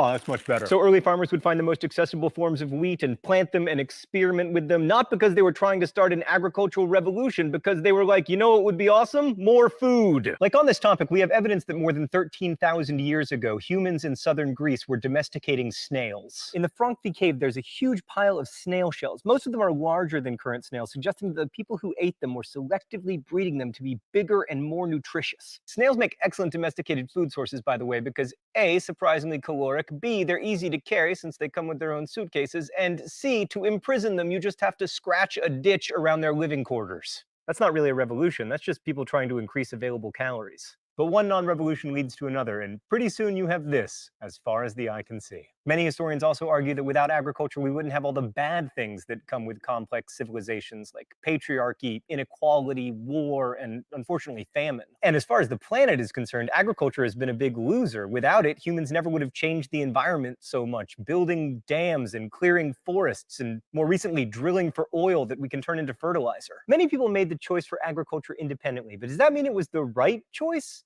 Maybe so and maybe not, but regardless, we can't unmake that choice. And that's one of the reasons I think it's so important to study history. History reminds us that revolutions are not events so much as they're processes, that for tens of thousands of years, people have been making decisions that irrevocably shaped the world that we live in today. Just as today we're making subtle, irrevocable decisions that people of the future will remember as revolutions. Next week, we're going to journey to the Indus River Whoa, it's very fragile, our globe. Like the real globe. We're going to travel to the Indus River Valley. I'll see you then. So yeah, what are your thoughts on that? First, I'd like one data point. Is that guy the writer, or is he just sort of the face spokesperson? Honestly, I'm not sure. I think he just kind of made his thing as a one of those YouTube educators. I don't know if he's the writer. Okay, yeah, and the other one is this expected to be like an accurate portrayal, like a serious accurate portrayal, or is this like a, oversimplified synopsis propaganda piece? I'm curious what's the intent between those two on a spectrum. It's not seriously scholarly, but how much is it supposed to be totally propagandistic versus entirely factual educational? Let's see. So it has for additional reading Nisa by we could look this up. Nisa by Marjorie Shostak and First Farmers by Peter Bellwood. So probably okay. So if he's citing, he probably seems like he wants people to think he's actually informative and trying to get people to agree with his point of view. I mean, the point is that he might not have the best arguments, but in terms of the the details, I'm not sure about. But that's part of where I'm coming from here, Ariel. Is I'm willing to bet I know 10 times as much about this material as what this guy does or his writing team does. Because here's one simple data point that I'd like to hear how his entire team / narrative deals with, and that's the objective fact via archaeological record that the people of Great Britain turned their back on farming and went back to the previous style of hunting and gathering. Because he presents this as this firm conclusion, it doesn't happen. It's only this progress from past to forward. And it's not like anybody can choose not to do it. That was very much the message he was doing. And it's like he has this style that's exactly the sort of thing accepted today that was triggering to me. Because one phrase that always triggers me is when I hear "you have to." Because in these videos, when you're addressing a you're pretty much addressing every individual out there. So if you say people, I'm not going to include myself necessarily, but it's you, it becomes personal. And that's a chosen communication technique. Much of this goes back to Alinsky's rules for radicals, which they were using for the 60s radical movement back then. And again, a lot of the dismissive, divisive humor, that's back to Alinsky and all. The smuggling of feeling for fact, again, back to Alinsky. And again, I don't know what his hate is for Mongols and elephants, because that really jumped out there. Is just he kept targeting Mongols and elephants for some reason. Wait, what are you talking about? The video we just watched. I know, but the thing of, I mean, keep in mind this was this was written in 2012. The reference to Mongols, that was back in a time when stuff like that would have been seen as like more okay. And not saying that it is, but in terms of the elephant, no, he was poking fun, but he wasn't like mocking them. In a sense, he was, because he's bringing up a very valid point about the usefulness for this, obsessive narcissistic humanity is the only thing that counts approach towards animals is exactly what produces that humor with the elephant. And it's kind of what makes it funny. Yeah, if you guys had been actually useful, you would be around more if you were able to reproduce faster. Like cockroaches, we couldn't get rid of you like we can't get rid of cockroaches. And again, part of what's triggering for me is the fact that elephants actually have been useful for humanity for thousands of years. It's only when we had machines that they stopped being quite as useful. And, like I said, his video is so much of what I find triggering in trying to fit into today's society, where he's presenting a certain narrative and it's a you and me. And he's referring to people in the past as they, almost like we're peers and competitors. And there's all sorts of, I have my layers that I sort things, and he's just stomping all over them right and left. And again, I'm willing to say I'm the one out of step. I may be the only person on earth that this is a problem for. I can't help it. It is a problem for me. And like I said, it's the feeling, it's that emotion, it's he's delivered. For me, the level of emotion he's using and the variance of it isn't appropriate for the sort of to try to be considered an expert. It's fine if he's coming across as an entertainer, sort of a Bill Nye kind of guy. But if it's a John Kloppenberg is somebody that I just sit here and have nothing but respect for. People like that. I'm not that sort of person. I don't pretend to be that sort of person. I'm a fool trying to figure out my way as best I can. And I'm kind of smart and I got some skills. But I don't try to pretend I'm some sort of expert that people should listen to. And that's why I was asking if that's what they're kind of doing here. And they are. But they're kind of playing fast and loose with that, where Kloppenberg doesn't. And the message they're delivering, it comes across a little bit too elitist and racist in that, like I said, what I describe as a critical theory sort of approach that I find is almost nails on the blackboard or that cardboard rubbing against each other, where it's literally painful for my psyche. And I'm just going to shut up here because I'm done ranting, and I want to hear your feedback as to how I can try to adjust myself to fit in better here, Ariel. Please help me. I mean, I think that's part of the thing. Our society is just so rooted in agriculture and the exploitation that comes with that something like that, I don't think No. I'm talking about the fact that there are these major facts that he just runs roughshod over and ignores in order to present a narrative. That's what I'm saying. The reason that narrative can be so easily established, and like you said, like everyone always says, history is written by the victors, and the victors are the agriculturalists. Like, at the end of the day, the way that we view the world is through the lens of agriculture.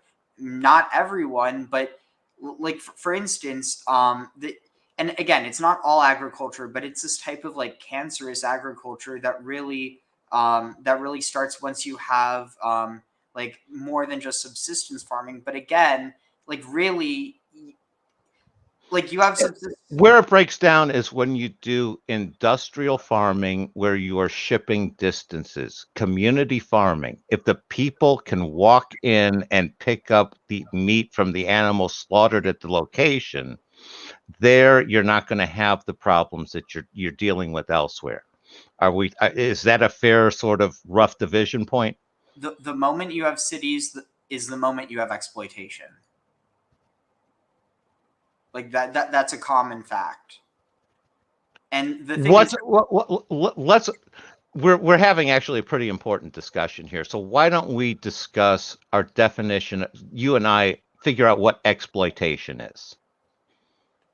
Okay, basically, where you're having someone who's okay. It's actually interestingly enough, in some ways, even though that wasn't the entire message, it's kind of like what Abel did. So his brother farmed the land, and the animals, Abel's animals, ate that, and then Abel ate his animals. So basically, he was benefiting off of the work of others without having to do much besides tend to. So in this context, like, yeah, I get the idea of shepherds being kings versus farmers being the servants, but there's also the context of shepherds being free men, and not in this idea of like, oh, that they're free and the others aren't, but literally this idea of farmers are enslaved to the society they're farming for, that they're basically serfs, where shepherds, they aren't bound to any one land.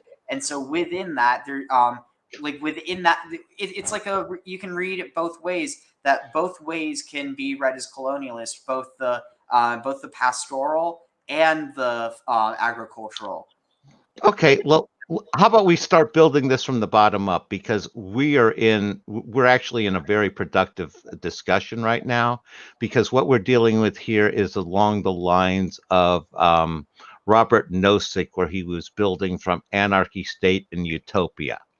And let's start from his basic state of, you got two people farming the ground, basically they're getting their food. And where does exploitation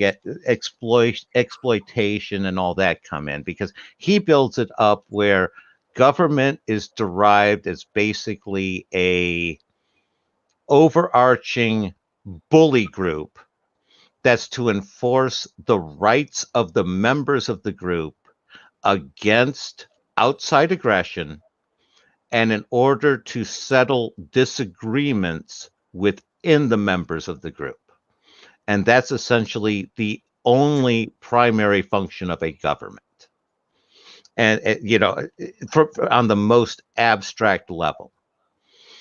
And it's a question of, where does oppression among individuals fit in under that one? Because they have to fit in under the government, and then have the government protect them from that sort of oppression from each other. Well, but what happens when you have an unjust government? Then all of a sudden the protectors become the oppressors.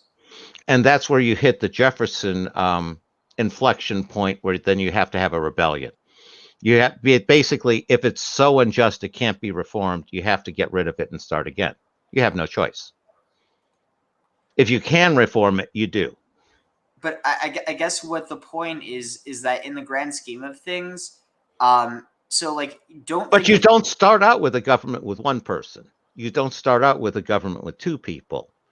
What happened, the way Nozick evolves it, is you end up with a point of, once you get several people around, it's basically you and I are against each other.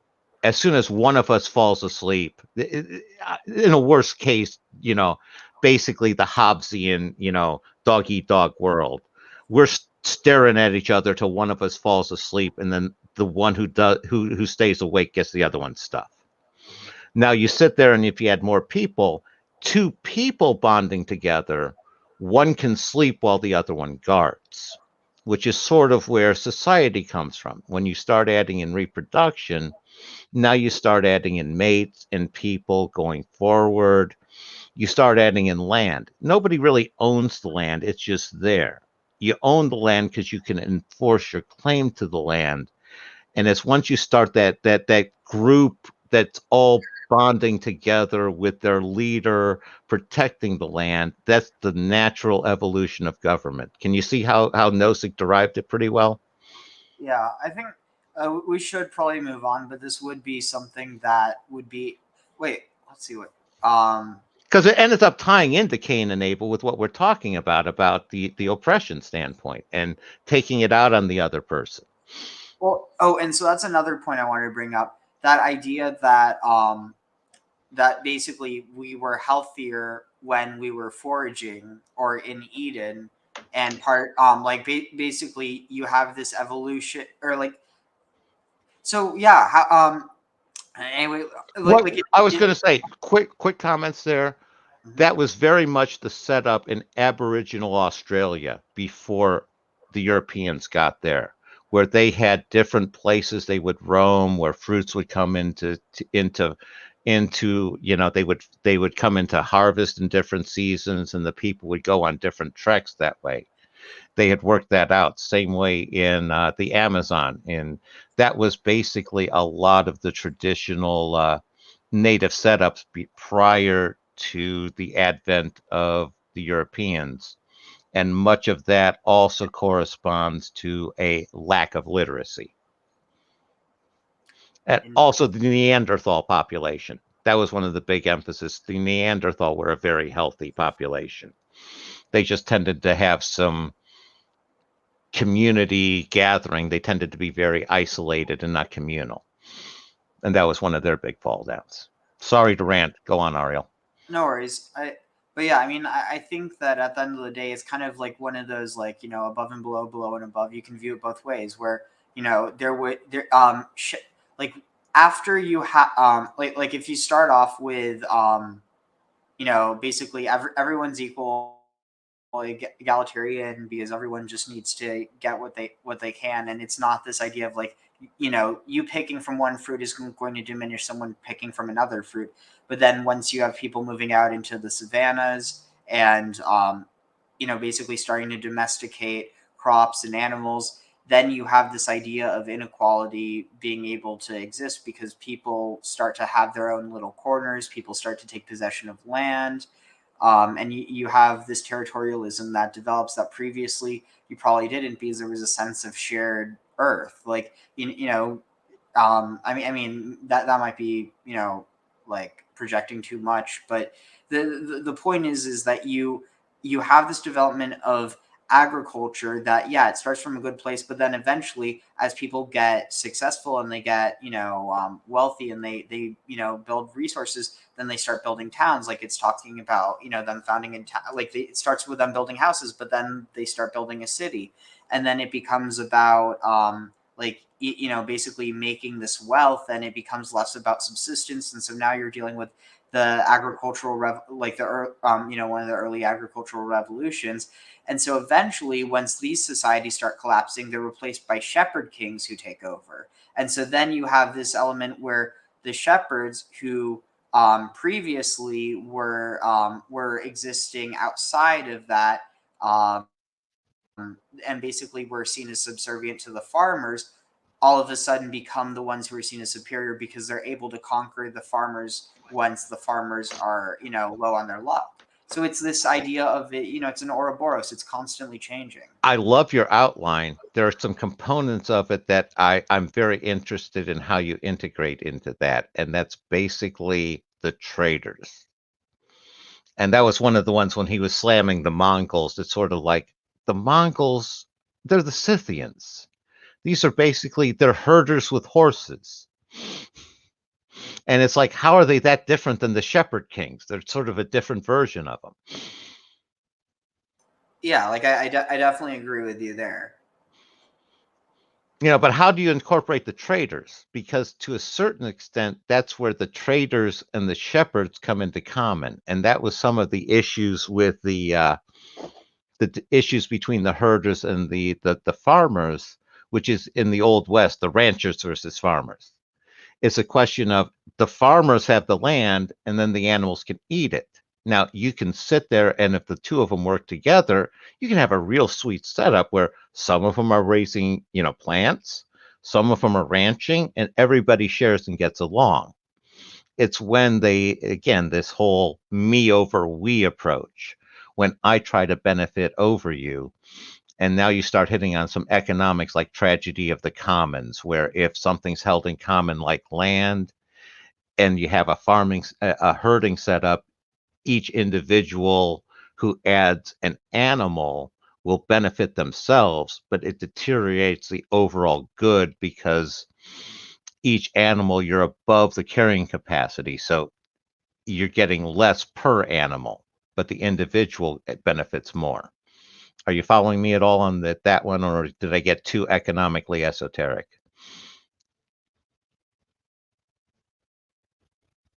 You're muted. Sorry, yeah, it is starting to get a bit too far off for me to really comprehend. But I do think that this is a really interesting topic, and this idea of like I think this would be something interesting to talk to Neil about, to see if he can get like a a really respected like historian, or what would it be, like a like someone who this is their field, and then kind of like like mull it over from a historical, as well as like basically seeing how it pairs up, or how it pairs up with the objective history, or at least I guess that itself is a problematic term, but at least the best that we know. Well, some of what I'm talking about is what I've co-opted and expanded from Turchin, who war, peace, war, and he did a lot of theorizing and abstracting, with resources, what drives wars, and a lot of society and evolution, societal evolution and people, things like that. And it's a matter of theoretical history like Turchin does, versus the nuts and bolts archaeology, which shows how well that actually relates to what happened on the ground.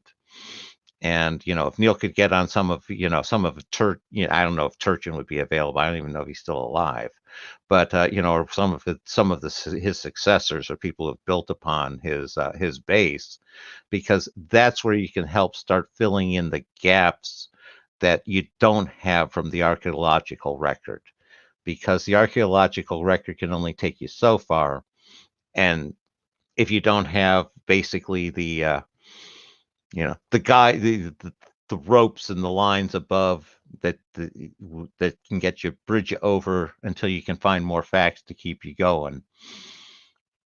That's where stuff like that, and like I said, I've co-opted a lot from him, and that's from him and those ideas, sort of mathematize history a bit.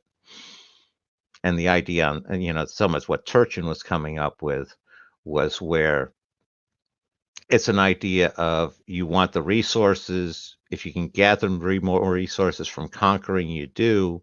But the bigger you conquer, you have to spend resources to control them. It's, and it's basically the idea of, the more land you have, the more resources you have to expend to control. And you have to keep expanding and conquering. Conquering is more economically efficient than maintaining your territory. So it's basically, he has that whole, you keep conquering until you collapse, which is, again, a pretty good base model for how empires have worked over millennia here.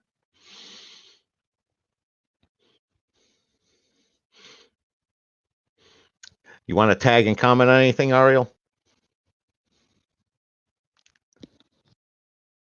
Okay.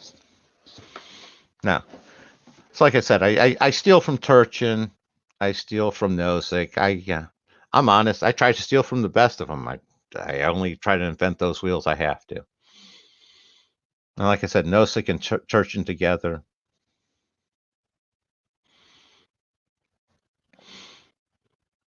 Oh, thank you, Bart. Glad people find this interesting. I'm sure there are people who find this is like making paint dry.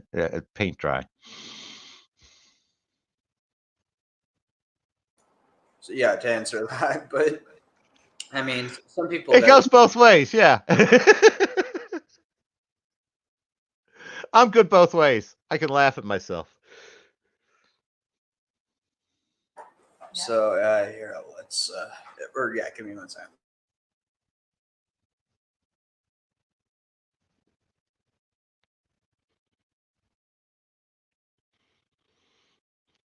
No, I have no problem with making a big deal out of nothing. I'm great at that one. Snipe hunts are fun. Okay, so let's see. So what is this? So because in those days they went, the angels of the Lord went down, and they were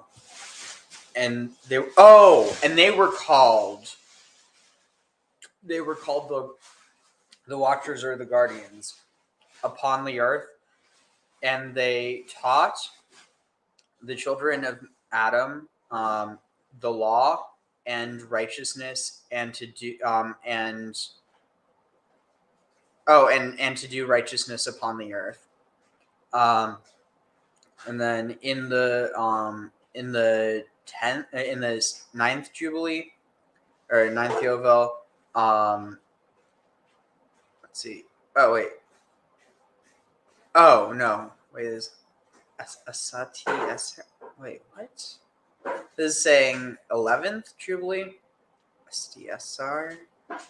I don't know. That's interesting, but so in the 11th Jubilee, or in the 11th Yovel, Yared took for himself for a wife at Bracha. Wait, what? Oh, Baraka or Bracha, Bat Ratzutzel. So this word Ratzatz. Any thoughts on this so far? Yeah, no. One of the things I find interesting is the skipping over of the. No, it's not skipping over. With the Watchers coming in the 10th Jubilee. I don't know if there's any correlation to the number 10 there. And again, that the Watchers being good is interesting. I'm curious as to what you have about this name of Razajal. Because that seems like that almost should be another. Shouldn't it be an L at the end? Because it would seem like you're almost talking about another angel. Yeah, so it's so I looked it up. So wait, one second. All right, so let's see, Ratzatz. So it means like crush or oppressed, I think. Yeah. To be crushed or oppressed, to oppress or squeeze. So the oppressed of God, or God oppresses, or something. So would that be maybe a demon, a bad angel? I'm not sure. Maybe. Yeah, because it's not the EL ending, so I'm thinking that might, the difference might be. Well, but it's spelled L. Oh, it is? Okay. It is an L? Okay. Interesting. Her name is Bracha, which means like blessing. Because I guess I'm looking at the romanization. I got a JAL there. It's Ratzutzel. As opposed to the other one was Barakil was an EL in the romanization. Mm-hmm. Just noting that one, and I didn't know if there was a significance there, if that might make the one bad. So you're saying that Razajul is oppression, basically? So Ratzutz means to crush or squeeze.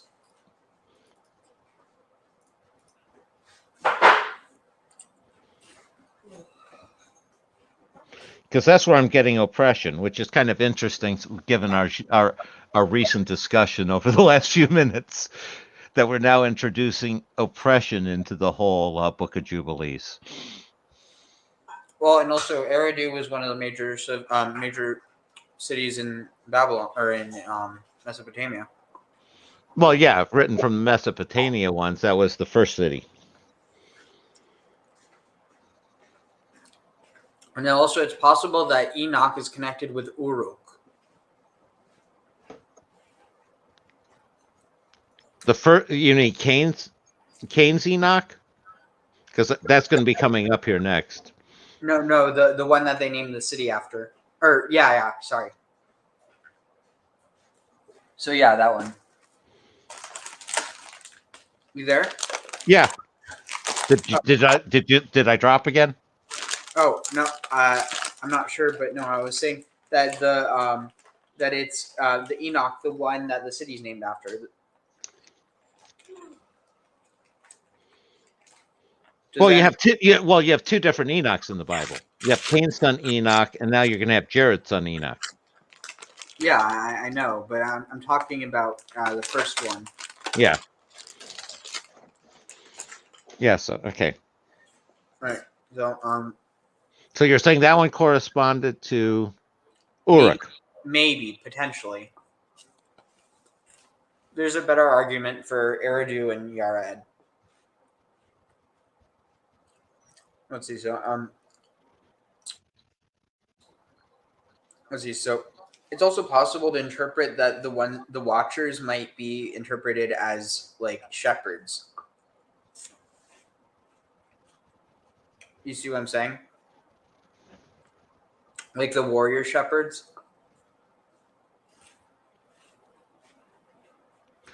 The problem is now you're saying the shepherds are the angels of the Lord. No. In the lowest understanding, like the understand because you know the idea that where the Watchers were just humans, they were powerful men who took whoever they wanted. Not quite. I wouldn't phrase it quite like that, but I understand that interpretation of it. Yeah. Yeah, basically this idea that they were just a different civilization, or I mean, in this context, it would be like the Horse Lords or something, where they kind of got rid of the egalitarianism and established patriarchies. Right. No. Now we're hitting on about the same level. All right, so let's see. So yeah, Bracha bat Ratzutzel, so the daughter of the father of her, the brother of her father, so her uncle, Bishavua, in the 4th week of this jubilee, or of that jubilee. Well, that daughter of his father's brother is one of those standard pet phrases that they're repeating from Dinah. Interesting.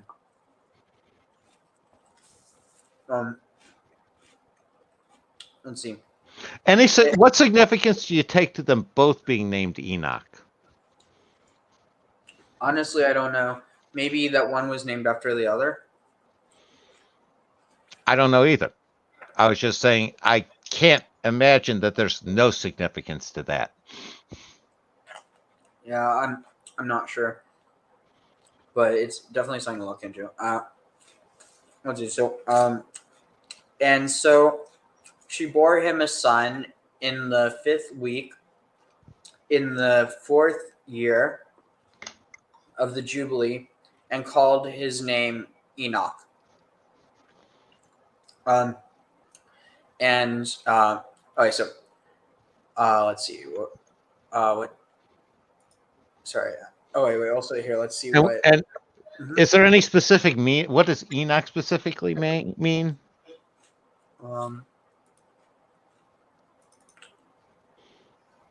Interesting. Can you see that? Nothing found?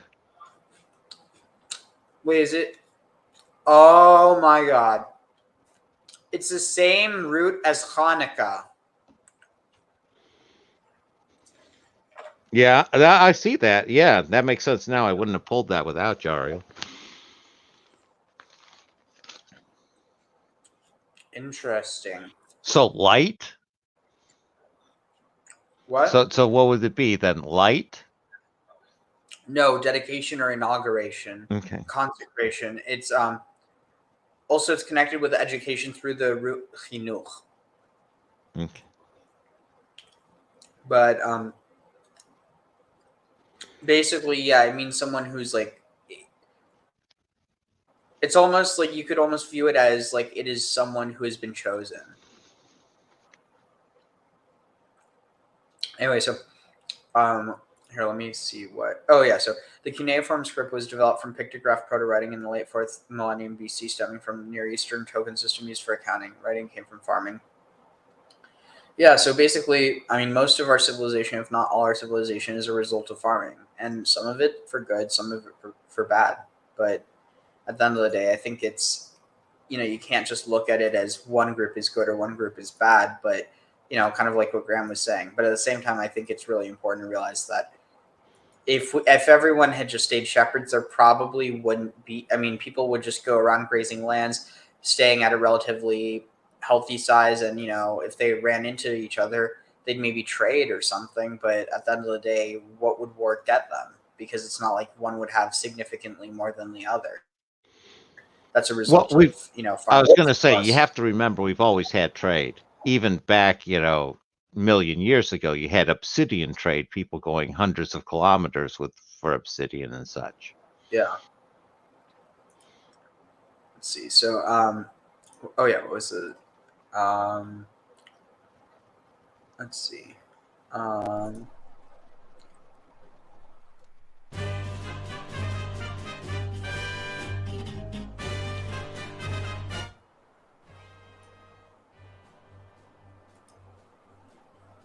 Let's see. Wait, and I don't know the song well enough to do that one. But, let's see. Oh, I know what to do. Okay, so. הוא היה הראשון מבני אדם היולדים על הארץ, אשר למה את הכתב, את הדעת ואת החוכמה. So he was, yeah, I'm just going to do 10 at a time. So I'm just going to do a different song. Okay. ויכתוב את אותות השמיים לסדר חדשיהם וספר למען ידעו בני אדם את השנים לסדרי חודש וחודש ומספרם. Let's see. Yeah, no, I need to find something else to do. Excuse me. Okay. Yeah, I know what to do. So, ויכתוב בראשונה עדות וייתן לבני האדם עדות על משפחות האדמה וילמדם לדעת שעובי היובלים וידעם את ימי השנים וירוך את החודשים ואת שבתות השנים הואיל בל להם כאשר הראינו לא לדעת, לא לדעת ואת שקבר היה ואת אשר בו יבוא באחרים ימים ראה בחלומו את אשר יקרא את בני האדם לדלותיהם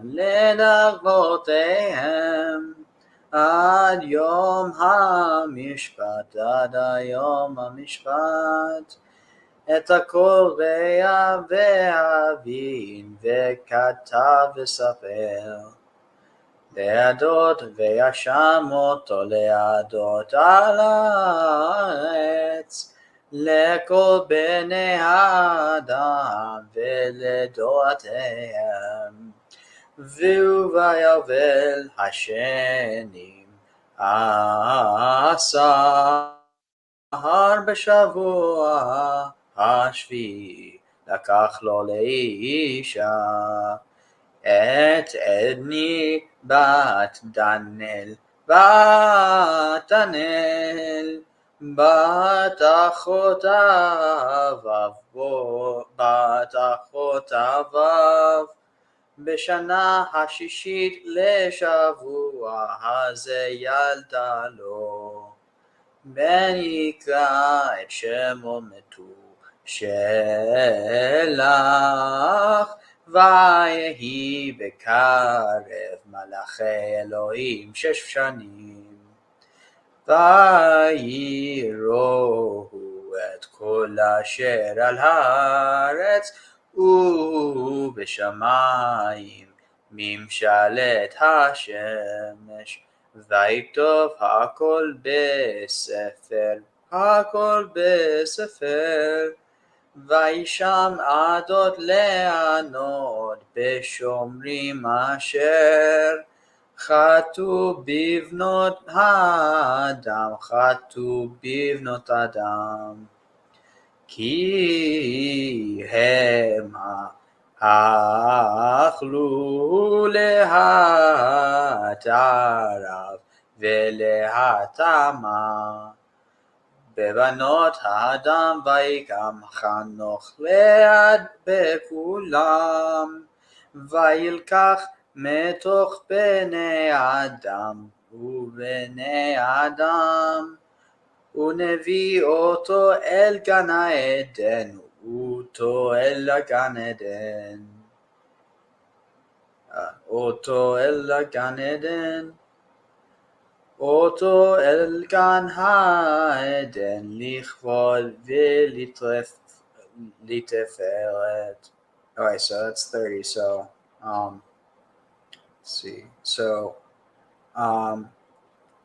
So he was the first mivnei from. He was the first from the children of Adam, the first of the generations, or the first among the children of Adam, upon the earth that learned to write and knew wisdom.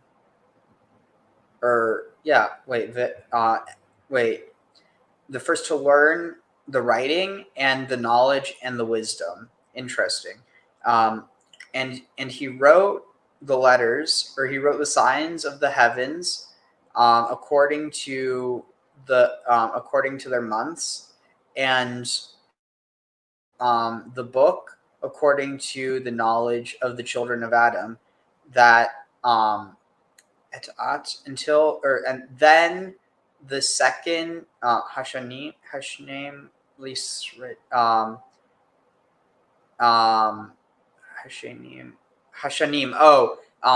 and the time, the years, Shnaim, something to order the months and months in numbers or in their order. I'm not sure. Let's see.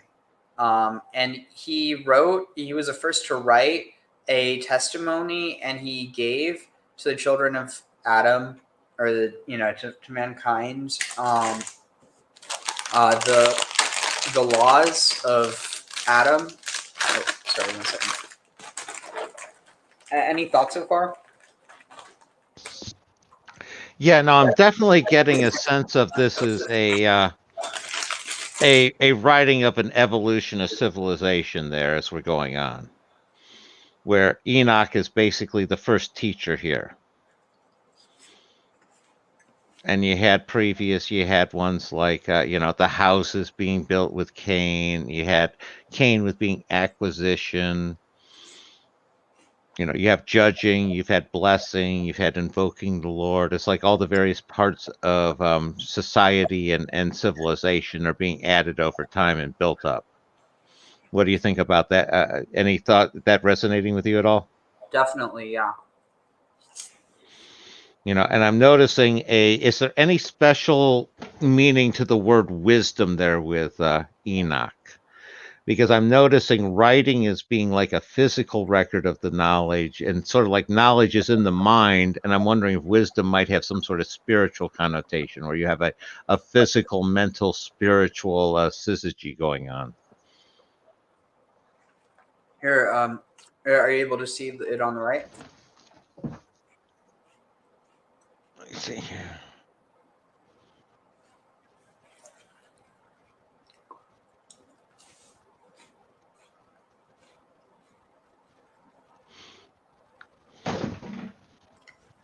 Okay, it popped up now. I'm on delay on my phone. So what is it saying? Let's see. So wisdom, learning, art. The perfection of wisdom is repentance and good deeds. The benediction of wisdom, the fourth of benedictions. Let's see. Adam's wisdom is greater than yours. And then you also have, it is an art and not a labor, enigmatic speech. It's basically like it's the idea of it's feminine knowledge basically. Okay. And as opposed to knowledge being male knowledge. And like I said, that's more of the sharp stuff versus the, thought versus feeling. And wisdom is more of a feeling approach. Mm-hmm. In writing. Okay.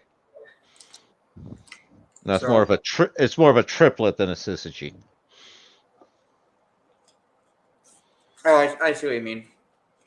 Yeah, it's more of a a feeling, the physical writing, and then you have the mental thought, and then the feeling, as a triangle as opposed to a inline syzygy.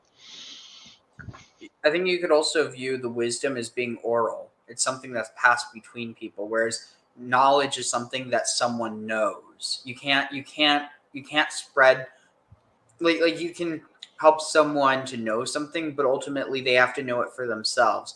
You can teach someone, but you teaching them doesn't mean that they're going to know it. Gotcha. Whereas like wisdom, you can spread wisdom. Knowledge is something you can try and, grow, but ultimately it's something that someone has to do for themselves. And then writing is some like you write something down. Knowledge is something that you know in your mind, and wisdom is something you speak. Speak wisdom, know knowledge, and write writing. And really, I was going with wisdom as something you feel in your heart. I think it's connected. When you feel something so strongly, you say it out loud.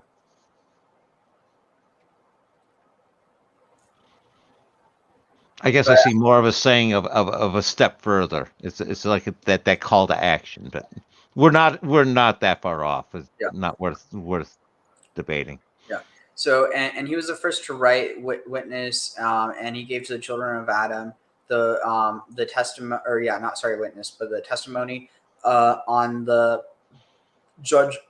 judgments of the earth, and he taught them to know Shavui, to know the weeks and the Jubilees and the Yodim.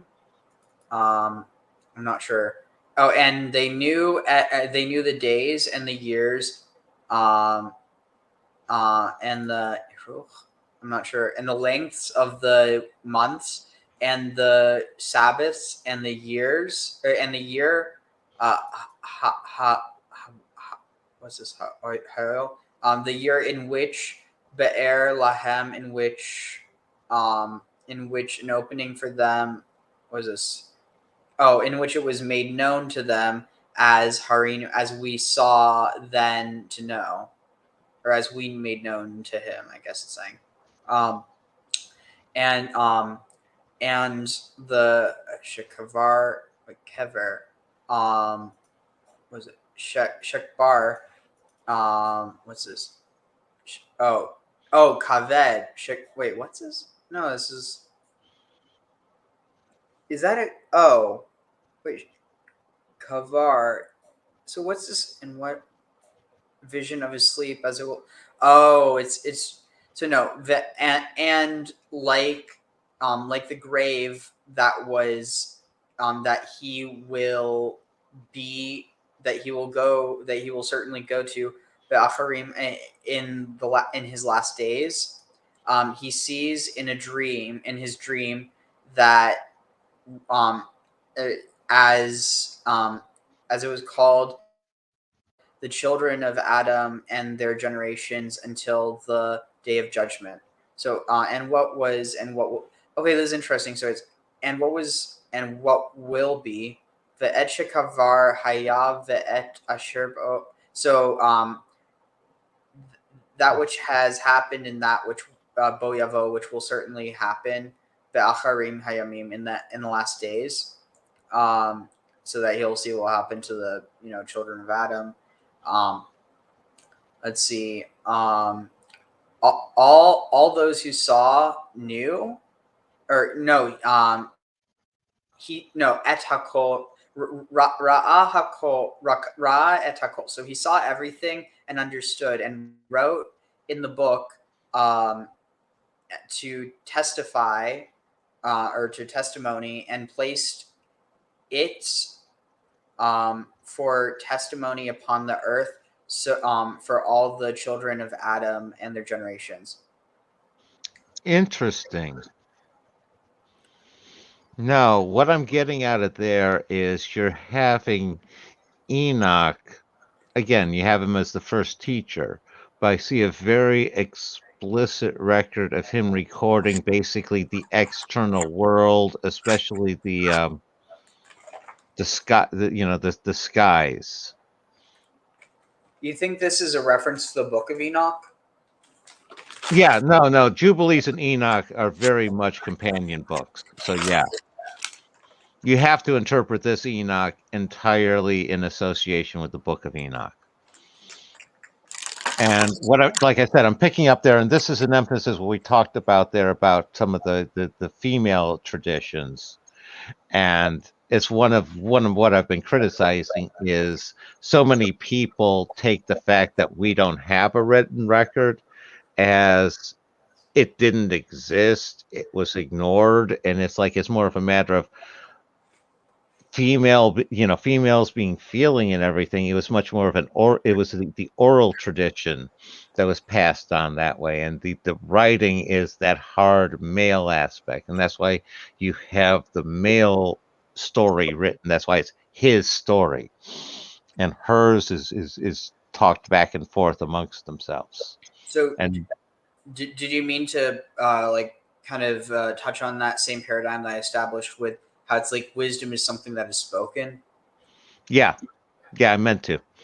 Oh, I didn't know if that was just like unintentional or what, but yeah. No, it was half and half. It was like as it was coming out, I realized, yeah, that's exactly what I meant to say. Cool. Yeah, So, no, and as I'm going there, and that's why they're counting the skies, and also with the time. He's very much in the recording of the time. And when we're talking about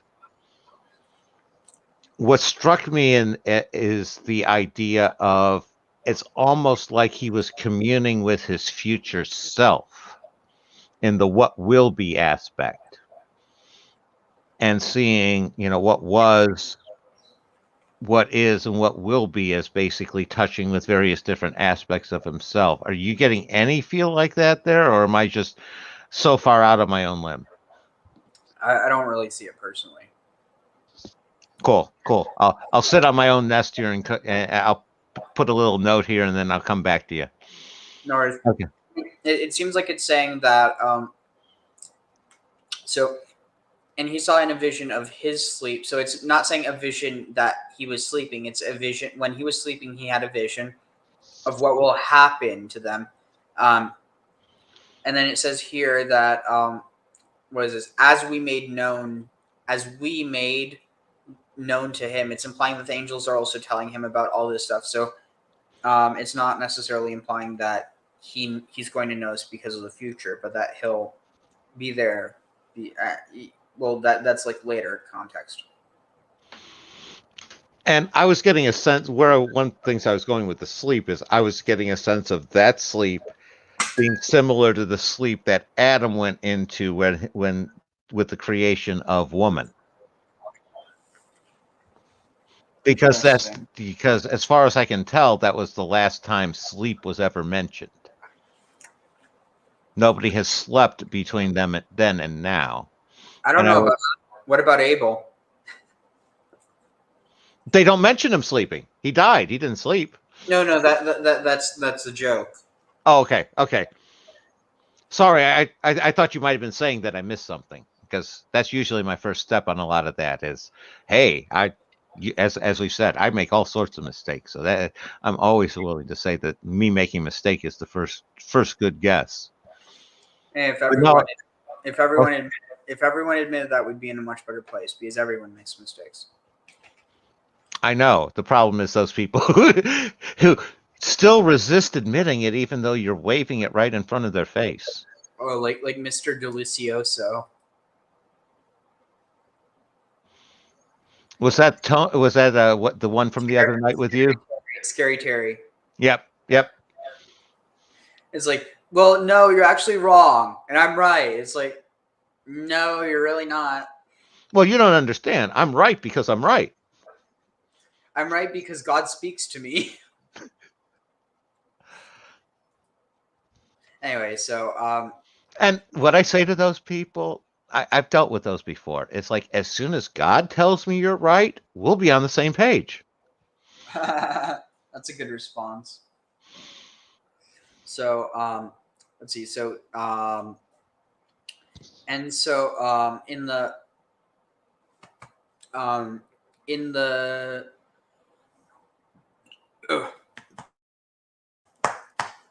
12th Jubilee, in the 7th week. Wait, so like, are you writing down this and seeing a pattern or something, or is it just random, the weeks that they're choosing? I haven't gone back to crunch it, but I've been sort of making note of it as we've been going to try to see how it unfolds. I'm sure someone's made a chart of it. That was what I was thinking. That's why I wasn't making a huge sort of thing. I do want to go back with the Sephira and put together the 12 letter that sequence that I saw almost pictogram like, because I'm not sure people have put that together before. Do you know anybody that any reference to that other than what we found? Wait, what are you talking about? When we did the 12 letters, they basically, the sequence that they have, it forms a pictogram story, where the first 6 forms the story of a reproduction, where it basically creates a little yod at the end. And the second one, the first letter starts above the line, and it's like that alchemical process. You put it into the container, and then you pour it out at the bottom with the one at the end. Oh, yeah, I haven't seen any reference to that anywhere else, but yeah, I thought that might be novel to us because that seemed like it might be unusual. So I have a little rough that I'm working up on that one too. I'll shoot it to you when I get it done. So so on the 12th Jubilee and the 7th week, he took for him a wife at Eden. Here it says, was it Edney? Edne? My pleasure, my delight. But Danael.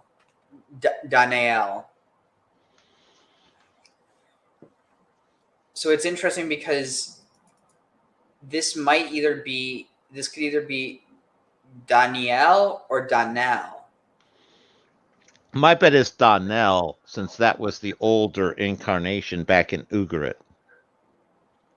Yeah, a great sage classed with Noah and Job as models of righteousness.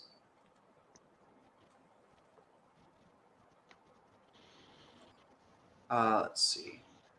Okay, so the daughter of Daniel, the daughter of his was it father's brother?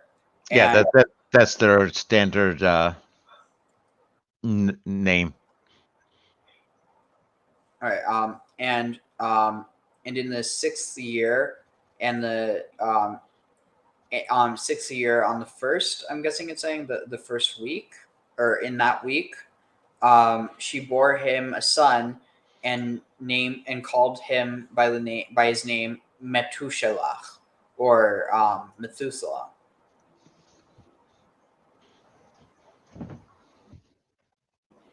Okay, and Methuselah, your interpretation of Methuselah? It says man of the dart. So let's see. So it's D-A-R-T? Yeah. Interesting. Let's see. Person of great age as oh no, that's being used in like a. Let's see. Let's see. Metu, he died. She'al, Shalah, sent to die. I don't know how you would interpret that. That'd be something else we'll look up later. But and it was Bekarev. And he was closer. And he was closer in the midst of the angels of the Lord. 6 Shanim. 6 years. Vayirohu, and he saw them, and they showed him El Kol Asher. They showed him everything that was upon the earth and in the heavens. Memshelet.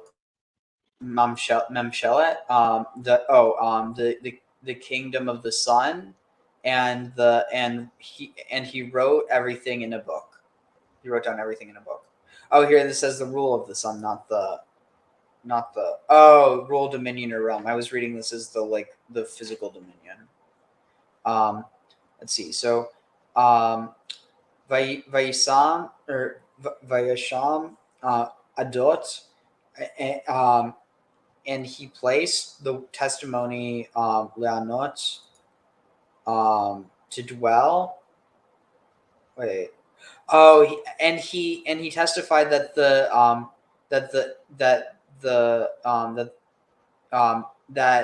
was it Bishum. He testified in the fact, maybe, or he testified to the watchers, Leanot, dwelling, Asher, dwelling as Chatu, and sinning Bibanot Hadam, with the daughters of man. So it's interesting because here it's talking about, they were the sons of God essentially were commingling with the daughters of man, but it almost seems like the daughters of the gods were commingling with the sons of Adam. You know what I mean? No, I definitely see that one. And I'm curious, it's like when they said Methuselah, they switched back in reference to Enoch there rather than they were continuing with Methuselah, right? I don't think so. So then a lot of because the tradition has it that it was, because I'm confused, because they talk about Enoch and Methuselah testifying against the Watchers. And here it sounds like they showed both Enoch and Methuselah.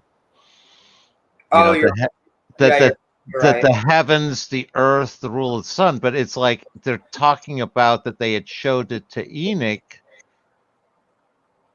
You're right. Didn't they show that to Enoch earlier, and then they showed it again to Methuselah? So now we have two of them who went up to heaven. No, so you're right. So Kihama, because they hachlu, they corrupted, or what is it? They weakened, or what's this? Played the pipe. They polluted. Leha ta'arav, they polluted. Was it lehit arav, to cross over and to defile or sin in the daughters of man, and they arose and Vaikam and Enoch rose against them, against all of them, and I guess it's saying he testified against them all. So yeah, you're right. We just had to read more. Okay, and I'm still not. So you're comfortable that that's all referring to Enoch, and Methuselah hasn't done anything but be born? Right. Okay.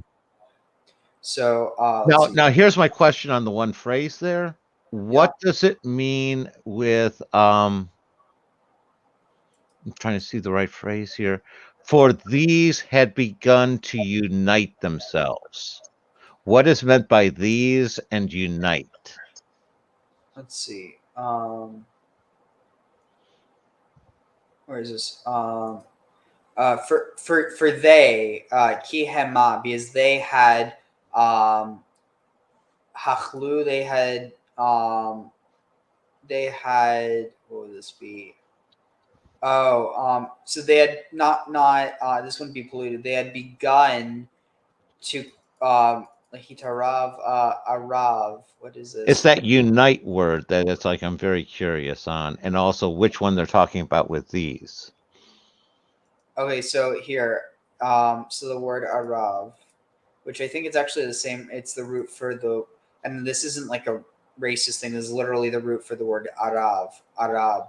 It means, so Erev in the context of the night, but it can also be to pledge, exchange, mortgage. No, I don't think this is the context.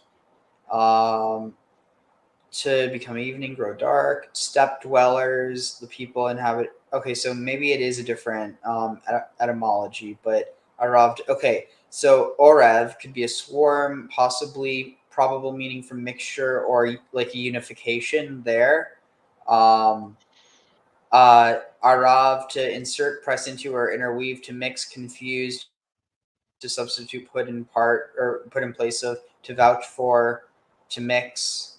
So that's where you're getting it. So they began to mix, or they began to mix, and they corrupted, and they sinned, literally not with, but in the daughters of man.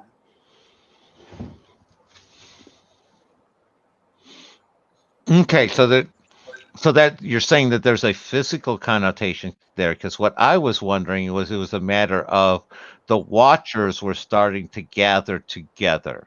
Yeah, that's what it's saying. Okay. And I'm sort of getting the idea of basically the watchers are starting to gather together in the cities. And all of a sudden, in the corruption happening in the cities, and that's why the flood ends up happening, is sort of where it's going to be leading to. Are you sort of getting a similar feel like that, Ariel? On a certain level, yeah. But like you know, like you always say, there's multiple like tiers to the interpretation. Now, 6 Jubilees of years, how long is that? That would be 300 years.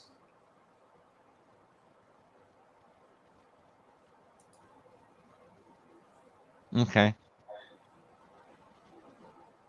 Let's see. All right, so and so he was taken from the midst of the children of man, and we brought him to the Garden of Eden and honored him, and we gave him a mantle, or like we honored him, and we brought him to the Garden of Eden for honor and beauty, or in honor and beauty, it's saying. So any thoughts on that? Here it's not saying they brought him to heaven, it's saying they brought him to the Garden of Eden. So it seems like it's saying here that the Garden of Eden is both a place on earth, but it's also heaven. And it's also saying that when he was with the angels of God, it wasn't that he was not on the earth, or the angels weren't on the earth either. So they could have been somewhere on the earth, and he could have been staying with them. And again, taken from amongst the children of men and into the Garden of Eden. Again, no saying the children of Garden of Eden could be an abstract concept, but this also could be a physical location on Earth.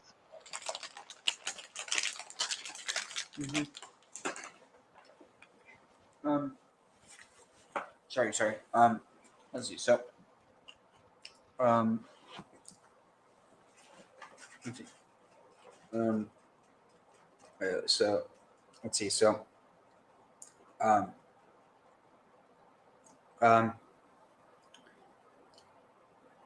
והנהו כותב פה בספר את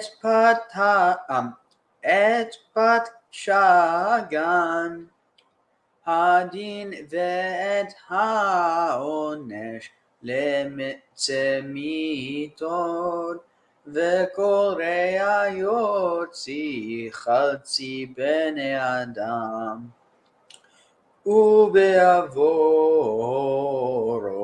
הביא אדוני את המבול על הארץ, כי הושם לאות לעד ועונה, בכל זרע בני איש להזכיר את כל מעללי הדורות עד יום המשפט, ויקרב קטורת לאדוני לרצון, על הר הנגב כי בארבע מקומות בחר אדוני על הארץ, הלא ההמה גן העדן, והר הקדם וההר הזה אשר אתה עומד עליו היום הוא הר סיני, והר ציון אשר יקדש בבריאה החדשה לקדושת הארץ, בו תקדש הארץ מכל איסמה ומכל תומותה לעולם ועד, וביובל 14 לקח מתושלח את הדין בת עזריאל בת אחותה ובבלו לאישה בשבוע השלישי בשנה הראשונה, וילד בן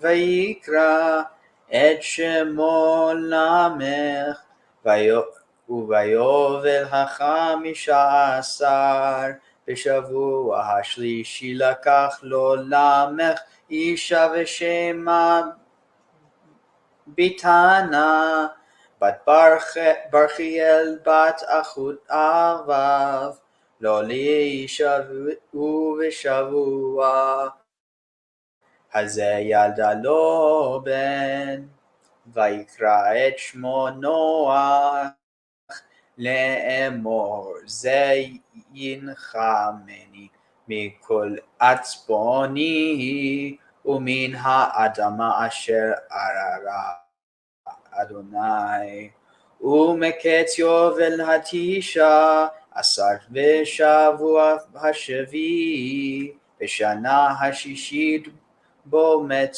האדם, ובכל בניו קברו הוא בארץ אשר נברא שם, והוא היה הראשון אשר נקבר בארץ.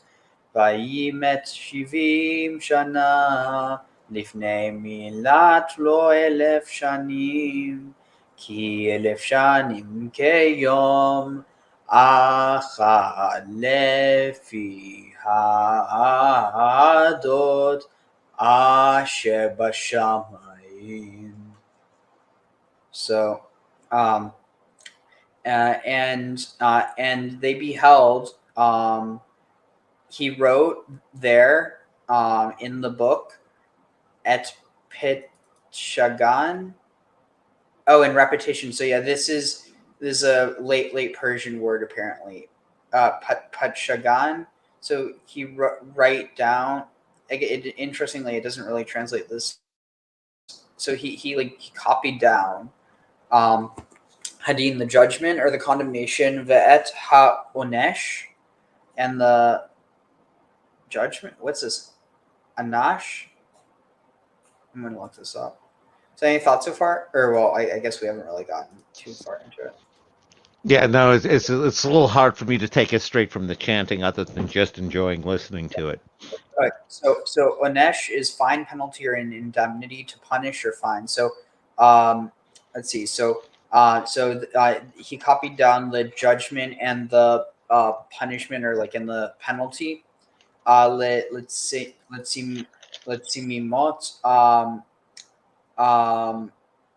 Like was this the final judgment and penalty, and all ra'at, and all all the evil yotzei chaltzi that goes out from the cheletz, that goes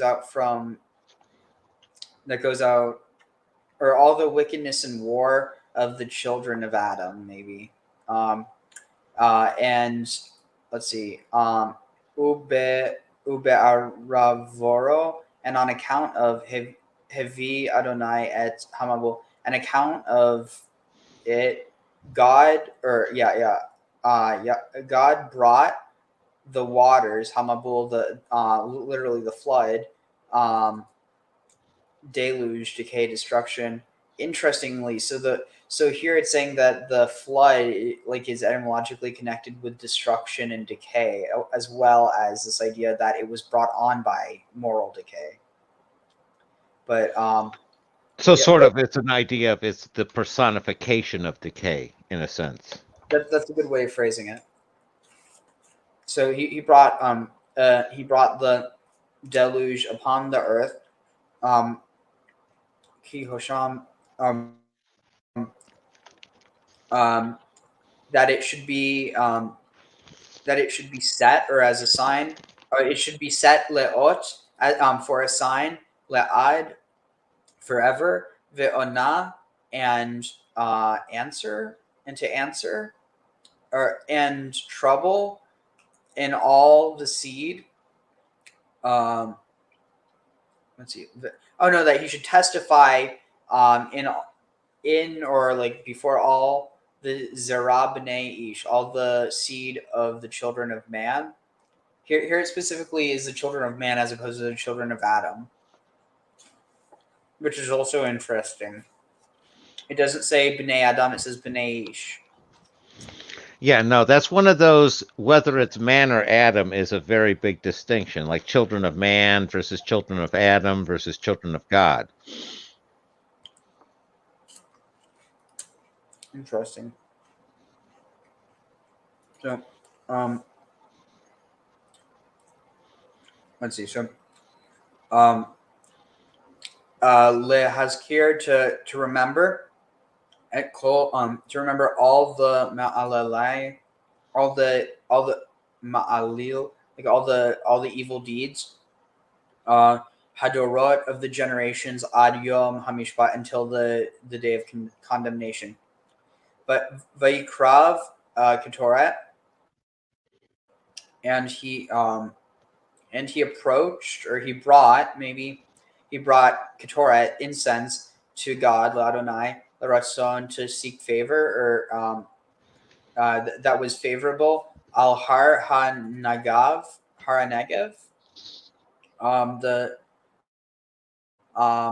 here it says before. Interesting. So al har ha'negev, so upon the dry mountain, because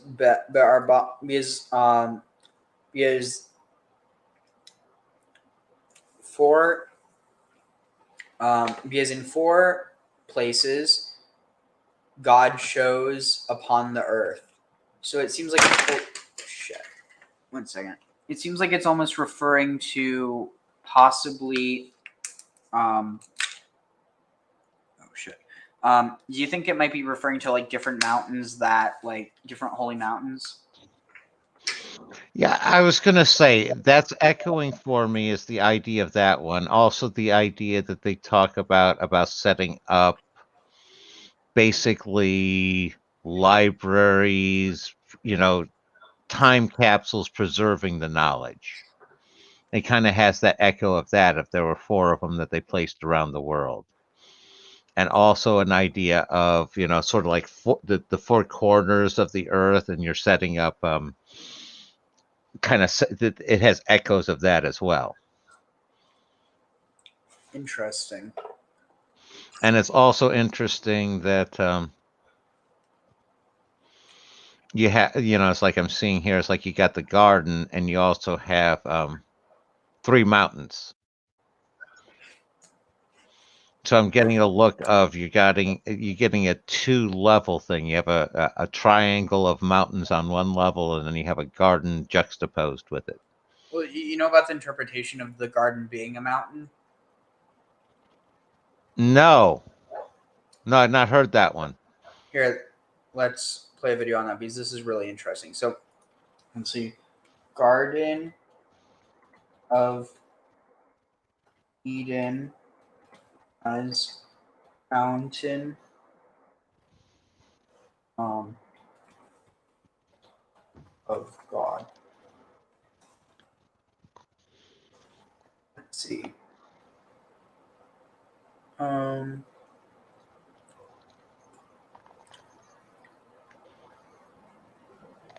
Trying to find one. Okay. Oh.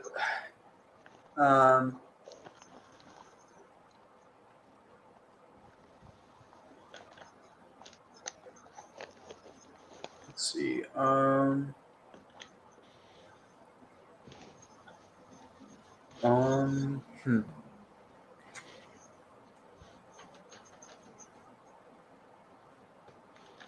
Let's see.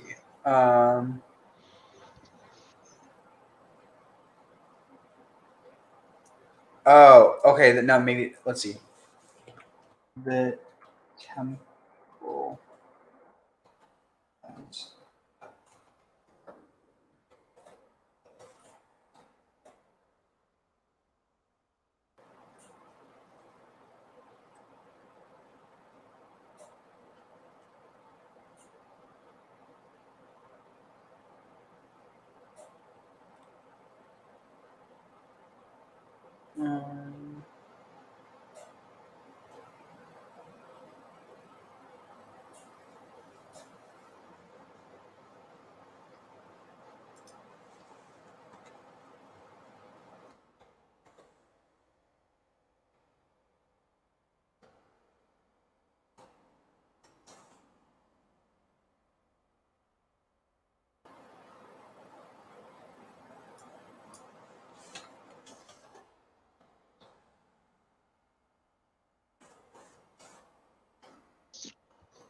Out of curiosity, did they specify what the spices were that they were burning, or the incense? Yeah, it's the Ketoret, so it's the stuff that was burnt in the temple. Okay, so it's that standard recipe. Mm-hmm.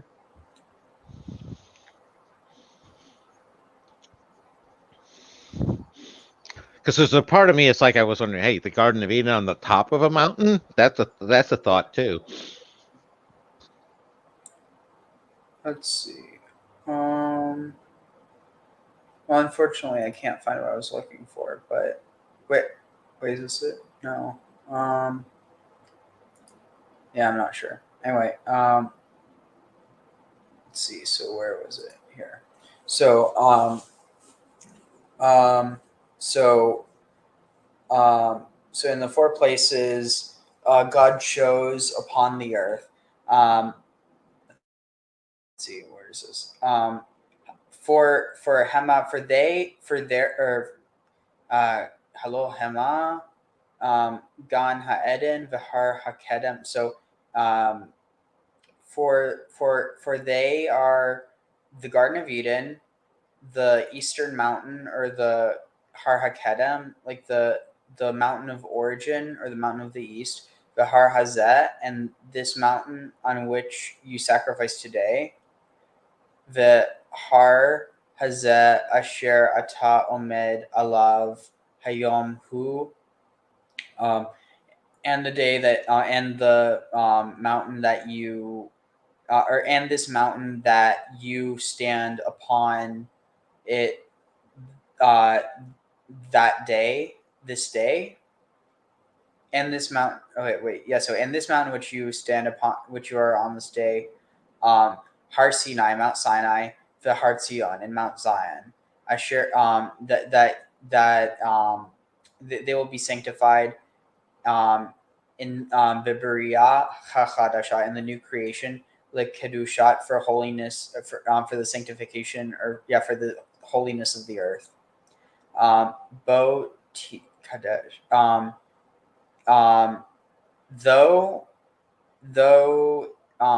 the earth will be will be sanctified or made holy from all its shema, all its guilt. It's saying all its guilt or accusation, and from all its sins, for forever, or like long va'ed, for all eternity. And on the so any thoughts on this so far? I was going to say interesting with the 4 places. I said the 4 mountains there. What is your translation of Sinai and Zion?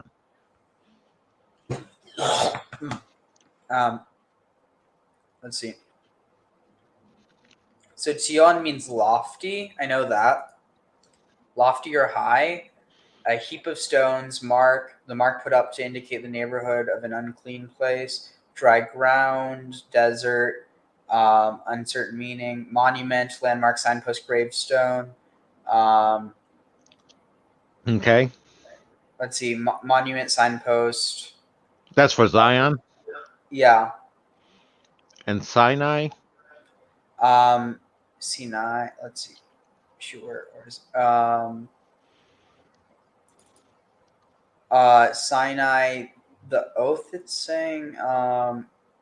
Erudite scholar. Let's see. Sinai. Honestly, I don't know. It seems like it's just the name. Okay. And any significance to east, or just, that's just the direction? Well, so it's also this idea like Merosh Mikedem, Merosh Mikedem Aretz. It's like this idea that the source of the earth. Any possible cognate to Mount Meru? Where's that? Mount Meru is the Earth Mountain from Hindu mythology and all. It's basically the world mountain. I mean, there's no etymological connection. I just wondered if there was a similar sort of sound. I was just curious if it was any connection. No, it's just the word is Kedem. Okay, east is Kedem. Yeah. Okay. So, let's see. Because what I was going to say, what jumps out to me at that one immediately is Mount Kalish. Interesting. So, and in the 4th Jubilee, 14th Jubilee, Methuselah took Adin. Here this is saying Edna, but it's literally Adin, or yeah, Adin, luxurious or voluptuous. Interesting. It's a hapax legomenon, which occurs only in Isaiah. Let's see, where is this word? Adin. Let's see, where's Adin? Adina. Oh, interesting. So Vatashumi. So now listen to this. Oh, pampered one. Interesting. Adina. Voluptuous, Adin, dainty or delicate, ancestor of a family of exiles who returned with Zerubbabel. Fascinating. Voluptuous, personified voluptuous one. Wow, this is fascinating. So yeah, Adin or Adina.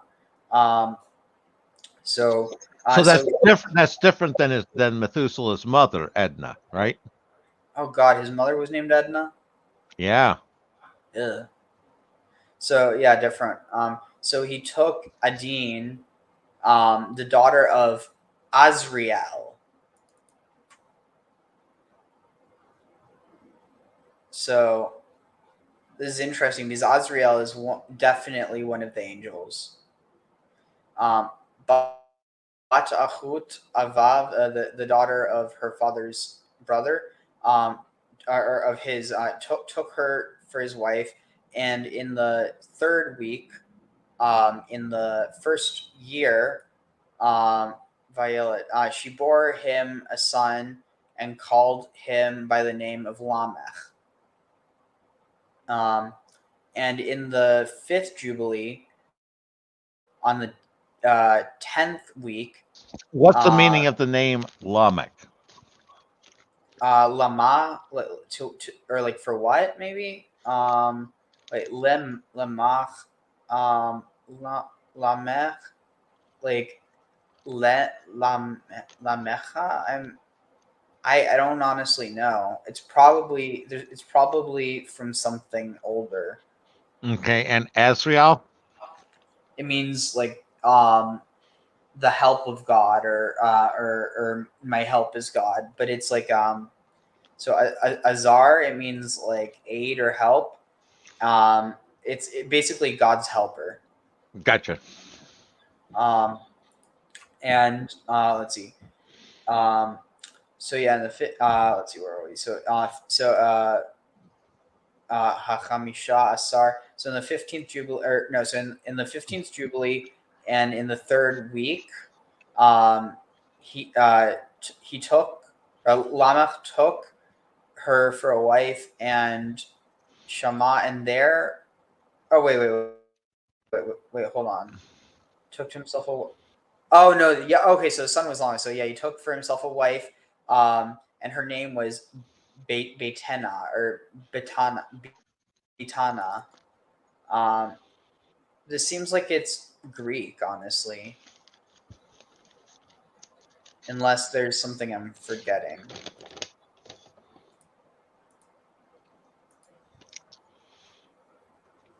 And any thoughts? I'm starting to see a recurring of names here, because Barakiel is also the father of Dinah. And that's only really possible if he lives a extremely long time, or he doesn't die. Right. Interesting. So, and her name was Betana Bat Barchiel, the daughter of Barchiel, the daughter of. It's interesting because here it has daughter again, but the daughter of his father's brother. Or That's that yeah. naming convention that they've used for the angels here that probably has some meaning that we might want to, decompress. Interesting. Like maybe it's implying a sort of androgyny. That's what I'm thinking. That bigendered producing the daughter here, and then thereby with the daughter marrying into humanity. You think that might have something to do with the idea that Mary was conceived by the Holy Spirit? Definitely could. Can't sign off on more than could at the moment. Interesting. So the daughter of his father. Interesting. The daughter of his father's brother. Oh wait. Oh no, never mind. It still makes sense. And took her for a wife, and and in that week, she bore him, and in that week, in this week, she bore him a son, and he was called by his name Noah, which means pleasant or restful, rest satisfied, or like comfort. Le'amorza, and it was said that this Yanachmani, saying, he will comfort me from all my pains, and from the earth that the Lord cursed. Interesting. So Lamech is saying, like, he will comfort me from my trouble. Interesting. So and at the end of the Jubilee, of the 19th Jubilee, and in the seventh year, and the Bishana Hashishi, Bishavut, in the seventh, Bishavut, in the seventh month, and the 6th year, I think. No, seventh week. Sorry, not month. Is the 7th week, and the 6th year. Death came to Adam, and all his children buried him in the earth that we created or buried him in the land where we created him. Or wait, Sham, wait, and they buried him in the Eretz, in the land that we created him there, and he was the first man to be buried in the earth. And then here, and then we have one more spurt. So, and Viyamet, and he died Shivim Shana, 70 years, Lifnei Milat, before he fulfilled Lo Elef, before he fulfilled his 1,000 Shanim years, because 1,000 years is like a day, is like a single day, according to the testimony that the testimony of the heavens. Well, this is interesting. So the translation is pretty accurate because I'm reading it. Then I look down. It's literally it's like I'm reading it, but I'm not looking at it. So, right. Any thoughts on this? I have to use the restroom. Yeah, I'm definitely getting off on the idea. Picking up on the idea of a bunch of those unnamed sons of Adam are coming back and burying him. And Adam being the first one buried in the earth clearly has meaning. The idea that they took him back to the earth from which he created is clearly of significance.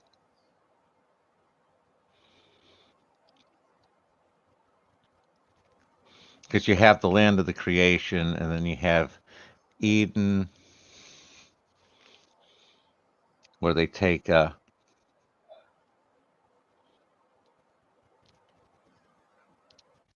did they take Enoch to the Garden of Eden? Yeah. Okay.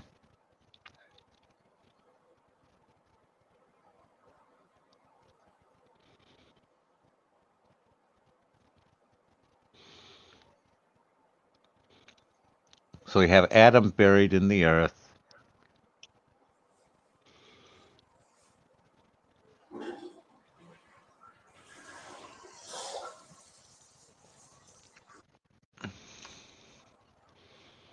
So we have Adam dying after Noah was born, right? So that would be...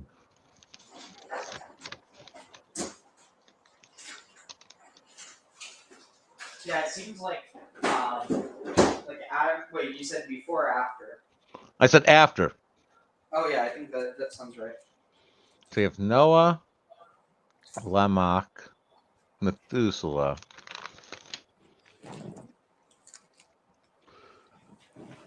Enoch, Jared, Mahal, Cana. What? Enoch. I'm counting. Enos,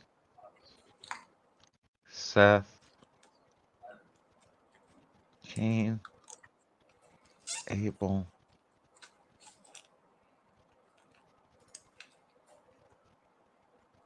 Interesting. We have 12 males born up to the time of Noah that I'm seeing here. Because I'm seeing Cain and Abel and Seth. You got Cain's Enoch. Then you have Enosh, Canaan, Mahalalel, Jared's Enoch, Methuselah, Lamech, and Noah.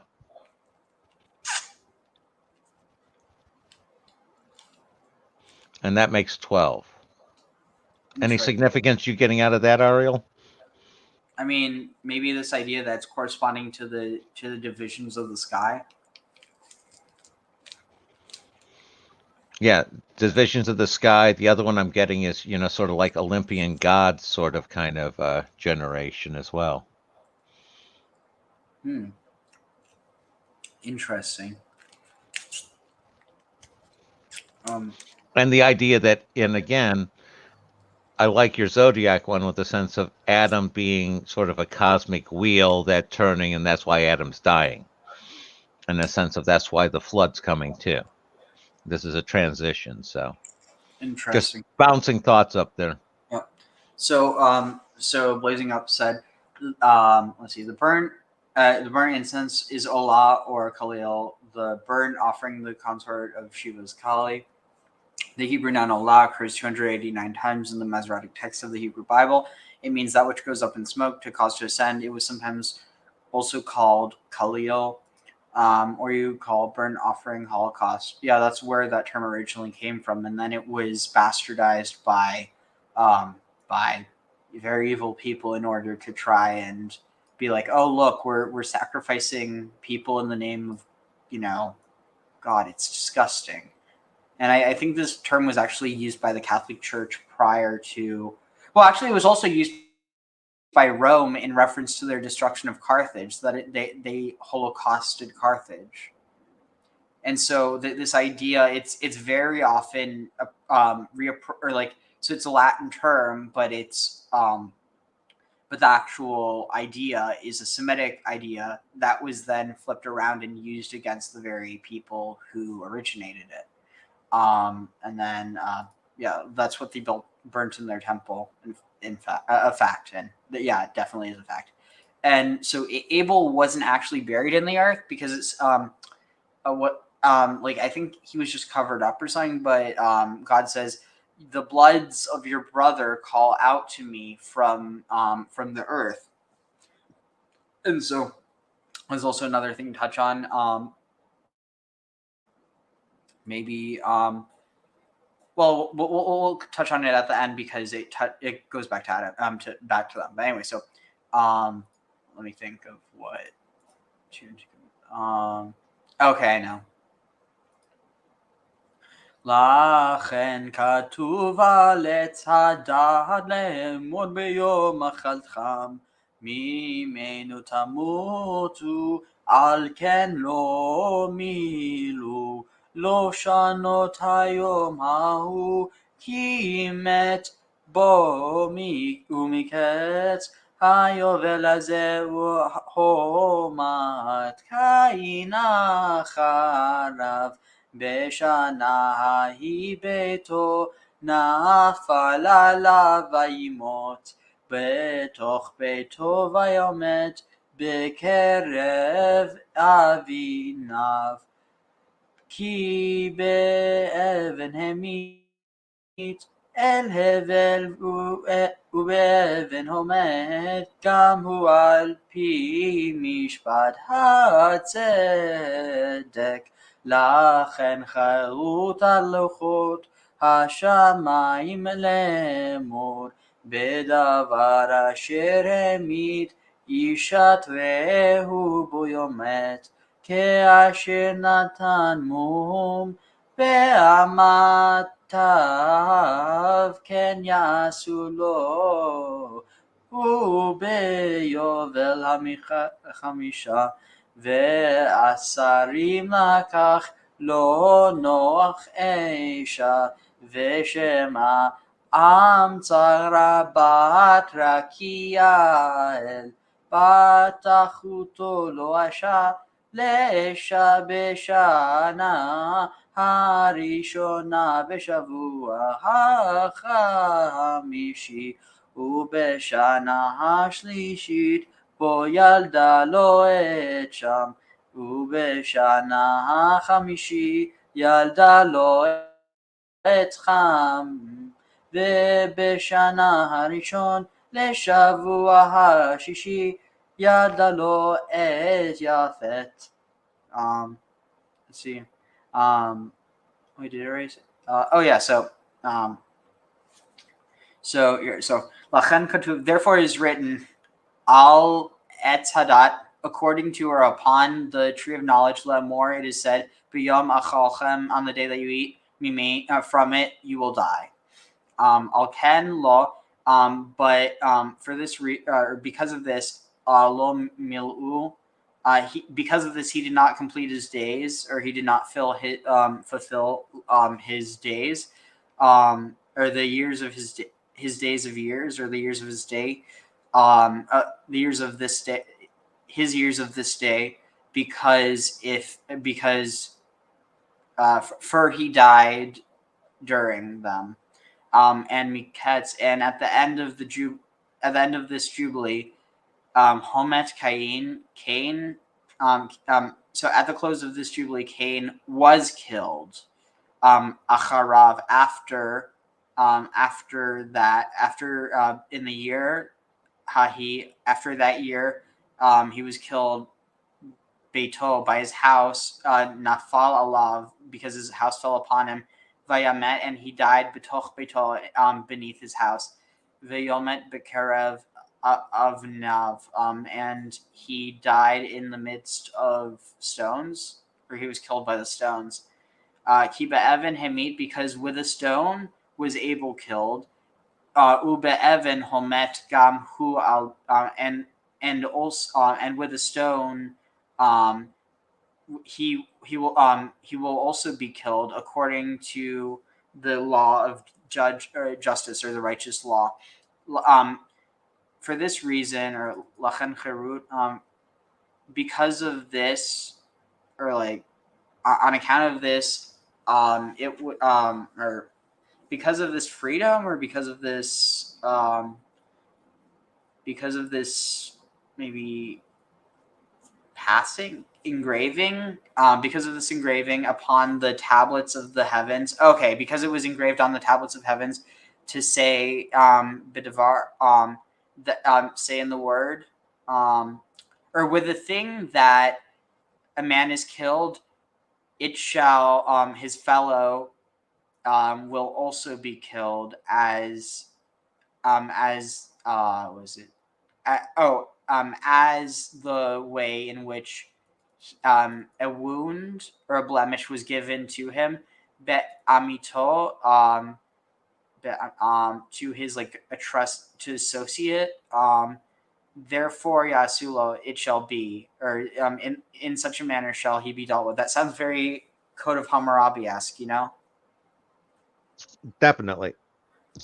So let's just finish it, and then we can comment on it. So, and in the fit Uvayovel HaChamisha Shive Asara, so in the 25th Jubilee, Lakachlo Noah took for himself Isha, a wife, Vishema Amsara, and her name was Amsara.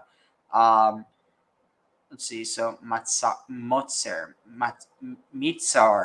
that her name might be etymologically connected to Egypt. Let's see, translation. Wait, where is it? Dictionaries. So, Matsar. Search. Narrow, tight, straits, distress, adversary, foe, enemy, oppressor, hard pebble, flint, tire or tyrus, to twist or make a rope, to define the boundaries. Interesting, to stretch oneself. Anyway, so her name was Amsara, the daughter of Rakiael. This means the firmament of God, or the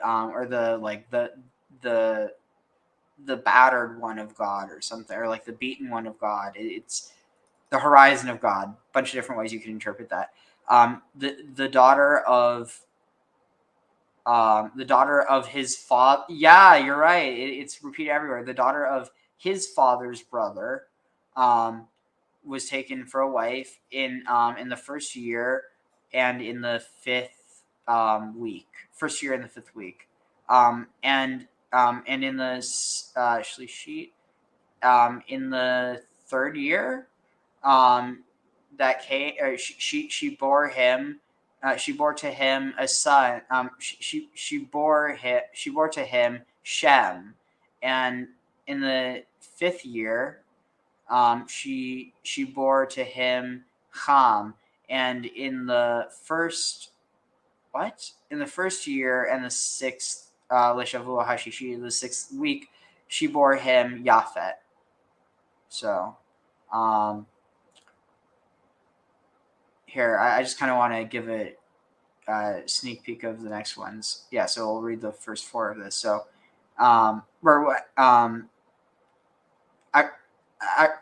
shoot, I'm trying to think how to do this. Just because there was something I wanted to show. It was about. Oh, right. It was something to do with Cain and Abel. I'm trying to think.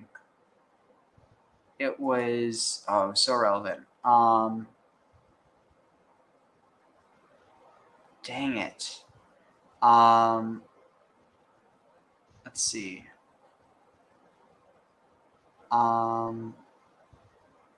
Sorry, just give me a second. It's probably going to come back to me in a moment. Let's see, Cain and Abel.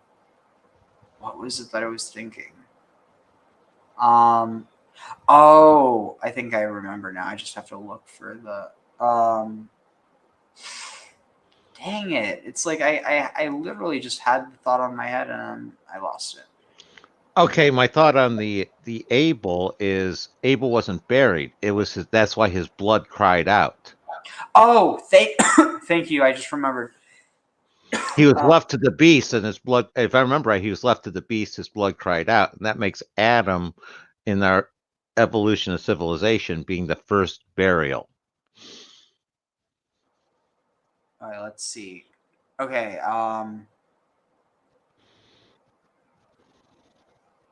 Here, hopefully this is good. I don't know how. Let's see here. So we obviously won't watch the whole thing. The Reshit of Genesis, and we're in the middle of the story of Cain and Hevel.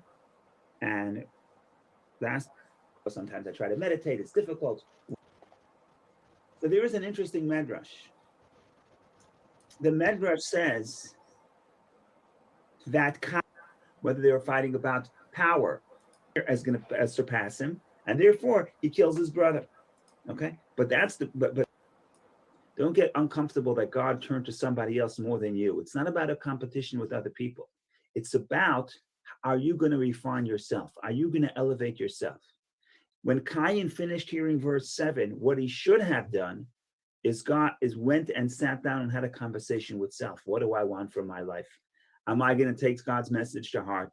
Am I going to improve myself? God went and sat down and had a conversation. Verse 7, what he should have done is went and sat down and had a conversation with self. What do I want from my life? Am I going to take God's message to heart? Am I going to improve myself?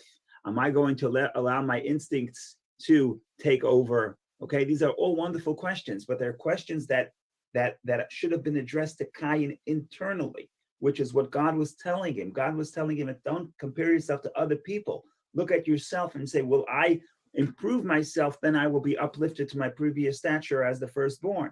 Instead, again, he's talking to his brother. He's measuring himself in relation to his brother. In other words, he did not take God's message to heart.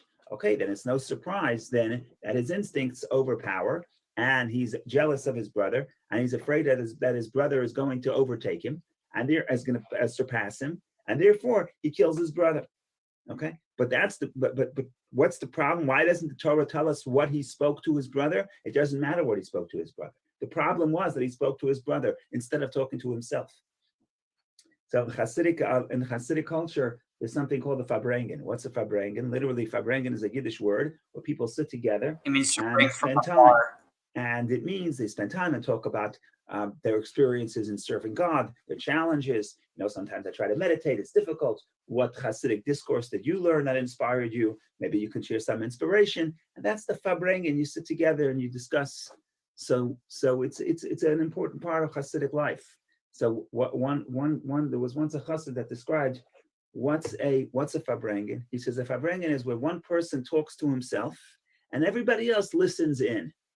In other words, a Farbrengen is not a time I come to preach. I talk to myself. Okay, you want to hear what I'm talking to myself? You're welcome to hear. And then you talk to yourself. And I happen to listen into what you're talking to yourself.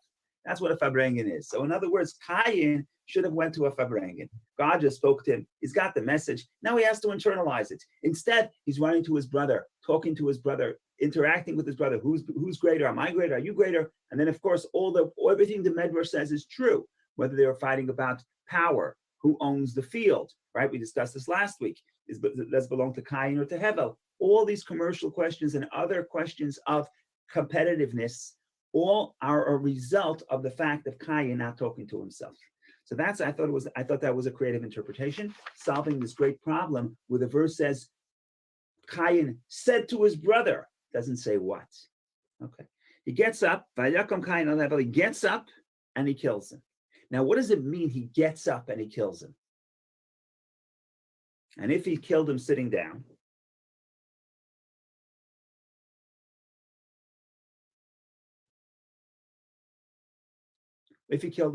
what's the problem? I have to know exactly how he killed him.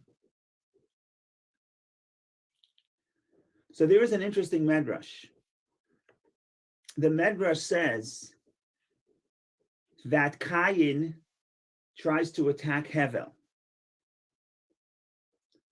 And Hevel overpowers Cain. So Cain starts pleading with his brother to let him go. And he starts appealing to his brotherhood, to his sense of compassion. And he says, what are you going to do? You're going to kill your brother? How could you kill your brother? You're going to kill your brother. How are you going to go back to our parents? It's a terrible thing. And that's what the beginning of the verse says. Cain speaks to Hevel. According to this medrash, this is Cain speaks to his brother, Hevel, his brother. He's calling him my brother. He's evoking Hevel's compassion. And the moment Hevel lets go of Cain, then Cain gets up and kills Hevel. If Cain gets up, that's the end of verse 8. Vayakom Cain. Cain rose up. Vayakom means he got up. If he got up, it means he was lying on the floor. Why was he lying on the floor? He was taking a suntan. He was lying on the floor because there was a struggle, according to this medrash. There was a struggle. And Cain overpowers Hevel.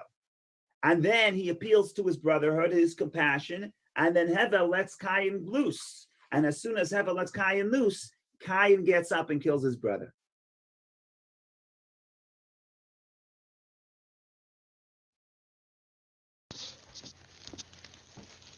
What do you do with this medrash? So this ties into the broader point of Cain and Hevel, and how ultimately the world, we'll get to that point in a page or two, ultimately the world has not been rebuilt. Both Cain's lineage, Hevel doesn't have any lineage. The lineage stops with Hevel. In other words, humanity, we do not come from Hevel. We also primarily do not come from Cain. We come from the third son, Shet. We'll talk about that. There's a debate who exactly, whether we have some of Cain's lineage. We'll get to that later. The bottom line is, Hevel is not the model either. The model has to be Shet, and Shet is the balance. And we'll talk about that when we get to the story of Shet. But what the Hasidic commentaries explain is that Cain, I don't mean to blame the victim here, but Hevel is also, in some sense, responsible. I don't want to say responsible. Hevel's personality is not careful enough to defend himself. Why? Because to Hevel, life on this earth is not that valuable. Why? That's his name. Hevel means vanity. Hevel means he senses that the physical life is not that important. He's connected to spirituality. And therefore, he's not as invested in defending himself in the physical way. And therefore, the Hasidic commentaries say both Cain and Hevel's attitude is wrong because they're both extreme. Cain is too invested in the physical, doesn't care for spirituality, doesn't care for morality. Hevel is the other extreme. Hevel senses that everything on this earth, all of physical life and all of physical possessions and life itself, physical life itself, has no significance, has no substance. That's the meaning of the word Hevel. It's vanity. It has no substance, and therefore he is not as invested in defending himself. And so he's almost like too humble. And the truth of the matter is, too much humility is not good. You can be very humble before God, but you have to stick up for yourself in the real world because God wants life on this earth. And if you're not going to defend the gift of life on this earth, you are, I don't want to say it's a sin because I don't want to blame the victim, but this is not the model of our attitude toward life. So according to this medrash, both Cain and Hevel are a little bit of the problem. Of course, Cain is the aggressor. Let's not equate the two, but God conveyed that wisdom to God, commanded Adam, telling him that murder is prohibited. He gave him 6 There's only 4 people. Let's analyze what. So that's very famous. Rabbi, he was ultimately became the rabbi of Prague. Oh wait, here. This is what I was looking for. But before we move on to the next topic, what did you think of that? I think it's also important. What he's saying is a very spiritual understanding. You can't take that literally as understanding that, like it's it's like looking at them as spiritual representations in that context. Yeah, no, this guy I almost agree with 100%. He was echoing a lot of what I've talked about, the Cain and Abel and the return to the center again with Set and. Oh, wow. I just thought about something else. So think about it. So Cain means to acquire or to own.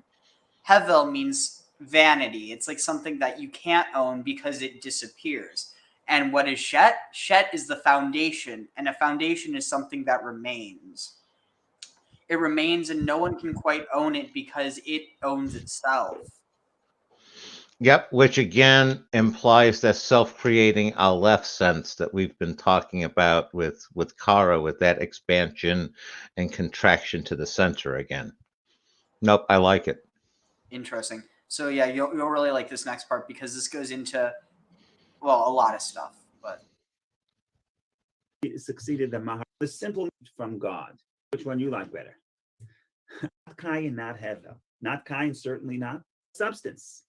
And therefore, he is not as invested in defending himself to the extent that I have to expand myself with the expense of the other person. And if the other person's in my way, I have to kill him. That's certainly not the model for us. But Hevel is not either the model for us. Hevel is too humble, doesn't care about life on this earth. That's also a problem. So that's a Hasidic idea. You need a balance, and the balance is Sheit, and that's what we're going to discuss as we get to wow, it's almost like Chesed versus Gevurah. I have a question. At this One only point cares in the about evolution spiritual, the other only cares of about humanity, what is the moral code? In other words, we haven't reached the Noahide laws yet. I mean, why would Cain necessarily think it would be wrong to kill his brother? That's an excellent question. That is an excellent question. Almost like why would Adam and Eve think it would be wrong to eat of the apple? Just because there's 2 answers I can give. And I'm not going to tell you which one I like better. You tell me which one you like better. That sounds so Jewish. The traditional answer is that Adam which was one that, commanded 6 of the 7. You asked the question. I'm going to give you 2 answers, and you tell me which answer you like better. Yeah, I really relate to that. Yeah. That's an excellent question. That is an excellent question. So also, to be fair, that was a legitimate question. You could have been completely serious, and I took it as a serious question. No, I take it as a serious question too, and I agree with this guy. That is an excellent question. If you haven't been told not to do it, how do you know it's wrong? No. I'm talking about this. Oh. Well, I'll just read it in case you can't see it. So Blazing Up said, I thought that the title of being the first person buried went to Abel, and then they said I was being sarcastic, which okay. I still would take that as a serious question because it's not really that clear, though apparently Abel was eaten by wild beasts. Oh, wow. He was eaten by the very things that he was taming. Well, he had tamed the tame ones. It was the wild ones that ate him. But I thought it was significant of his blood in the land, as opposed juxtaposing Adam as the first burial. Oh, and not only that, but when you like slaughter animals like ritually for a sacrifice, you're supposed to let the blood drain out into the earth. Yep. No, makes sense. So it's like it kind of reminds me of the tradition in like within the Hellenistic world, but like with miasma and how they wanted to avoid human miasma from human death, but and so like they didn't want human blood to contaminate the holy, but there was this idea that like animal blood had a different context. Oh, here's a totally wacky one that just hit me. What do you think about the idea of, with Cain developing the idea of sacrifice, and his first sacrifice being his brother Abel? I mean, it's just not really supported in the text. Like, it. Notice that's why I said it was totally wacky.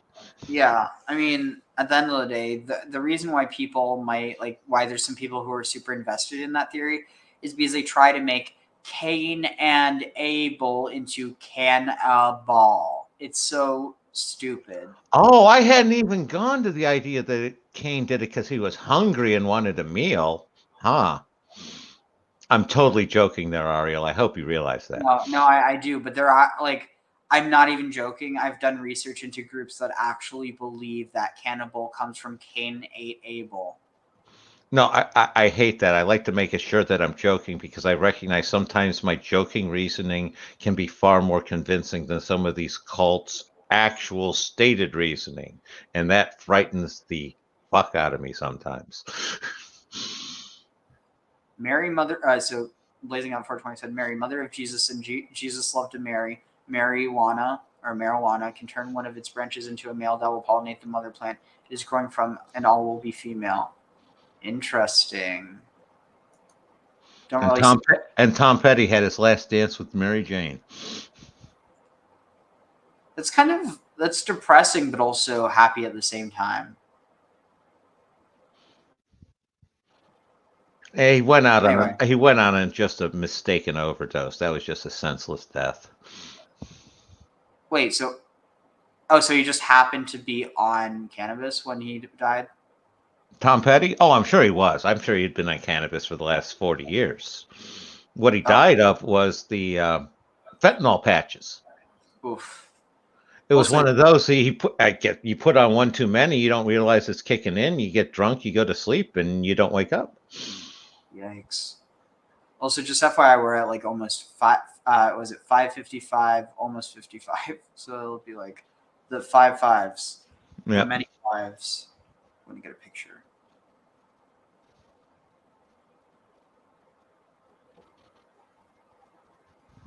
Okay. Anyway, so so let's continue. There's 2 answers I can give.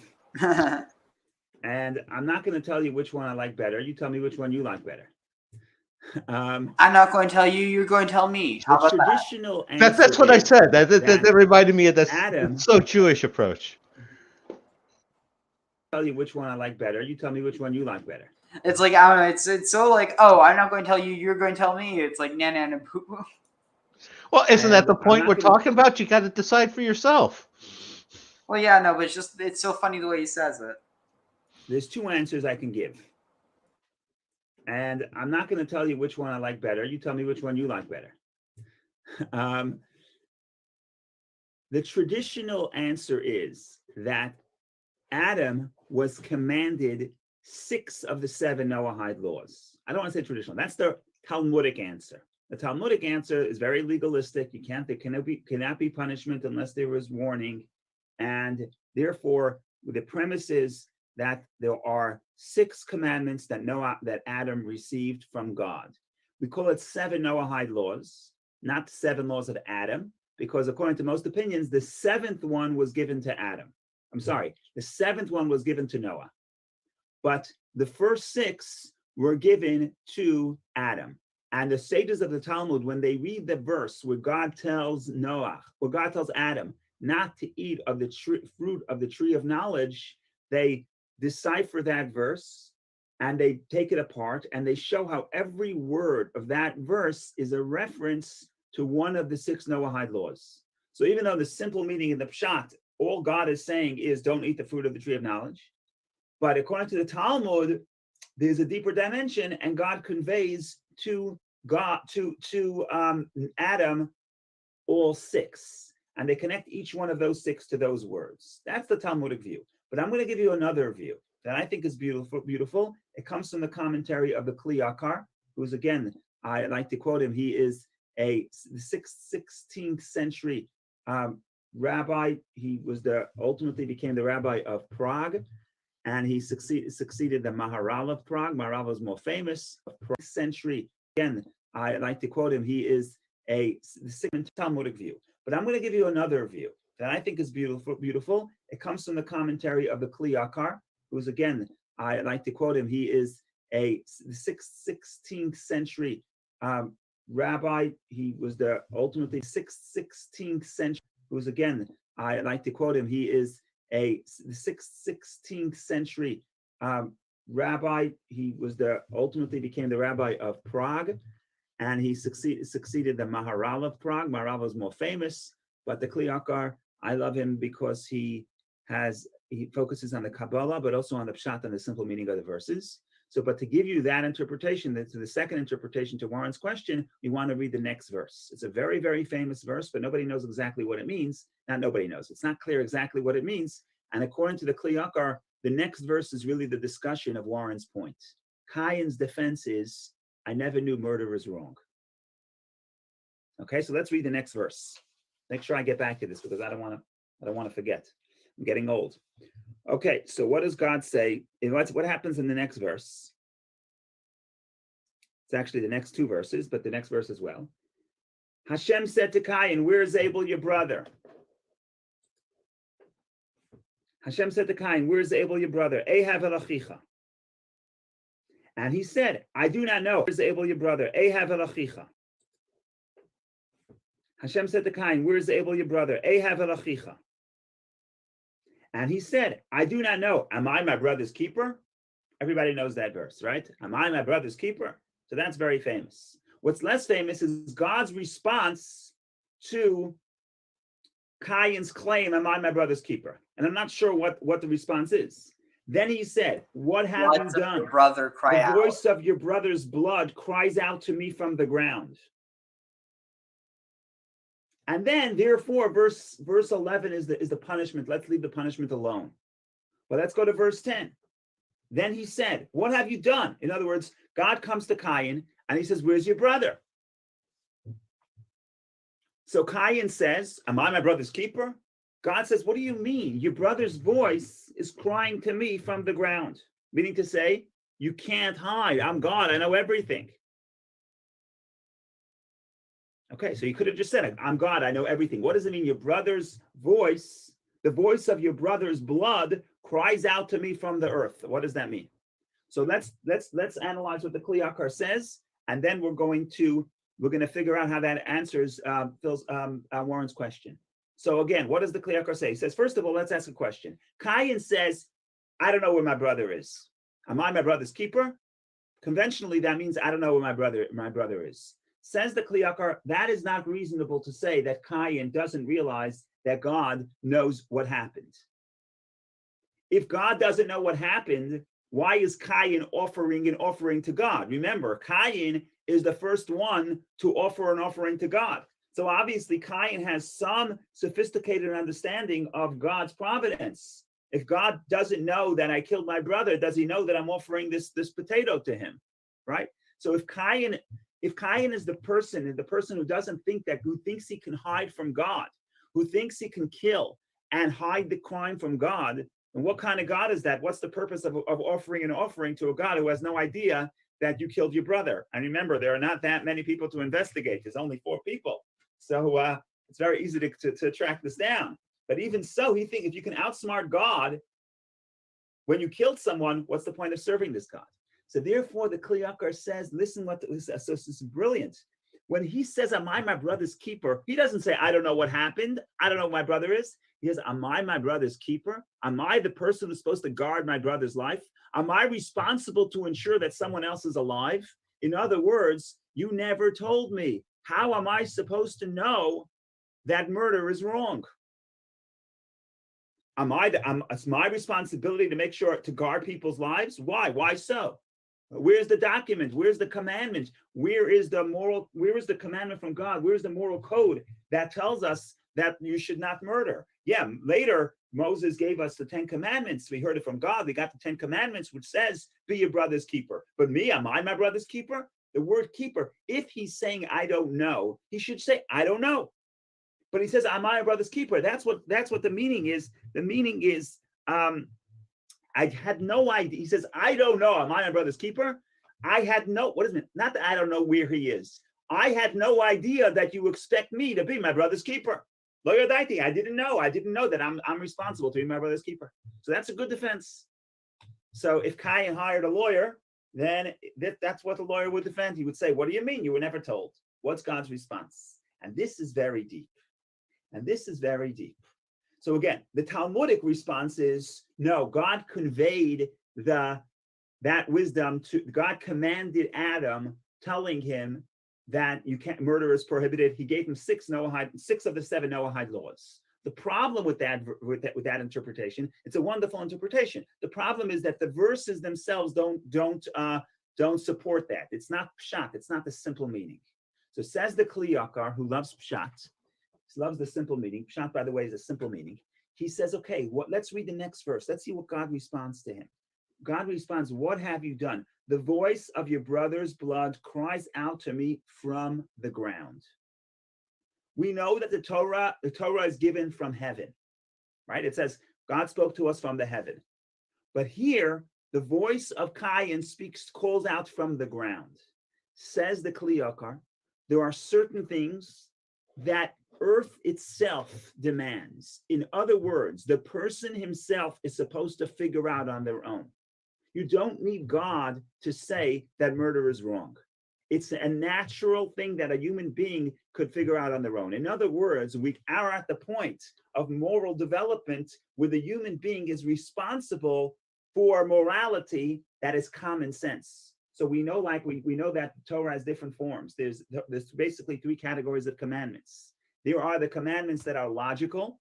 There are commandments that are illogical, like the laws of purity and impurity. We call them decrees. And then there's in between, there's the edut, there's the testimonials. There are commandments that are historic, like keep Shabbat, to remember that God created the earth.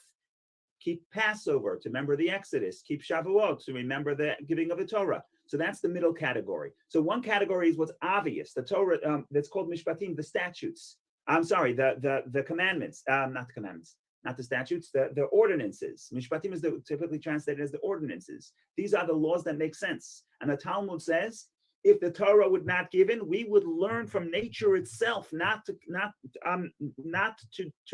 violate these commandments. The Talmud says we would have learned not to steal from where? From the ants, because apparently ants in the ant colonies, even though they work very hard, they don't steal from each other. I have no idea. I never studied this. Jill is not here to tell us if the science knows that ants don't steal from each other. But the Talmud says ants don't steal from each other. And you know what? We would learn that from ants. In other words, earth itself, nature itself, the natural logic dictates that you can't kill your brother, because if you can kill your brother can kill you, and there's no earth, there's no civilization. So in other words, the answer to Warren's question, the second answer from the Kli Yakar, who told Cain that they can't murder? Answer is nobody. And they're still expected to know it. It's like my kid, not my kid. The kid comes home, parent comes home, and the kid took a red marker and covered the entire wall with red marker. So mother tells kid, why have you done this? The kid says, you never told me I can't. What does mom say? I don't have to tell you can't. It's obvious, it's common sense. So as long as the kid is over more than 2-3 years old, it's a good defense. The mother's response is a good response. I have to tell you, you can't color the wall with the spray paint. I don't have to tell you that. It's obvious. So that's what the Kli Yakar says. That's the meaning of God's words. The voice of your brother's blood cries out to me from the earth. What is from the earth? The earth itself is the source of this moral code. You don't need God to come to you from the heaven to tell you that you can't murder. You need God to come to you from the heaven and tell you that you have to put on tefillin, that you have to fast on Yom Kippur, that you have to eat matzah on Passover. These are all wonderful commandments that you would not get from the earth. But murder you get from the earth. So I like that. Go ahead. Animals don't kill their own species. Some do. I don't know. Jill's not here. I don't know. Apparently some do. Some Usually their own species they don't kill, but there are tribes that of humans who kill each other. Yeah, and kill. I have no problem with people killing each other. People killing each other all the time. Self-defense. The problem is if murder is not wrong. If you have a society that says murder is not wrong, that is the problem. And the question is, what is the basis for that understanding? So this actually this is actually contemporary. In other words, do you need divine morality? Ultimately, do you need God to tell you that murder is wrong? So the religious people believe, in other words, the religious view is ultimately, yes, you need God to tell you. Why? Because if it's just a human commandment, if it's just human logic, you know what's going to happen? What's going to happen is that your subjective mind will justify murder. And that's why it's not enough to have the voice from the earth saying, do not murder. You're going to need God 3,000 years later to come and reiterate and say at the Sinai, do not murder. Why? Didn't God understand that the earth itself cries, do not murder? In other words, logic dictates moral logic. Logic, the human logic, natural logic would dictate that you should not murder. Yes, true, but that's not enough. That has to be protected with an additional layer of divine revelation. However, it's not enough to, Cain cannot get off the hook by saying that I didn't know. You should have known. Go ahead, Warren. I think you wanted to ask. Yeah, you anticipated my point. I was going to say that what you're saying strikes me as really at the core of the divide between religious thought, whether it's Judaism or Christianity or some other religion, and sort of an ethical, naturalistic humanism, which says we don't need the construct of religion to know what's right or wrong, because we can develop it from a sort of a humanist perspective through a natural observation of life. I want to elaborate. Go ahead. It's not 100% true that Judaism would disagree with that, because I just gave you the quote that the Talmud says, if the Torah would not be given, we would have learned theft, the prohibition of theft from the ants. We would have understood that the idea of modesty, which is do not commit adultery, the idea of modesty, we would have learned it from the cat. I don't have a cat, but apparently the cats are modest. So the point is that the Judaism is not saying, is not completely negating the humanistic perspective. It's not saying that without the 10 Commandments, we would have been living in the jungle. No, we would have been responsible to come up with morality on our own. What Judaism says, could God rely only on that? In other words, if I'm the arbitrator of morality, that could lead to dangerous places. But as a basic level of morality, the human mind is certainly a good beginning. Now, I want to say one thing, because I was going to say it later, but I'll say it now just to make this conversation full. If Cain did not have the additional layer of divine protection, divine commandments, it is possible that Cain's punishment should get leniency in sentencing. And you know what? He does. We'll get to that later. We'll get to that on the next page. Okay? Rabbi. Second, Barry, hang on just 1 second. So see what's happening here. We're holding Cain responsible because he should have figured it out on his own. But are we treating Cain the way the Torah would treat a murderer? We're not, and I'll prove it to you. So in some sense, Cain's defense does stand. He says, yeah, you allowed me, in other words, God understands that I'm punishing you because I'm expecting, I would have expected you to figure out on your own, but I still cannot hold you to the same level of responsibility as I would had you had the commandment from God. And therefore, I'll say it right now, I'll spill the beans. Therefore, in the Torah, it says multiple times that the only way to atone for blood is blood. It says the only way to atone for the blood is the blood. There are all kinds of verses that state that. And that's why the only appropriate punishment for murder is capital punishment. There is only one exception. If someone kills someone by mistake, then they go to exile. What happens to Cain? He goes to exile. He's not killed. Why not? Obviously, his defense attorney got up at sentencing and he said, we want leniency. Why do we want leniency? Because we weren't told that it's a crime. So God says, you figured it out, you should have known it on your own. So he says, okay, I should have known it, but I never had that additional layer of absolute morality that religion provides. So God says, okay, you didn't have that. We have to give you leniency in sentencing.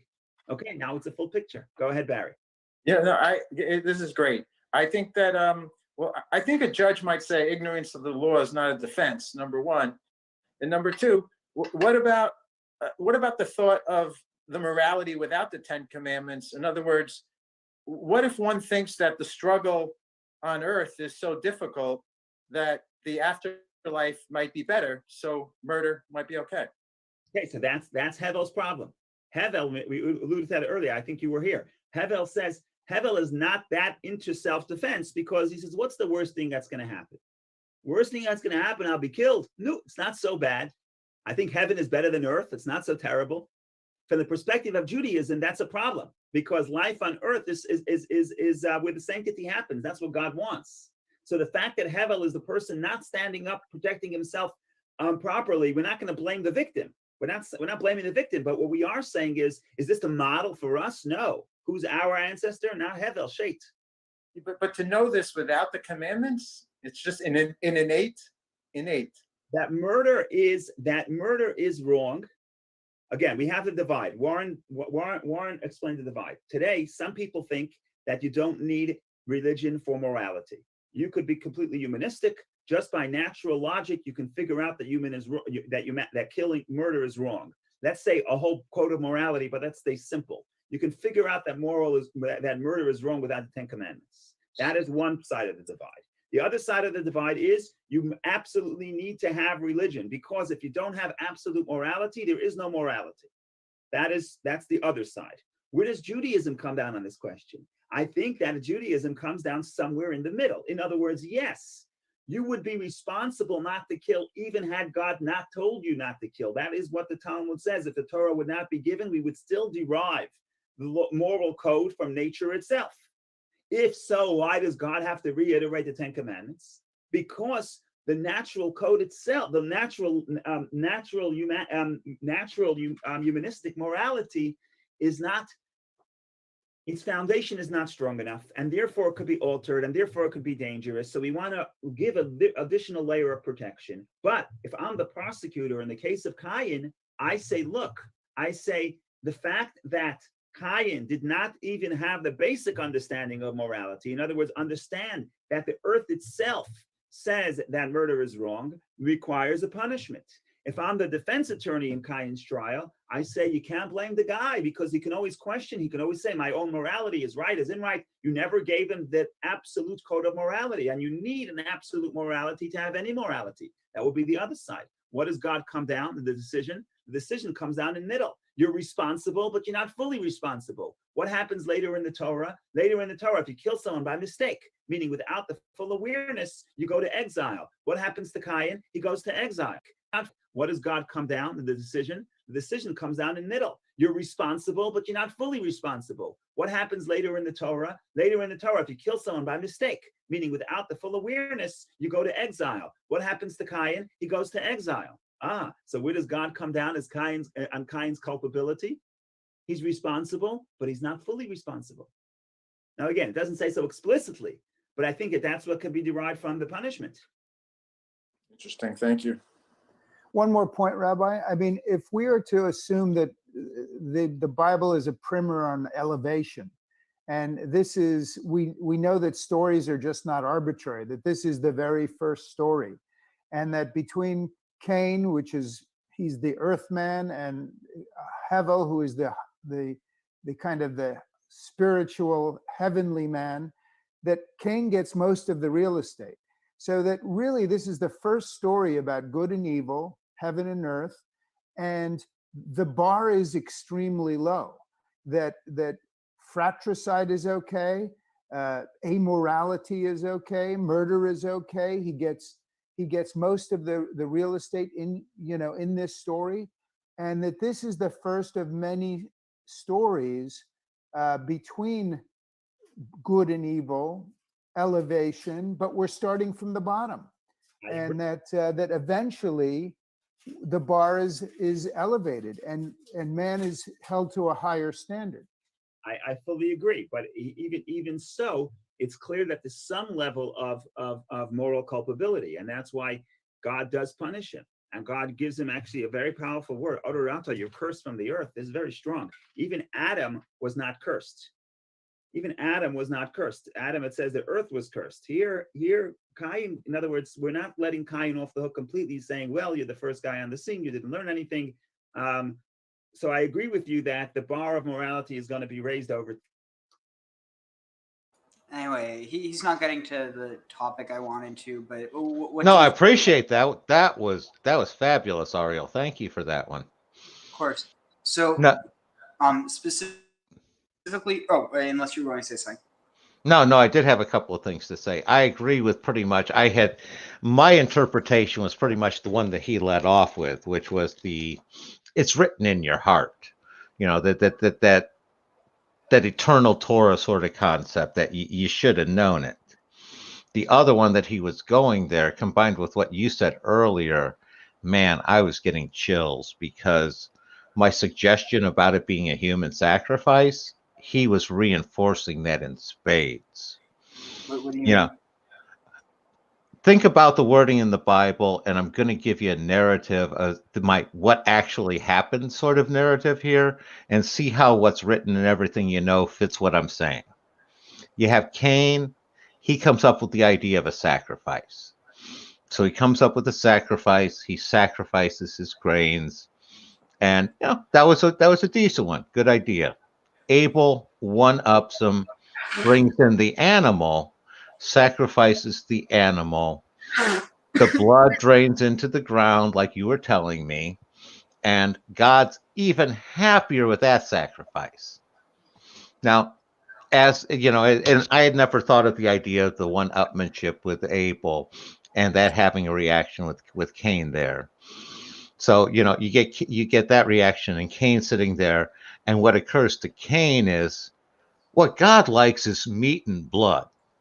And if the animal meat, the animal blood sacrifice was better than my grain, then a human sacrifice is going to be better than the animal sacrifice. So God must be happier if I top that animal sacrifice. So he sacrifices Abel with the blood draining into the ground, just like you told me. And that's why you have the sequence of and the sacrifice is what summons God. So that's why God came down with the grain. God came down with Abel's sacrifice. Now God comes down with Cain's sacrifice. And it's like, where's Abel? And it's like, what do you mean? I'm not Abel's keeper. And it's like, Cain, what have you done with your brother's blood? You poured it in the ground in the sacrifice. It called me. What are you talking about? How does that, again, what he was saying seemed to track with that sort of narrative. What are you thinking here? I'll shut up and let you correct me and point out, poke holes in my balloon here. I can't. I just can't. I don't think there are any holes, or if there is, none that I can think of. Okay. It's just a natural escalation. Yeah, that's what I was seeing there, and that being why he was innocent of it is he wouldn't have known that natural escalation wasn't the idea of what God wanted. Also, so the main reason, the thing I was trying to bring up here, though. Yeah. So let me see if I can find it. Yeah, we can totally sidetrack that one. I was just curious if you had any quick pins to poke that one, because that one just hit me, and I was just going there. I can't find out anything to debunk. Basically not debunk it, but to pinprick it. So look at this. So let's see. Wait, what was it? Okay.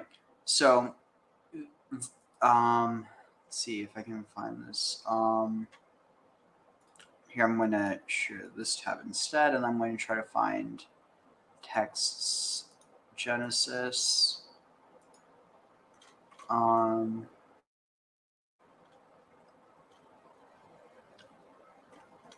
see. All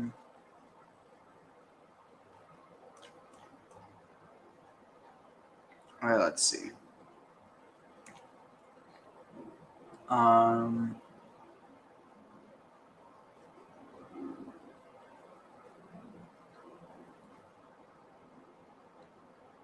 Let's see. Oh, right, here. So Vayomer Ma'asita, what have and he said, what have you done? Kol Dameh, the voice of the voice. Okay, that's weird. Wait, is it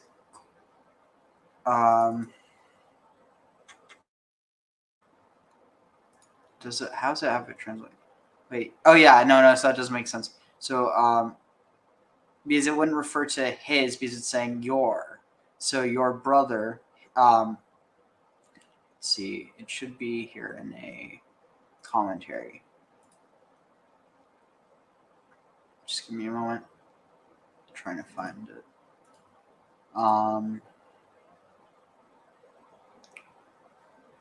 Are you able to see this? I mean, it's still loading, but dang it, I don't know what's up with this. Are you able to hear me? Hey, Neil. What's up? Yeah, I can hear you. Hi, Neil. Okay. Commentary. Hopefully it's working now. Here, I'm just going to pull it up on my phone because it should work there. So basically the way it's worded. Okay, so this is Genesis 4, Genesis 4:10. Not Genesis 4:20. 4:10. So commentary. Okay, here I found it. So listen to this. Dame achecha. Dame is, so it's from Rashi. Dame is plural bloods. His blood and the blood of his possible descendants. Genesis Rabbah 22:9. Another explanation of why the plural is used. He inflicted upon him many wounds because he knew not whence his soul would depart, which blow would prove fatal. That's from Sanhedrin. Let's see. Trying to see if there's any other ones that I'm going to actually go to that. Let's see. Open Rashi, find what it references. It's Genesis Rabbah 2. Let's see, Talmud. Oh, wait. Genesis Rabbah 22:9. Oh, wait, I can just pull it up here. So, Genesis 2 Rabbah.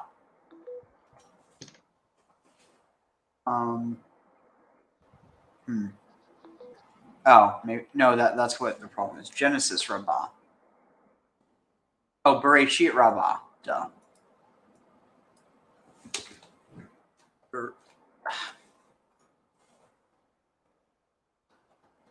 Bereshit Rabbah.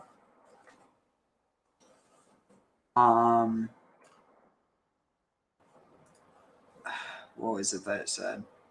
22:9.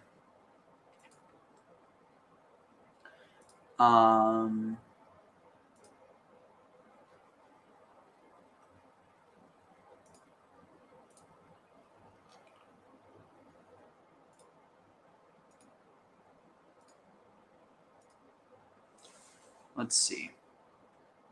22:9. Here. All right. The voice of your can you see this? Also, yeah. Also, Neil says, "Hey, Graham." All right. So here I find it. So the voice of your brother's bloods are screaming to me. Oh, that's interesting. It doesn't say crying out. This literally says screaming. It's like ah. It's almost like the screeching demons of hell, screaming to me from the surface of the ground.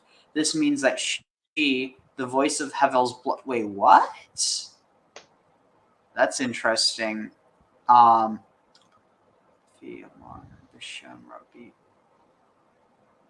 my. Okay. Wait. Is it Vayomer? Achecha.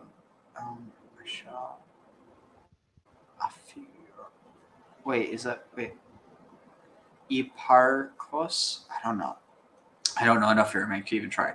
So the voice of your brother's bloods are screaming to me from the surface of the ground.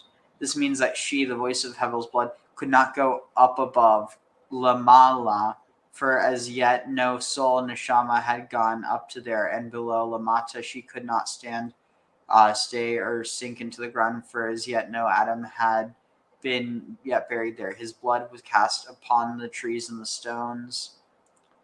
And Cain knew his wife. So it doesn't. Yeah, it doesn't talk more about it. But basically, what Rashi was talking about is this idea that when it says blood, it's referring to the blood of him and any possible descendants he could have had. So it's this idea that you actually see it.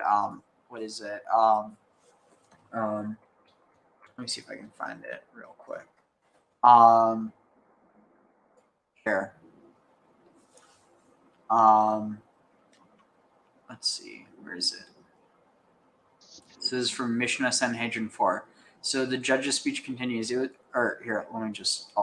How do we press the witness in a capital case? We bring them into the court's chambers and press them. Perhaps what you say isn't eyewitness testimony, is but your own assessment, or from rumors, or you're witnessing an actual witness testify, or you're reporting what a trustworthy said, or perhaps you are unaware that by the end we'd interrogate you with examination and inquiry. Know that capital cases are not like monetary ones. In monetary cases, a false witness can return the money and achieve atonement, but in capital cases, the blood of the victim and all his future offspring hang. Okay, here it's reflecting on this. In the capital cases, the blood of the victim and all their future offspring hang upon you until the end of time. For thus we find in regard to Cain, who killed his brother, the bloods of your brother scream out. The verse does not say blood of your brother, but bloods of your brother, because it was his blood and also the blood of his future offspring screaming out. Another explanation of the verse for his blood was splattered over the trees and rocks. There was more than one pool of blood. The judge's speech continues. It was for this. Okay, this is chilling because I did not know to look this up at all. I literally was just going for the idea of, who saves a person saves an entire world. But this is literally connecting to what we're talking about. I feel like it's just like what Amon was talking about, how it's like, you literally, the muse pulls right what you need. But so the judge's speech continues. Jung would say synchronicity. Yeah. So another explanation of the verse for his blood was splattered over the trees and rocks. There was more than one pool of blood. This judge's speech continues. It was for this reason that man was first created as one person, Adam, to teach you that anyone who destroys a life is considered by Scripture to have destroyed an entire world. And anyone who saves a life, it is as if he has saved an entire world. And also to promote peace among the creations, that no man would say to his friend, my ancestors are greater than yours. And also so that heretics will not say, there are many rulers up in heaven. And also to express the grandeur of the Holy One, blessed be he, for a man strikes many coins from the same die, and all the coins are alike. But the King of Kings, the Holy One, blessed be he, strikes every man from the die of the first man, and yet no man is quite like his friend. Therefore every person must say, for my sake the world was created. The judge's speech, I'm getting just total chills. The judge's speech continues. Maybe you, the witnesses, will now say, what do we need this and all this anxiety? For let's not come forward even with true testimony, but Scripture has already spoken. If he be a witness, having seen or known, if he does not express it, he shall bear his sin. Maybe you will now say, what do we need this? To be responsible for another man's death? But Scripture has already spoken. When the wicked are destroyed, there is rejoicing. Wow.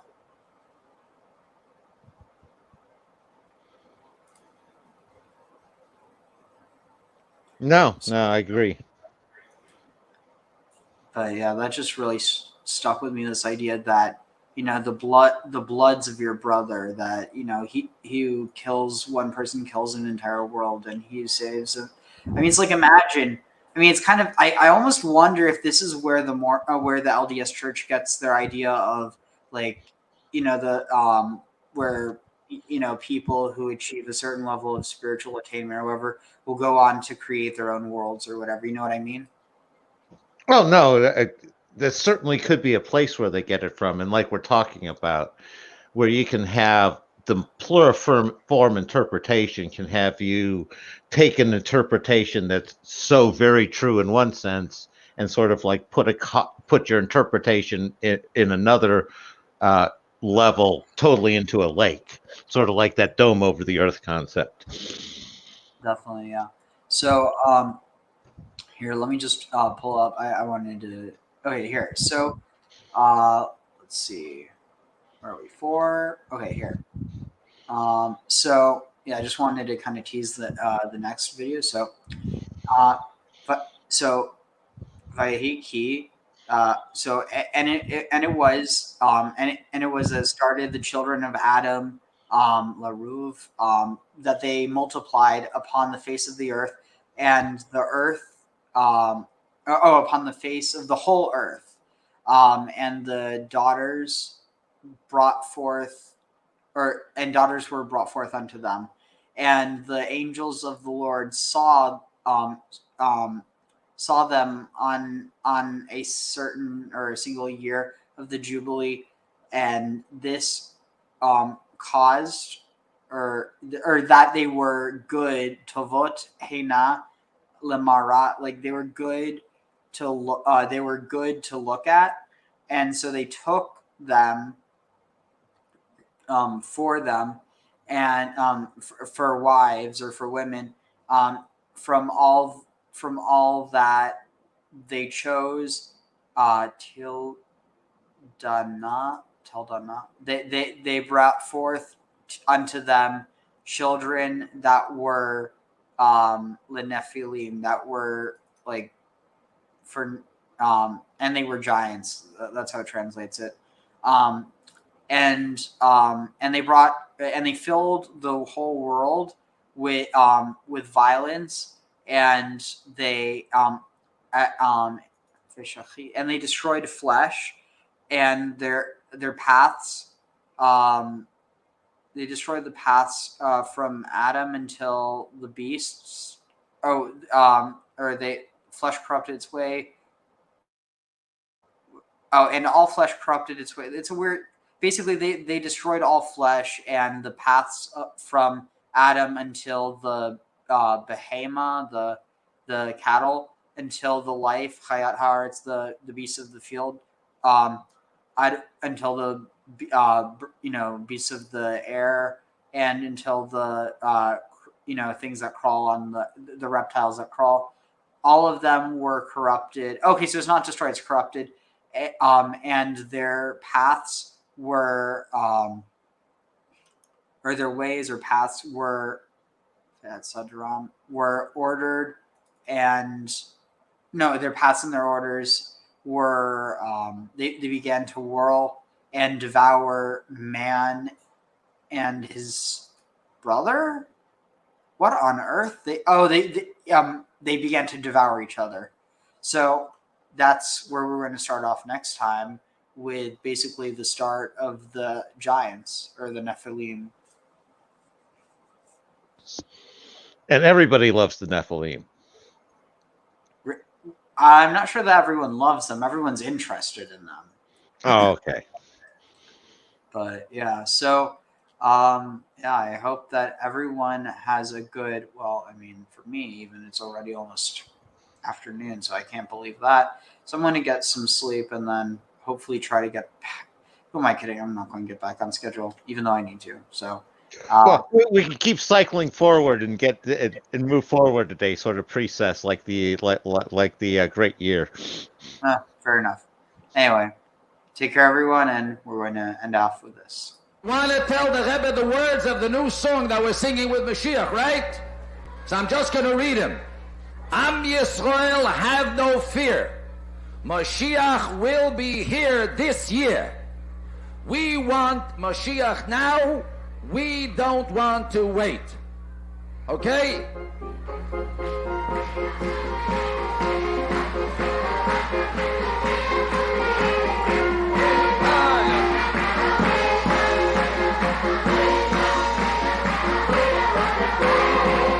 want Mashiach now. We want Mashiach now.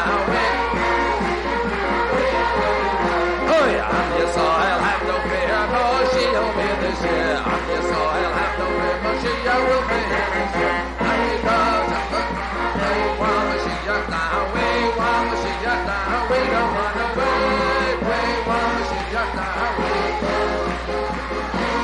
Mashiach now. We don't want to wait.